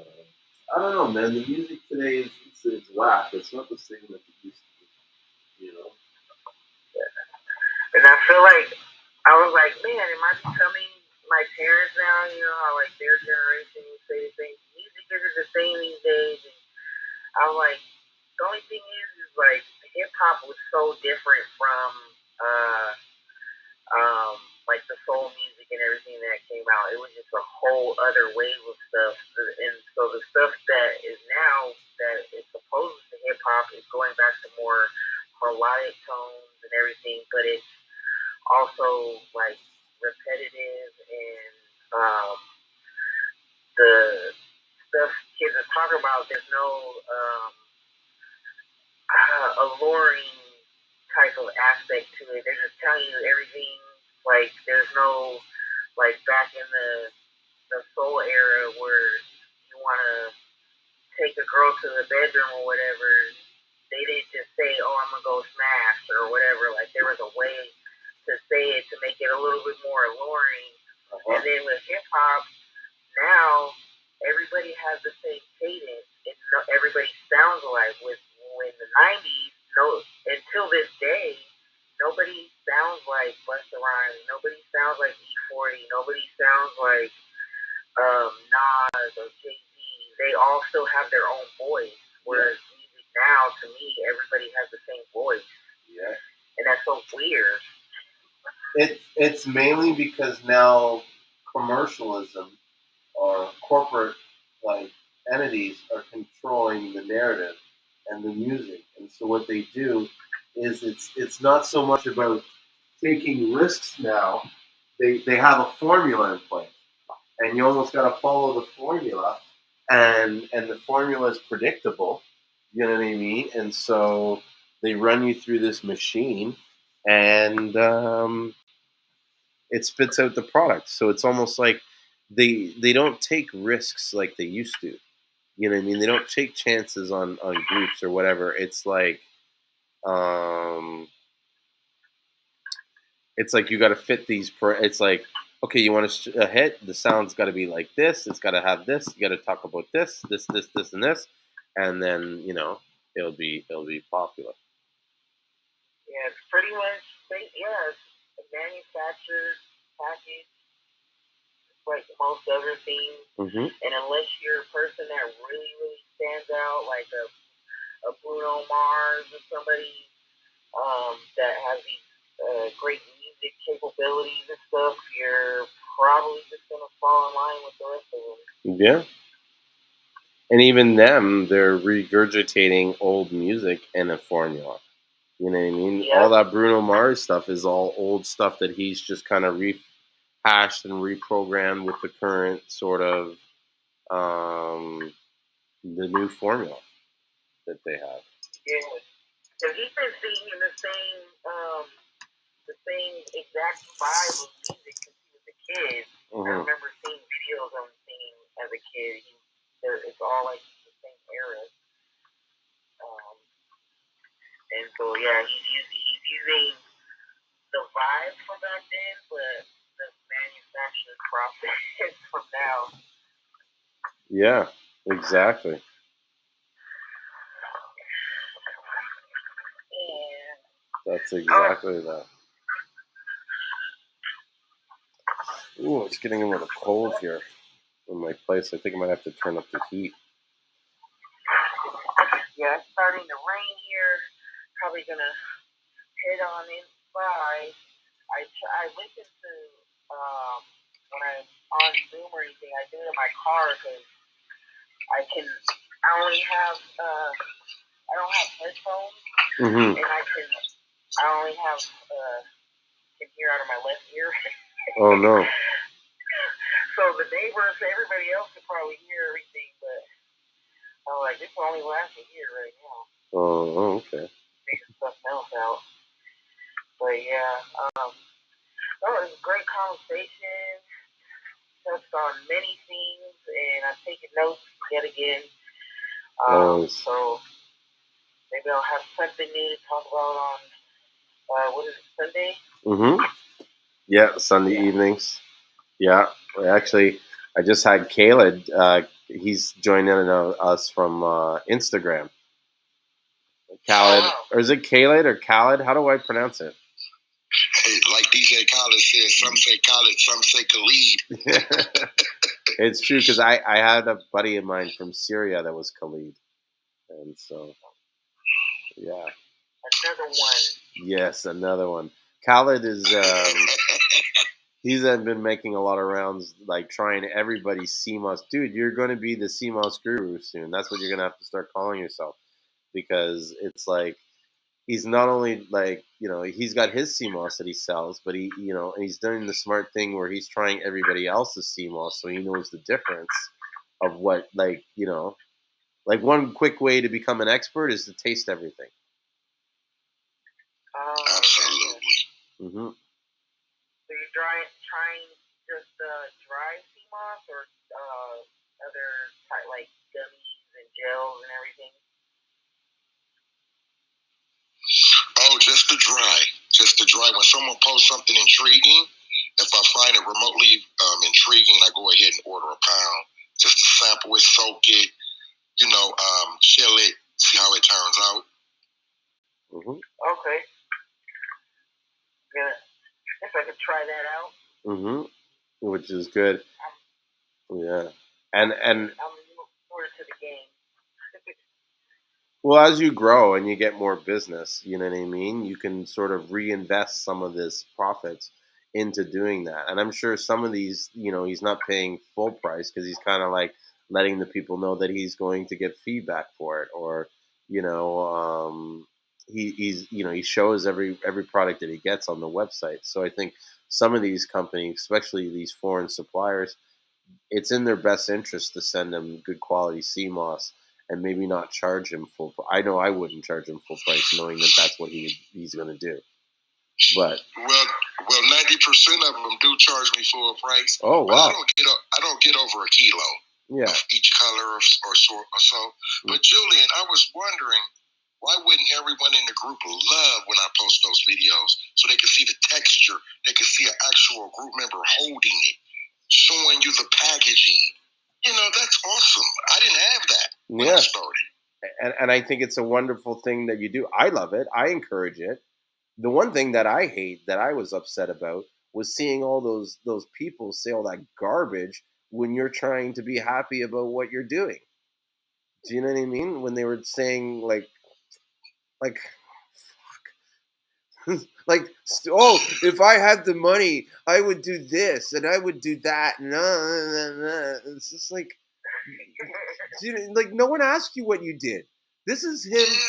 Like what he did. Just I don't know if I'm pronouncing your name. Is it Asa or Asha, or how do you pronounce it? Your name? Asa. Sorry about that, because I know I was pronouncing it wrong earlier. So Asa, he posts this thing like, hey guys, like this is this is what I love to do, and Seamoss has helped me be able to do more of this, and I'm happy about this. And he shows a pair of shoes because he likes buying shoes. And so all these comments come in about ridiculing him about why he's buying these shoes, and if I had this money, I would save the world with it, and all this garbage. And I'm just like, what? I've seen comments like that. I'm like, you could have kept that to yourself. Yeah, I'm so glad I'm the only admin in that group, because I tell you right now, if it wasn't my group, I probably got kicked out of that group. Hey, they really didn't like the shoe thing, man. Fuck those guys. Don't listen. Those guys, they're not, and this is why I want to say, they're not your customers. They will never buy from you. So don't ever worry about what they think. But I'm saying, Julien, isn't sneakerheads, isn't that a common thing now? For a lot of people. Social media. You could be 70 years old, 60 years old. People love sneakers. People are collecting them. It's a market now. You can buy and sell. It's like the stock market. I bet you those same people, you go into their bedroom, they got a stack of a library of sneakers. Yeah. And then they're telling you, oh, don't buy sneakers. You can't have more sneakers than me. And then they thought that was my only investment. I'm like, are you insane? Yeah. I'm 48 years old. Yeah. I got commercial property. Yeah. All types of crap going on. Yeah. The Seamoss is... distribution. distribution, all type of crap. You know me, Julien. Yeah. I'm buying all type of crap. No, you're a business guy, man. I know you know what's going on. And that's why I was like, I'm laughing at these guys. It's just like, let him enjoy his shit, man. Like, he works hard for it. You should be happy for him. And see, that's the problem with a lot of people nowadays when they wonder why they're not getting their blessings. The moment you're not happy for that person, it cancels everything out that's coming for you. That's right. And they need to know what this Seamoss gel, the profits on it. It's insane. Yeah. I'm talking, man, I got a barbershop that called me today again for 12 more. We're talking, and I got a pretty good deal because I'm not hurting. I do $20 a jar. Yeah. That's good money, man. In one day? The back. I'm like, wow. $240 in one day? Hell yeah. I'm talking 2 times a day from one barbershop. This is what I'm saying. 24 jars. It's fun. That reminds me, one of my barbers was asking me for some, because they have a little cooler, and I forgot to take some over there. So he just reminded me. There you go. But the money right there, and I did $20 too for the regular gel, and then $25 if they want fruit in it. But here's the thing: why aren't you in every single barber shop in your community? You haven't gone to because you haven't gone to every single barbershop in your community. Yeah. That's the only reason. Yeah. And I was overthinking, like, because I don't have my business license yet, and then I was thinking, like, like shelf life and stuff like that. You factor the, sorry to cut you off, but I was talking about this earlier. You factor in part of the cost of the shelf life into your profit. Okay, so say for every 20 you make, you lose 5. Okay, that's not bad. You know what I mean? If you're making $5 off each one, I'd rather make $75 than $100, than no dollars, which is what you do, you know?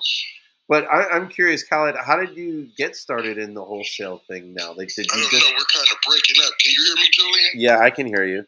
Can you hear me? Say it again, Julien. I was asking you, like, how did you get started doing the wholesale to these barbershops? Did you just reach out to them, or? It was just word of mouth. And you know me, I don't add any fruit or anything, just spring water and Seamoss. And you know, Julien, 2 ounces of Seamoss after you soak it. Yeah. It makes quite a few jars. How many jars can you make out of that 2 ounces, do you think? I can usually typically get, a different species vary. But I could typically get anywhere from 3 to 4 jars. That's not bad. Out of 2 ounces. Now we talking if you got kilos and kilos and ounces and ounces, man, that's a lot of money, No, I know. Listen, I was doing the numbers with my cousin earlier. I think it was yesterday, and like he was ready to go and spend $3,000 on these cyclone blenders that can do 25 liters at a time. Man. It's just, I don't want to get so busy. I mean, you would be busy, man. But that's the thing. But that busy is okay because now you can afford to hire someone to do the work that you're doing. That's the purpose. That's the goal. I just hope they don't. I fear that it becomes scarce somehow because my luck's so bad, Julien. Anything too good to me, I say it's gonna end. Yeah, just watch. It's gonna end. There's no way I could get a kilo of Seamoss, take 2 ounces, make 3 to 4 jars, $20 a jar, and it's just too amazing. That's why I be on there posting that stuff. Like it's just amazing. It is. And I don't think it's gonna, like, I agree with you that good things usually come to an end fast, but I don't see this becoming an end anytime real soon. There might be some kind of shift in the market where they're going to move from gels to powders. That to me is inevitable. You know what I mean? It's just, gel's good, but like when the price of powder comes down and becomes more accessible, people are going to find it more convenient to mix water into powder and make a drink than it is to pull out the blender, soak the Seamoss, clean it. You'll still get some purists, but like it's like with weed nowadays. There's so many people that are smoking vape pens that, you know what I mean, were never smoking joints, you know, and they're smoking that because it's convenient and they just press the button, you know, boom, bam. So it's too good to be true. Mm-hmm. Yeah, but as for like, I guess supply scarcity, I don't see any scarcity of supply. Well, Julien, I'm getting everything I need today. They just started the process of my solar panels. I know you saw the videos. Yes, that's awesome. I'm jealous. I'm gonna do all my investing. If I make 10 grand here, 12 grand there, I'm throwing this into something right away so that I can look back and at least cherish those memories and know when I look at my roof, you know, hey, look, that was Seamoss right there. And that's so beautiful, isn't it? That you could take this product and so quickly and easily with a low barrier of entry, find a bunch of people to move it to and make some decent money. Like, Seamoss is amazing. It is like a gift from God, more than just the health, just on all levels. It changes so many people's lives. Crazy. Oh yeah, I need to get like you. What do you mean? How he was saying 10,000 here, 12,000 here. Oh well, he's got other businesses, and that's where I think he afforded. But it starts with the mindset. It starts with the belief. Okay, the moment you're kind of saying, "Oh, I need to get like you're never going to get there with that." It's like, what does it take? What is it going to take to get to where you are? What do I need to do? Do you see how that frames it differently? Yeah, you kind of stopped me in my tracks. I was like, dang. Yeah, because you're thinking from a past tense perspective, and you need to think from a whatchamacallit, a take action perspective. Like, how do I take action? Because your mind is a computer, and when you speak and when you think, you're giving directions to your computer. So what you say and what you think is important, because that's the programming that your body and your language. Like, the more you tell yourself that you feel like shit, you're going to feel like shit. You're going to look like shit. Half the reason you look the way you look is because of how you think inside and how you perceive yourself. Your body and your muscles will change, and you know what I mean? Like, that's why you look at some people, and even though they're overweight, and because they're still attractive and pretty because they believe they're pretty inside. And it forces their way they position themselves and conduct themselves, it forces you to look at them differently. Like, people don't realize this, but when I was young, I was like 240 pounds. And I used to pull so many girls. Like, it was ridiculous. Like, I had girls jumping over me. Do you know what I'm saying? Like, to the point where now I feel more ugly now, and I weigh less than I did back then. And I thought I was the most prettiest. I used to think I was so pretty that I couldn't walk past the mirror without looking at myself and getting butterflies. That's how much I loved myself. Straight talk. Julien, did you hear that guy calling me Grady from Sanford and Son? No. Gray beard. No, who called you Grady? One of the guys in the comments. He said, you old, and you look like Grady from Sanford and Son. And I'm saving my Seamoss for my 16-year-old daughter. I got two sons in college right now. One is a junior, one's a freshman. Man, I did a lot with this Seamoss. Bought books for them. Yeah. It's a lot. You should be happy. Just don't understand. And you know what? You're working hard doing it. A lot of these guys are upset because they're like, oh, Seamoss hasn't done this for me. Seamoss hasn't. And it's like, when you look and go, okay, well, what have you done for Seamoss? How much time are you putting in? Do you want to seriously get successful? I'll put it like this. If you're not putting the hours and the time and the energy that I'm putting in, you have no right to question why you're not being successful. You're barely hitting the standard. Think about that. Think about that. You know what I mean? That's so true, because every time I throughout the past year, I've pulled back from doing vendor stuff for months or something like that. As soon as I do it,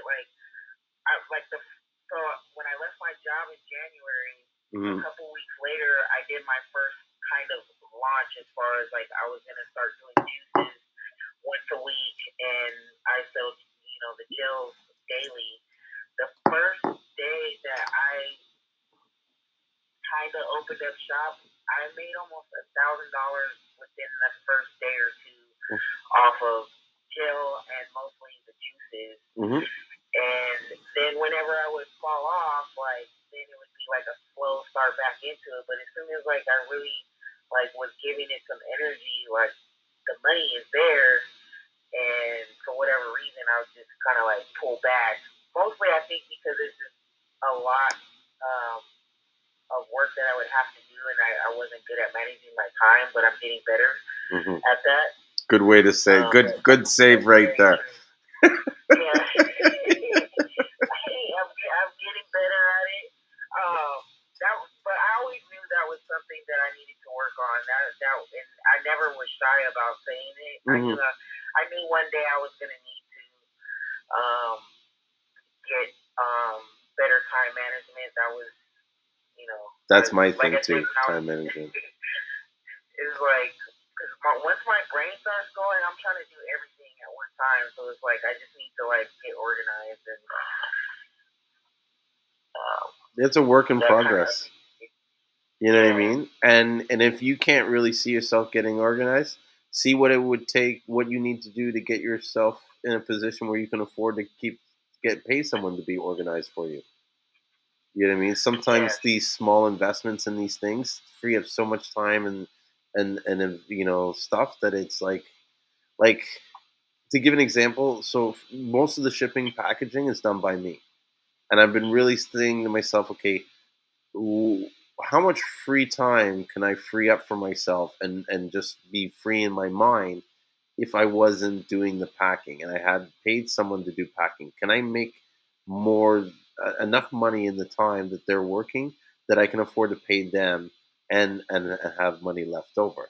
And what does that mean? And so there is a good chance that soon I'm going to be hiring someone and stepping, as much as I like packing Seamoss and I feel like it's important for me to see what goes out there and everything, I'm going to have to put that trust into someone else because my time might be better served just going out and procuring the business and not spending it, packing boxes. Right. Yeah. So. Yeah, I see that's going to be something that I need to plan for.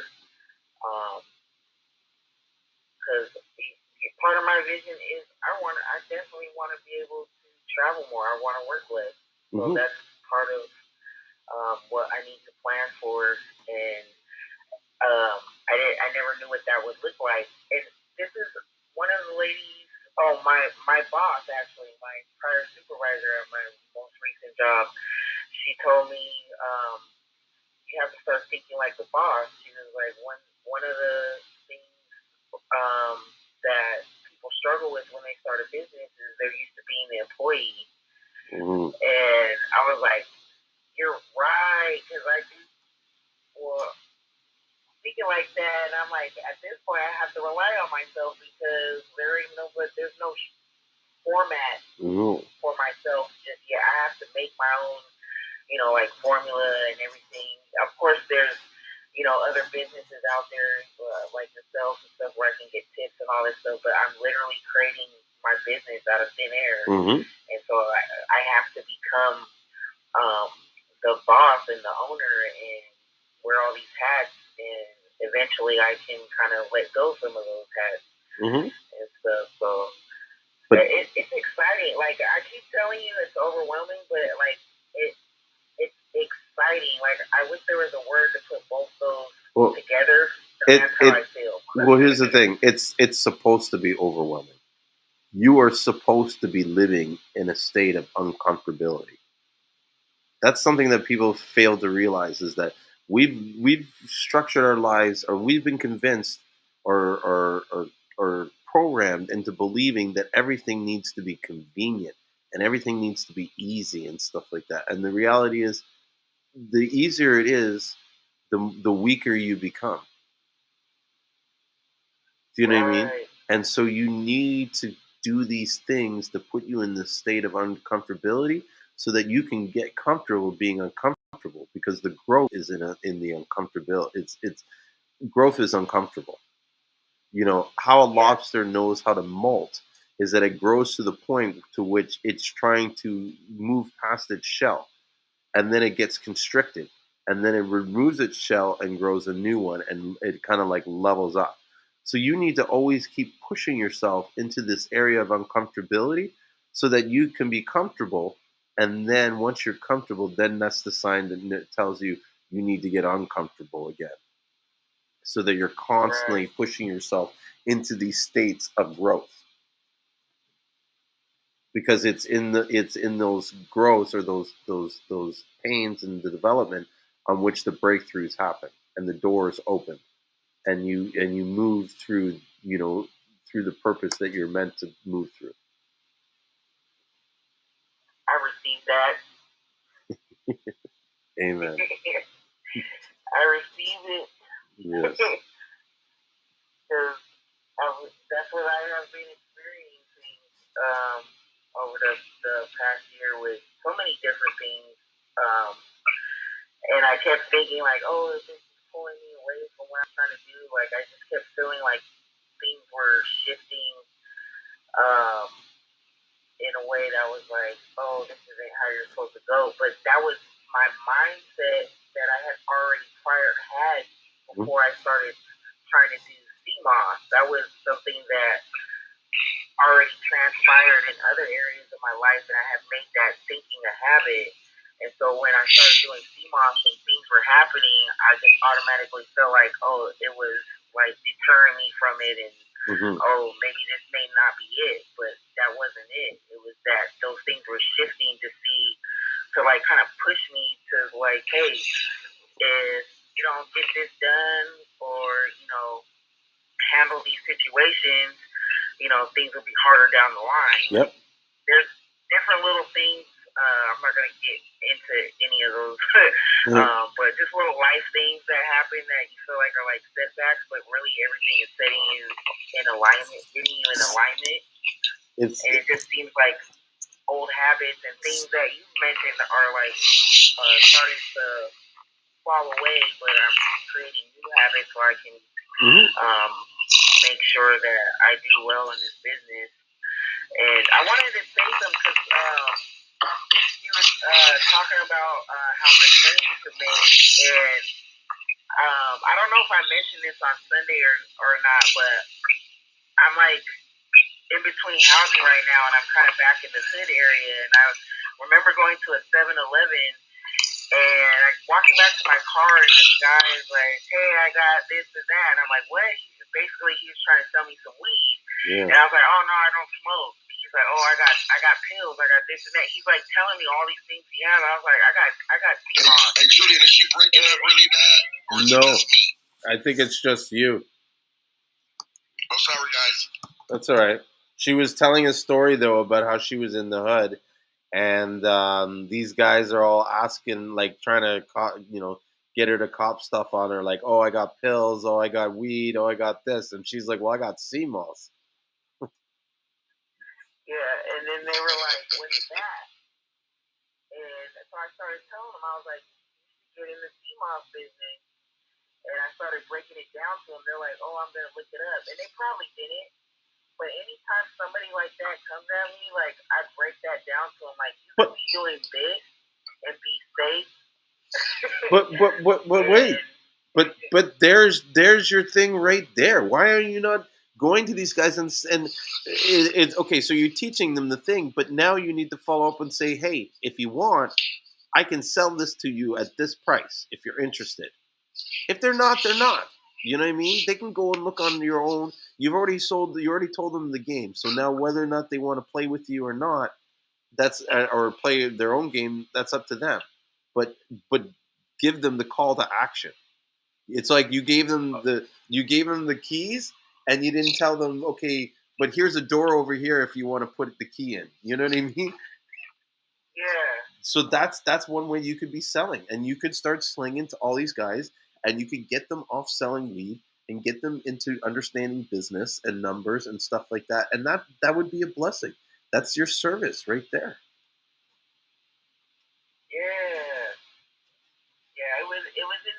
I didn't think about. No, I know it happens, but see, that's why I'm here to kind of pull you back and say, hold on, wait a second, right? Yep. So Khaled here said, I just wish I had a nicer plan for delivery. What do you mean delivery? Like delivering the packages or delivering your message? Yeah, I didn't for some reason strategize a good strategy. Because if I get probably 2 or 20 orders, just getting it delivered around the city and around the local area, sometimes, it seems like I need a couple drivers. Well, why are you delivering? Sometimes it's convenient to deliver, like I said, like those barber shops. Those guys are stuck in the chair. They can't really, But so even certain scenarios. But even like, here's one thing I've learned, and this is what I learned from selling pot as a kid. You got to train your customers. And so what you got to figure what's most convenient for you and then structure the plan around that. And so one example would be I would pick these certain days as pickup days. Tuesdays and Thursdays is when you can come and pick up the Seamoss. I don't do deliveries. Deliveries are an extra fee. If you don't want to pay that fee, then you can meet me at this spot on Tuesdays at this time, or this spot on Thursdays at this time, and blah blah blah. Or I'll tweet the message of where I'm going to be the night before I'm going to be there. Maybe with some of those, wholesale guys, you can deliver to them, but you got to tell them, hey, it's got to be a minimum of this much, so that it makes it worth your while and stuff like that. And so, see, I never expected it to jump like this, Julien. I got sick with high sugar. I saw this guy online talking about Seamoss before he would do his podcast. He would talk about Seamoss in the beginning. And so finally, I got sick in 2020 after being home for the pandemic for about 6 months, ordering DoorDash. I caught my sugar trigger. So diabetes run in my family. And so I finally tried the Seamoss, and I just wanted the world to know about it. No, I know what it's like. I did not know this would happen, that I would know you, and that I would try all the different types, and I just never imagined, God's plan. He does crazy things. Yeah, so I deliver too, and I do charge for delivery. So, and I make it clear every time somebody orders, because I don't have a website, so if people order direct through me, I write, if it's not a phone conversation, I reiterate their order back to them so that we're all both on the same page. And I also reiterate that there's a delivery fee. I charge $5 if you're like in the near area, $10 for anywhere outside of that. And a lot of times I'll get people in the same area, so I may get 3 orders in one area. That's $30. I'm already getting my gas full just for going to one area. But I do agree that maybe I should do certain days for that, because sometimes there'll be one order in 3 different areas that are all 30 minutes apart, and that could take lots of time out of my day when there's other stuff I could be doing. Yeah. Absolutely. Like I would even do deliveries once a week. Yeah. You know what I mean? And even with the regular guys, you get them on a subscription. Like, hey, bro, or even get them to double up. Like if you see them ordering every week, say, hey, why don't you order 4 for this much, and I will give you a little bit of break because I don't have to see you as much. You know what I mean? But then there's just some people out there, they just love to buy a little bit every day and see you all the time. Yeah, I got to buy 3, get 1 free. Yeah, that's a good one. You know what I mean? That's a really good deal. You know what I mean? And it helps, like, you, how do you say it? Move more product in a short time. Like, people don't realize the compound or the advantage of moving more product in a shorter amount of time. So, like Khaled is doing, like, some people will look at it and see, like, oh, how can I give one product free, that's like 30% or 35%. But it's like, but if you're selling the CMOS twice as much CMOS in half the amount of time, it's like you're making way more money. You know what I mean? And you're getting a better price because now you can negotiate better rates. You have leverage. Like you got to always try to think about like how do I create leverage in my strategies that I can get things cheaper or get things better. Sometimes it's even like if other people. Like I gave this suggestion to this girl was like, look, because she's like, oh, I know all the other people that are buying CMOS, and I'm like, well, why don't you go to them and find out what they're buying for the CMOS and say, well, if I can get it for this price, will you go for it? And then come back to me and negotiate that price. And now you went from buying 5 pounds at $20, you know what I mean, a pound, to buying 100 pounds for say $15 a pound. But like, you know what I mean, say 80 of those pounds you're selling for $2 more than what you paid for it. You know what I mean? Now you're getting the extra on that, and you're saving money on your CMOS, and you don't have to buy as much CMOS. You know what I mean? I got a question for you, Julien. Yeah. Two questions. I would love to find out, and I guess I got to do more research and stop being lazy. Yep. More about I got to find a better deal with the mason jars. Another thing is, how did you decide that you were going to go with the St. Lucian species, or you knew exactly where you're going to stick with? Because it's so much different stuff. I was afraid by me doing what I'm doing, it was going to confuse me eventually. I'm handling too many different types of CMOS. I need one brand and just go hit one supplier and shoot from there. Right here, bro. I'm right it's here. It's hard to choose. I'm right here waiting for you. I don't know what I'm kidding. So here's first of all, I feel like God led me to this St. Lucia, but it was mainly because my family is from there and I had ties to there. That's where I picked it. Plus, all the research that I was reading was pointing to St. Lucia being in the top, at least in the top 5 of quality CMOS. So that's sort of like my decision to go in it. And what was the other question about? Khaled, I can't hear you. Can you hear me now? Yeah, I can hear you now. Like the mason jars, I don't think you deal with the gel though. No, but you know what? I can put you in touch with someone that I know buys mason jars at a large scale, and he might be able to share some of those with you. But the short answer is he orders his jars by the pallet, and he gets them from China. But you know what I was thinking? That's such a recycle problem. What do you mean? I just hate that COVID-19's here. Otherwise, I could make a deal with my customers where they return the jars, and I could sterilize them. I could boil them in hot water and sterilize them with bleach. Yeah. And I actually do that. Yeah. I also redo them, and I wouldn't let COVID-19 stop you from doing that because you're cleaning them, you're sanitizing them. Videotape the process of what you do, and so that they see. Part of the solution, or one of the solutions is that when people are not sure of what you're doing, is just to be full disclosure. That's right. That's what I try to do, Julien. You can tell what I'm doing. Yeah, I totally know what you're doing. Come on, man. And it's smart. Like I said, by you going and sampling all these different products, you're now establishing yourself as an expert. And no one can deny it because you're like, I've tried that CMOS, I've looked at that CMOS, I've held that CMOS. Do you know what I'm saying?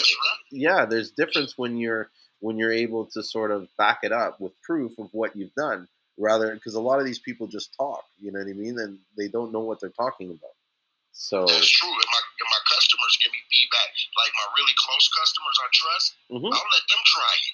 I'll let them try the some of the sample stuff. Yeah. And give me their feedback. Yeah.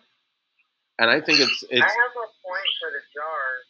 Because I do have customers that return jars to me,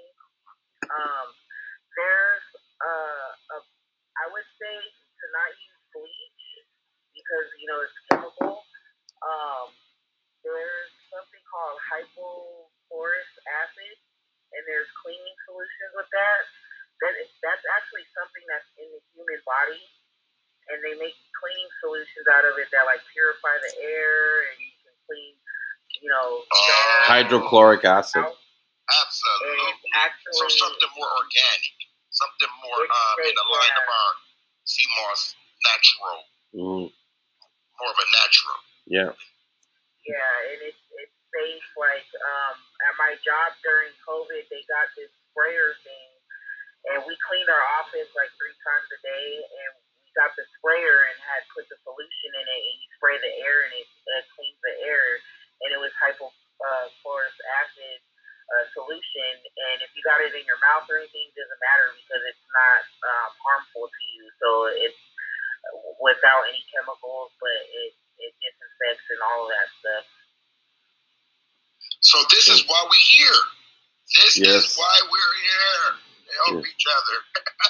Exactly. That is such an awesome. I could do a video showing a safe, organic type of thing you guys are suggesting. And hey, look, get those jars and recycle them. Yep. You can even ask them to clean them slightly before returning them to you, and even have like a COVID-safe drop-off point, like drop them off at my door or something, or have some kind of jar exchange. Before this over, Julien, we're gonna make a killing, man. Oh, yes. You watch. Do you understand? Yes. We're gonna make a killing, man. Oh yeah, bro. Listen, I already do very well in Seamoss. Like I try not to tell anybody, but like you know what I mean, because you don't want any haters and stuff. But at the end of the day, we work hard, and so we should be getting paid for our service. Do you know what I'm saying? Look at it. And we invest hard. This is what I'm saying. Look at this. At 2:45 in the morning, you're here to talk about Seamoss and learn whatever you can. This is the difference between those that are making money and those that think that they're making money. Oh my God, that's the truth. Well, God bless you guys. Sorry for chiming in with all my crap. Oh no, bro. No, I love you. You're welcome to come in and talk. I invited you up. You know what I mean? Like it's you're more than welcome, and I'm happy to see you in this space, dude. We need to create more opportunities for us that are that get it and that are cool. Do you know what I mean? Like if there's one thing that I want to avoid in this industry is to create opportunities for dickheads to do well. As mean as that's, I don't, you know what I mean? If everybody's cool and respectful to each other, we're all going to fucking do well. We will. Yeah. I think we will. Well, God bless. Good night, guys. Yes. Good night, Kelly. All right. Take care. You were trying to go too, Asha, before you left? I felt that. Yeah. We should get going. It was cool. That was cool. But yeah, I'm ready to go. Me too, man. It's like almost 3:00 and I gotta get up. I gotta probably pack about, let me see, maybe 200 pounds of Seamoss tomorrow. Oh. Yeah, like all in Right. 5 pounds, 10 pounds, a couple 25 pounds. Yeah, it adds up. So, gotta get my energy. Get up early. All right. So, I put that solution, the name of the solution in the comments in case he comes back or something later. Okay. Cool. And thank you so much for hanging out and just sharing your story and just communicating with me, because I don't know if you've heard me say this before, but like the reality is that guests like you is what really makes this show. Sorry, I just read something and I got, when you look at something and you're just like, what? So there's a guy in our group called Deshaun Watson. So, or is there an actor named Deshaun Watson? I don't know, but the guy I know, his name is Deshaun. So the title reads here: Deshaun Watson innocent. All 22 women lied. So I'm like, what? 22 women lied? What is he talking about? The guy Sean's in trouble? Like, you get some crazy stuff on whatchamacallit, Clubhouse. Yeah. Yeah. Some crazy shows. Really crazy shows. But yeah, let's end this up and come join us back on so next Sunday. Oh, so this is what I'm saying is that without people like you coming in and sharing and communicating and interacting with me, the show would be boring, and it wouldn't have the guests that it has, and we wouldn't have the knowledge that was shared because I would get bored of what to talk about. You know what I mean? But like Yeah. being able to talk to you and go this back and forth, it helps inspire me on different things that I could be saying that not only that you could be benefiting from, but anybody that's listening to the show could be, what I mean, even if one person gets one little tidbit from it, it serves the purpose of me just spending what 5 hours. Like think about that. I just spent 5 hours talking about Seamoss. Not once did I ever try to sell anybody Seamoss. It's not done to sell Seamoss. Right. The information is super valuable, so people like myself will at some point spend money with you off top just because the information that you're giving me is going to create revenue at some point. Yeah, I mean Once I apply it. that could be a benefit, but what I really see is the immediate benefit, and one of the immediate reasons why I'm doing it is because I'm learning too. So when we're talking about stuff, I'm learning things. I'm sounding off ideas to you, getting feedback. You know what I mean? Yeah, I'm doing the service. I'm serving the community. And so you might not buy CMOS from me ever, but someone who watches this video and sees me helping you and not ask for anything in return, or not even ask for or expect anything in return, they're like, well, this is the kind of guy I want to do business with. Do you know what I'm saying? And so I just do these. Part of the reason I do these lives is so people can get to know me and decide whether or not I'm likable enough to them. But I don't need to sell the CMOS. Like I don't need to tell I'm here selling CMOS. I have it. You know what I mean? Right. So absolutely.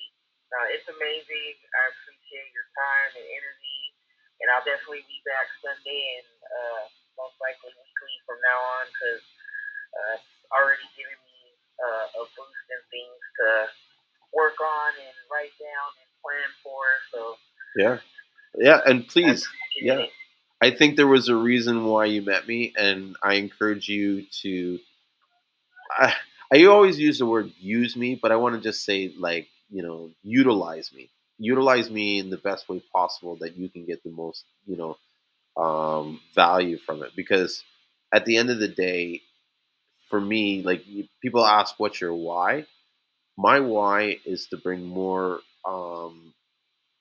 opportunities to St. Lucians, to open more St. Lucians' eyes to see what's in front of them and help them take advantage of it. And so for me to see you grow and to help you grow and get bigger and watch you buy more CMOS off Matthew and his wife, that's a blessing. Like honestly, I could care less if you ever bought CMOS from. I would help you regardless. Because I know you're buying CMOS from them, and I know that if I help you, it helps them. It helps the people that they hire. You know what I mean? It helps the communities in which they're spending their money on. It's a whole trickle down thing.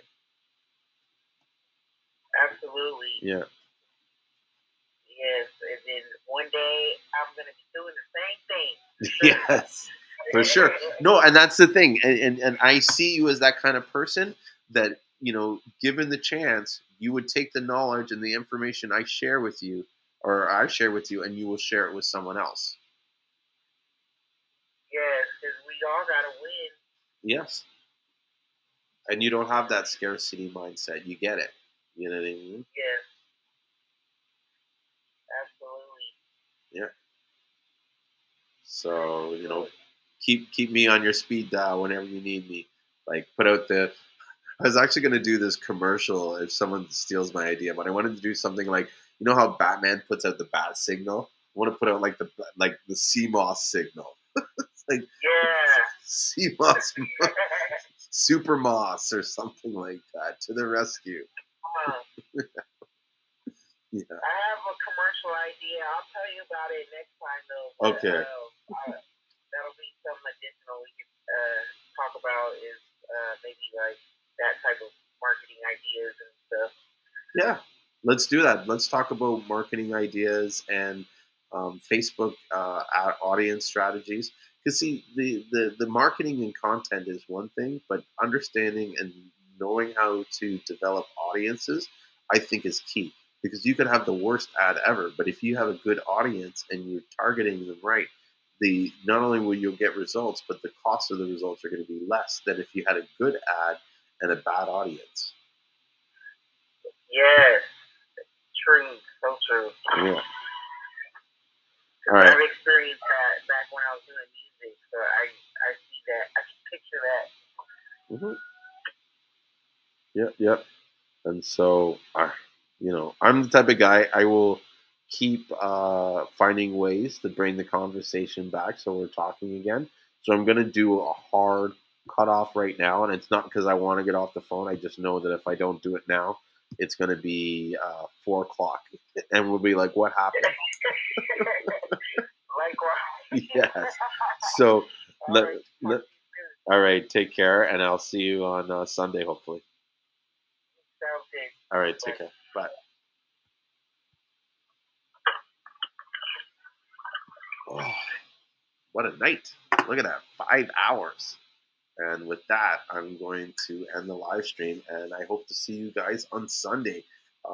Please make sure you go back and watch the repeat of this live stream tonight. I dropped some ill nuggets, some really sort of profound stuff. I was even blowing my mind. I was like, whoa, Julien, slow down there. Anyways, until next Sunday, I hope you guys have a great week and even better weekend. And don't forget to take your Seamoss. Julien from the Royal St. Lucian Seamoss, and I'm out of here.